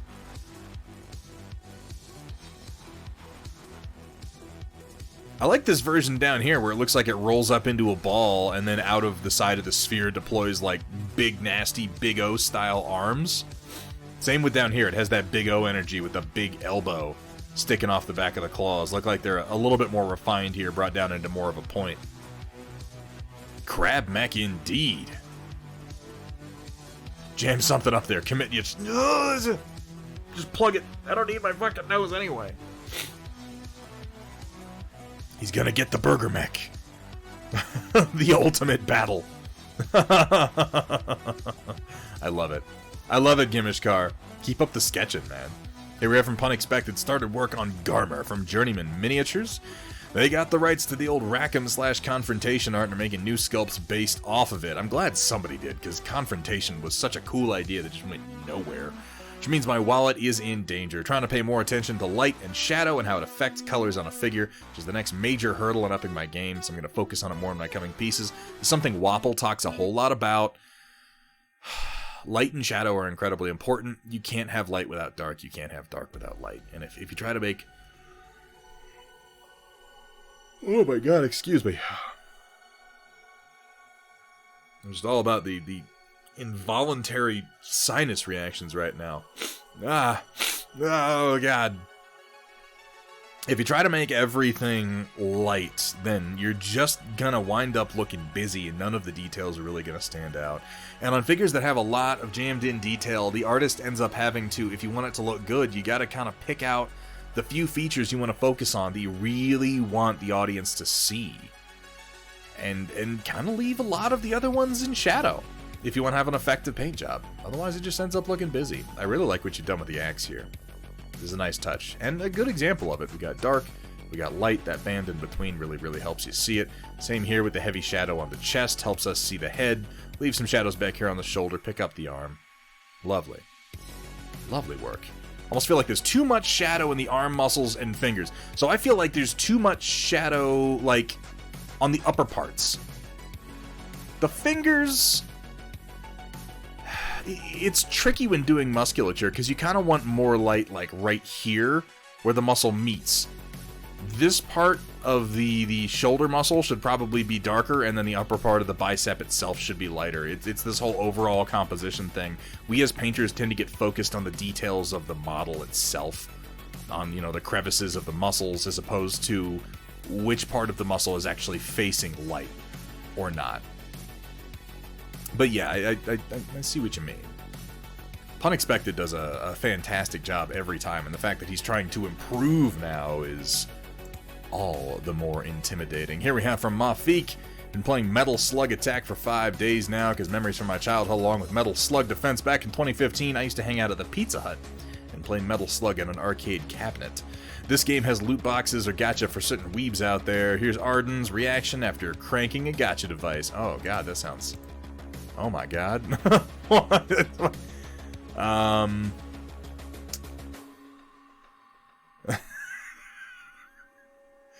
Yep. This is fan service just for ye. It's sad that he's not here. And since then, I'm never cranking it again. That or he's cranking it every single day. The good old Booba hat. Who hasn't been there? You have indeed outdone yourself. Yeah, I can hear them knocking on the door now, Givishkar. Here we have from Ren Momo. Help, the time number is growing. Send an evac now. Just kidding, I've been having too much time playing V Rising, Deep Rock Galactic, and Wasteland 3 with my girlfriend and others to actually get any mini painting done. I apologize, that's all I have time for with the string. You don't have to, Ren, you don't have to paint shit if you don't want to. Love y'all, hope I'll have some Rebels for next time, and we hope to see them. Yeah, you played a little bit of the Rock and Stone. I can think of worse ways to spend my time. Here we have from Semi-Serious Nerd, my latest kit bash that I'm working on. Tongue sticking out while waiting for other stuff to be delivered for the Demogorgon. Oh, this is neat. This is neat. Now, I saw the, elephant modification that someone did for a Chaos Knight, where they took a couple of knights and jammed them together and made a big old elephant. I actually kind of like this better. I'd love to see some more angles of this when you get it finished and figure out what the base is going to be. I'd like to understand a little bit more of how all these connections come together, but it looks like a nasty... Shit like this is what I think of when I'm reading, Gaunt's Ghosts and they start talking about, the demon engines, you know? That, Urlot Gar was building for them. I like how they have their weapon pods kind of hanging off the middle point behind the front leg and in front of the back. Makes me think of Samael from Hellboy. Yeah, kind of in the face, right, with the heavy shoulders. All it's missing is, the mane of predator tendrils. Samael. Hound of the Resurrection. Wait, what was that last one? See, I don't like that. It's funny, I was just thinking about that movie today and haven't thought about it in a long time. The first Hellboy. I like Hellboy 2 kind of more than Hellboy, but the first one's also quite a lot of fun. This is really neat. Yeah, Semi-Serious Nerd, I would love to see some more angles of this to get a better feel for the shape of it overall. Anything with Ron Perlman, baby. Here we have from Sehul Pinu. Probably a weirder post, but I made a personal breakthrough in my hobby stuff. Figured out that makeup brush priming is fast, but I still need to refine my technique. Did most of my Yujing forces in an hour. Well, shit, if it's working for you. Yeah, with primer in particular, it's just about... if you're getting it in all the crevices, if it's effective, then, more power to you. It's definitely all about getting the bristles down in the lowest parts so that you're not leaving deep parts of the models unprimed. That's always going to be a bit of a challenge. Priming is the number one reason... Yeah, I agree. Rasputin was the weakest part of that movie, by far. What was his name? Carl Cronin was infinitely more interesting, and he basically didn't have a character in that movie, which was really disappointing. His character was having a sweet mask and cool swords. And then he just got, offed, like a punk ass. It's the number one reason that I recommend anyone get an airbrush. Not that I'm saying go out and buy an airbrush, but... I got an airbrush thinking I'm going to do all these complex paint techniques. I'm going to do all these zenithals. I'm going to do all these fades. I'm going to do... You know what I do with it? I prime. That is 99% of what I do with an airbrush is prime. It's so damn nice. I don't know if... I mean, rattle can primers can be good too, but you have to have an outdoor space for that. Pinu, Penut. If it's working for you, keep it up, dude, because priming can be fucking boring with a brush. If it gets you putting down your colors faster, I'm all about it. This guy was a bit sloppier, but I've noticed some places where primer built up too thick or dried chalky. Debating trying to make it thinner, use just enough to streak everything before using a smaller brush for details. I'd say give it a try. You don't need to completely coat the model in a thick layer of primer. Ideally, what primer is going to do is it's going to stick to the subsurface, and it's going to create tooth for paint to then stick on top of it. And it doesn't need to be, as I said, a full thick coat for it to work that way. So I would say just experiment. Try it with a paint job you don't care much about. Try it with a model you don't care much about. Just try doing a thinner version of it, and then put down some paint, let it cure, go in with your thumb and rub at it and see how well it holds up.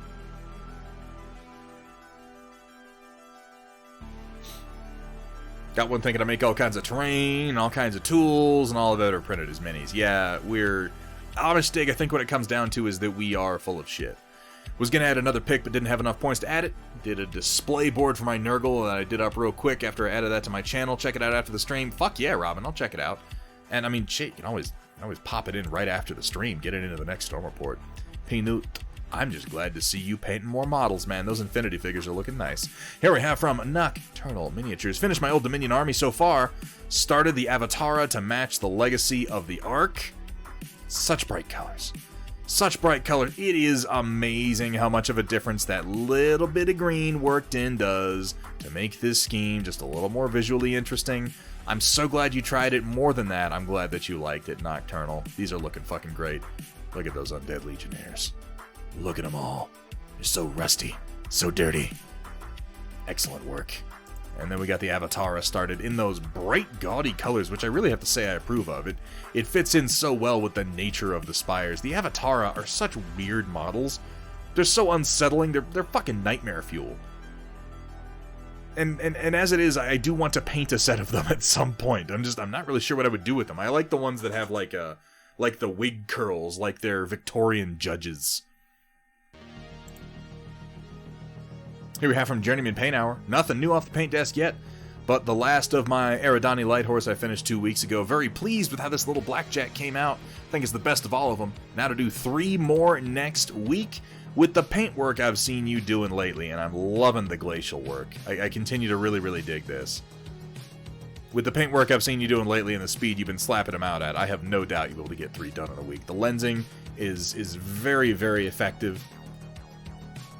I find that, if you don't want to do super fine detailing on every single part, something like lensing that winds up being very fine with the color transition and the little dot of glare, it just lends little interest points and little focal points. I like the deep shadows, I like the high highlights you've reserved pretty much just for the upper-facing surfaces. A little splash of yellow here, little splashes of red on the legs. I think this little splash of yellow really goes a long way. It kind of mirrors the ELH logo that you have here on the front. Really nicely done. And yeah, nice flocking. This is Rainy River Designs flock, if I'm not mistaken, which of course, you can always hit ! Rainy River in chat to get a link over to Rainy River Designs and check out their amazing acrylic paints, flocking, and models. Here we have from Punexpected. Here's an update on the Titan B pinup to share both cake and creepy babyface grubs.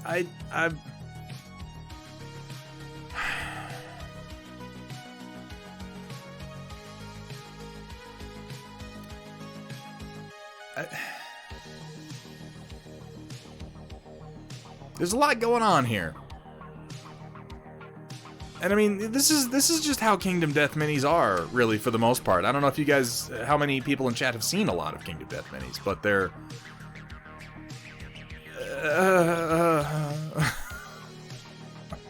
they're the very definition of psychosexual confusion. It's like oh my god. Oh no. I'm not okay with any of this. Like, what's going on here? I don't know. I don't like it. What's coming out of it? Thank God it's painted yellow. Or maybe not. Let's move on. Let's move on. I mean, it's good work, Punexpected, but also, oh my god. Here we have from Deadzone Podcast, a small part of my Veer-Myn intro firefight list. Oh yeah, this is some of the rats we've been building. We got our tunnel runner bike over here. We got a number of stalkers. We have a Veer-Myn progenitor. This is one of the, not crawlers, not stalkers, the other guys, I can't remember their names. Here we have one of the Tangle models. This is the one I'm talking about. There's a bed of rats moving along this piece of metal sparring that's been turned into a bed. On top of it this is the Rat King. There's a pile of blind psychic rats whose tails are all intermingled and they're grown into a Gestalt consciousness. And then this one brood guard sort of overseeing them. And they move around the table on their bed of rats and blow people's fucking heads up. It's wonderful. Really nice job done over here. It's interesting to me that you can actually build this with the drills facing out or facing in. I opted for facing in on mine that I have here, and I just did that because this is how real like triple bit auger drills are built. They sort of bring the rock into the center and crush it through the rotating action. But I like how you can actually do it either way. You could give you some variety, particularly if you're using a number of these tunneler tanks. And I think with them facing out, you could also go ahead and put like the heavy ray gun in the middle there and have it just sticking out through the drills if you wanted to. I like the purple and orange. It's a very cool paint job. Deadzone, thank you for sharing with us. Here we have from Avash, Canadians and Marines for bolt action. We're getting some color down now. Oh, I'm liking the look of this. I love getting to see a project from conception through to finish. We have added so much armor to this since you started. Holy moly. Well, I guess this is both, isn't it? Yeah, Canadians and Marines. So before we had really just been seeing one or the other. Hey, get after it, man. That's a whole lot of models you're working on, Avash. Oh, I'm sorry. This is our Canadians, and then we zoom in, and yeah, these are our Marines. Getting them war paints kicking. That's what it's all about. Homeboy here knows what it's about. Never run when you can walk. Never walk when you can stand. Never stand when you can sit. Never sit when you can lie down. Bolt action. It really is a wonderful game system. Really is a wonderful game system, and I have to recommend again, folks, if you're curious about bolt action, if you played bolt action, but you're not really into historicals, which I understand, because I'm not really into historicals. I think that it's a really cool game. I enjoy watching it played. I've never really enjoyed playing it that much. I don't know. It's me and historical games just don't mingle, just don't mesh. But the same game system applied to a sci-fi setting is Beyond the Gates of Antares from Warlord, the same guys, and it is so worth playing. It is so worth playing just to get into the rules. Merlin models preparing parts for a small project. You sub-assembly painting maniac. Are you using sprue bits? Like resin sprue bases? As part of the... What are you doing? What is happening? Why is there a bird skull? The skulls look great, by the way. Really, really deep contrast, good color. I like the barbed wire you've done here. It's one piece of wire with another smaller piece of wire just coiled around it. Very, very effective. I'm excited to find out what it is, but I've got no idea as of right now. Here we have from Automat Americana. Got the legs done pending approval by the original creator? That's right. This one's not official canon, and it's not one of mine either. I'm doing it for someone on the Everything Battletech Discord. After I saw their absolutely fantastic artwork of it, just had to ask if I could make it in 3D. Been going back and forth with them through this whole process, and we've made a good team. That's a good feeling, isn't it? Also painted this little owl that a family member printed. Mostly airbrush work, with only regular brush painting being the beak and the eyes. I like it. It still reminds me of the Viper from Battlestar Galactica, but if you flattened it out a little bit and put some legs on it. It's a good-looking, sleek, nasty mech. Reminds me of the Raven, but I do like how it has these little wing shoulder pads, these little pauldrons kind of hanging out over the gun pods. What does it remind me of? It reminds me of like that game Hawken, a little bit. Just in the overall design of it. It's very non-humanoid. That or it reminds me of like, what was that game? Like LAPD 2055? I can't remember what it was called.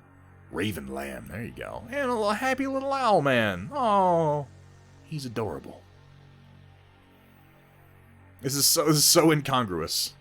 I have made a war machine that will bring untold death and destruction, striking from the flanks and the shadows into the soft underbelly of our invaders. Oh, such an adorable little owl, man. Oh, he's so happy. Nice work, Automat. It's always, like, dude, your work has been accelerating. The more you do, it seems like the more you wanna, and I am here for it. Here we have from Gimishkar. Not gonna finish my crab, so here's a quick little project my wife asked me to whip up for her class for the end of the school year. John Squamos Wait, what? John Squamos?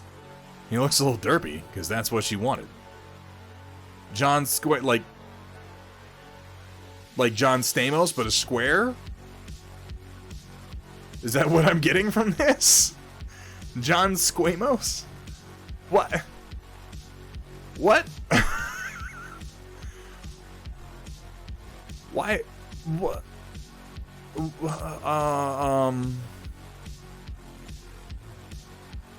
Okay.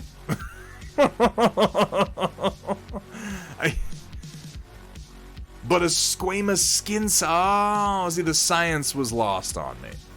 The science was lost on me, and thus the joke was ultimately lost on me. I just went with the square shape. That's fucking silly. This is the magic of 3D printing. You too can make terrible terrible puns come to life for your loved ones. Looks a little derpy because that's what she wanted. And it is a bespoke terrible pun at that. Well done, Gimishkar. Here we have from Gray Mail. Just got finished adding the AK terrain sand to my bases. Added some seagrass, used some army painter, summer undergrowth bits as coral. Let me know what you think of how it's coming along. That looks really nice. Now, you've just added this, so I assume it's still wet.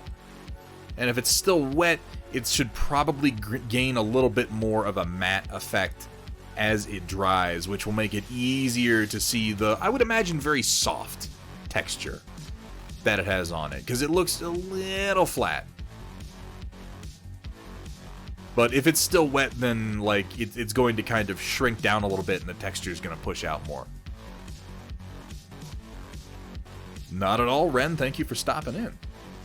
I continue to really love what you've done here with these bits of cork, kind of bringing them out to create like old coral that's been exposed and rotted and died. Now it's got other growth on it. We got seagrass and kelp and whatnot going on. It looks better than the beach bases that I did for my iron snakes, and it kind of makes me feel like going back and fixing them just a little bit, because I think I could do better. I think I could do better, but I guess that's true of so many projects, but that will bring us to the end of tonight's Storm Report, and thus the end of tonight's stream. I gotta stop leaving the printer up in the corner when it's not doing anything. First time trying to make beach base. For a first time, that looks fucking fantastic. Mine was like a third try, and I don't think they look that good. I think there are still probably improvements that could be made. I think that like more variation in the dunes. I think that because sand dunes on beaches can be pretty flat, but you still want like a foot or so vertical variation across they're not dunes. What are the smaller dunes called? I don't know. My beach nomenclature is awful. Just awful. But yeah, a little bit more texture. I don't know if I would say go in after it's dried and do a wash to pull out the texture, because you want it kind of flat, because it's super duper fine. I think once the models are on, then we're gonna get a good look at how it actually looks. Let me figure out who we're raiding tonight, folks. And thank y'all for joining me on a Tuesday. A lot of folks probably have a lot going on tonight, but it is always wonderful to see you fine people. Let's see who is doing what. Looks like Commander Mittens is going. Let me see what she's doing. I do always try to raid you into the channel with the kind of content I know you want to see. Looks like Commander Mittens might be working on some AdMac. She's doing some building. There is a plastic butt facing the camera right now, and I mean, I feel like that's kind of all we need to know. You know, Thursday. I got thrown off, Gimishka. I'm not even the first person who's done that tonight. Oh, hang on. Hold on. Is somebody else on? We raid Commander Mittens a lot. Let me make sure there aren't any smaller painters that we want to hit up.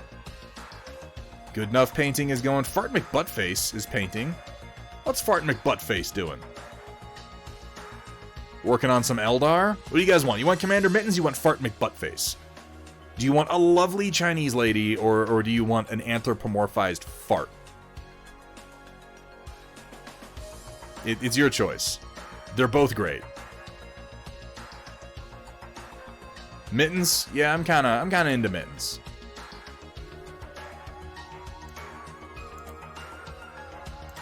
Let's go ahead and get that started. We'll make sure that we hit up Fart McButtface at some point next week. Homeboy looks like he's just getting started on some Eldar, and that could be interesting to see because they just got a bunch of new models. But it looks like Mittens just got back from a con. She's got a lot of interesting looking swag, and I kind of want to check that out myself. Oh, my camera's been a little bit off from where it usually is. Whatever. Whatever, I guess it doesn't matter. JP Got Rockets, thank you so much for the follow. Welcome to the channel. Welcome to the Storm Chasers. And a big thank you, as always, to everybody who contributed to the Storm Report, my amazing mod team, and everyone who joined me today. It's always a pleasure to hang out and chat with you guys. I got a lot of building done today. It's exactly what I wanted to do. So thank you for that. JP, I've got no idea. Frankly, it's inexcusable. I mean, really. I'm sorry. We'll be back Sunday the 22nd. We're starting our single figure focus on our limited edition Star Wars Legion Luke. Going to be painting him in oils Tuesday the 24th and Thursday the 26th. We're going to be speed painting. We're slap chopping. You're going to love my nuts. We are going to be working on dwarves. We're going to be working on rats. We're going to be working on fucking everything. And then we'll come back to Luke probably next week. Again, thank you guys for joining me. I really have so much fun in this stream. It's unbelievable. I gotta go get something to eat now. So until next time, folks, keep on painting.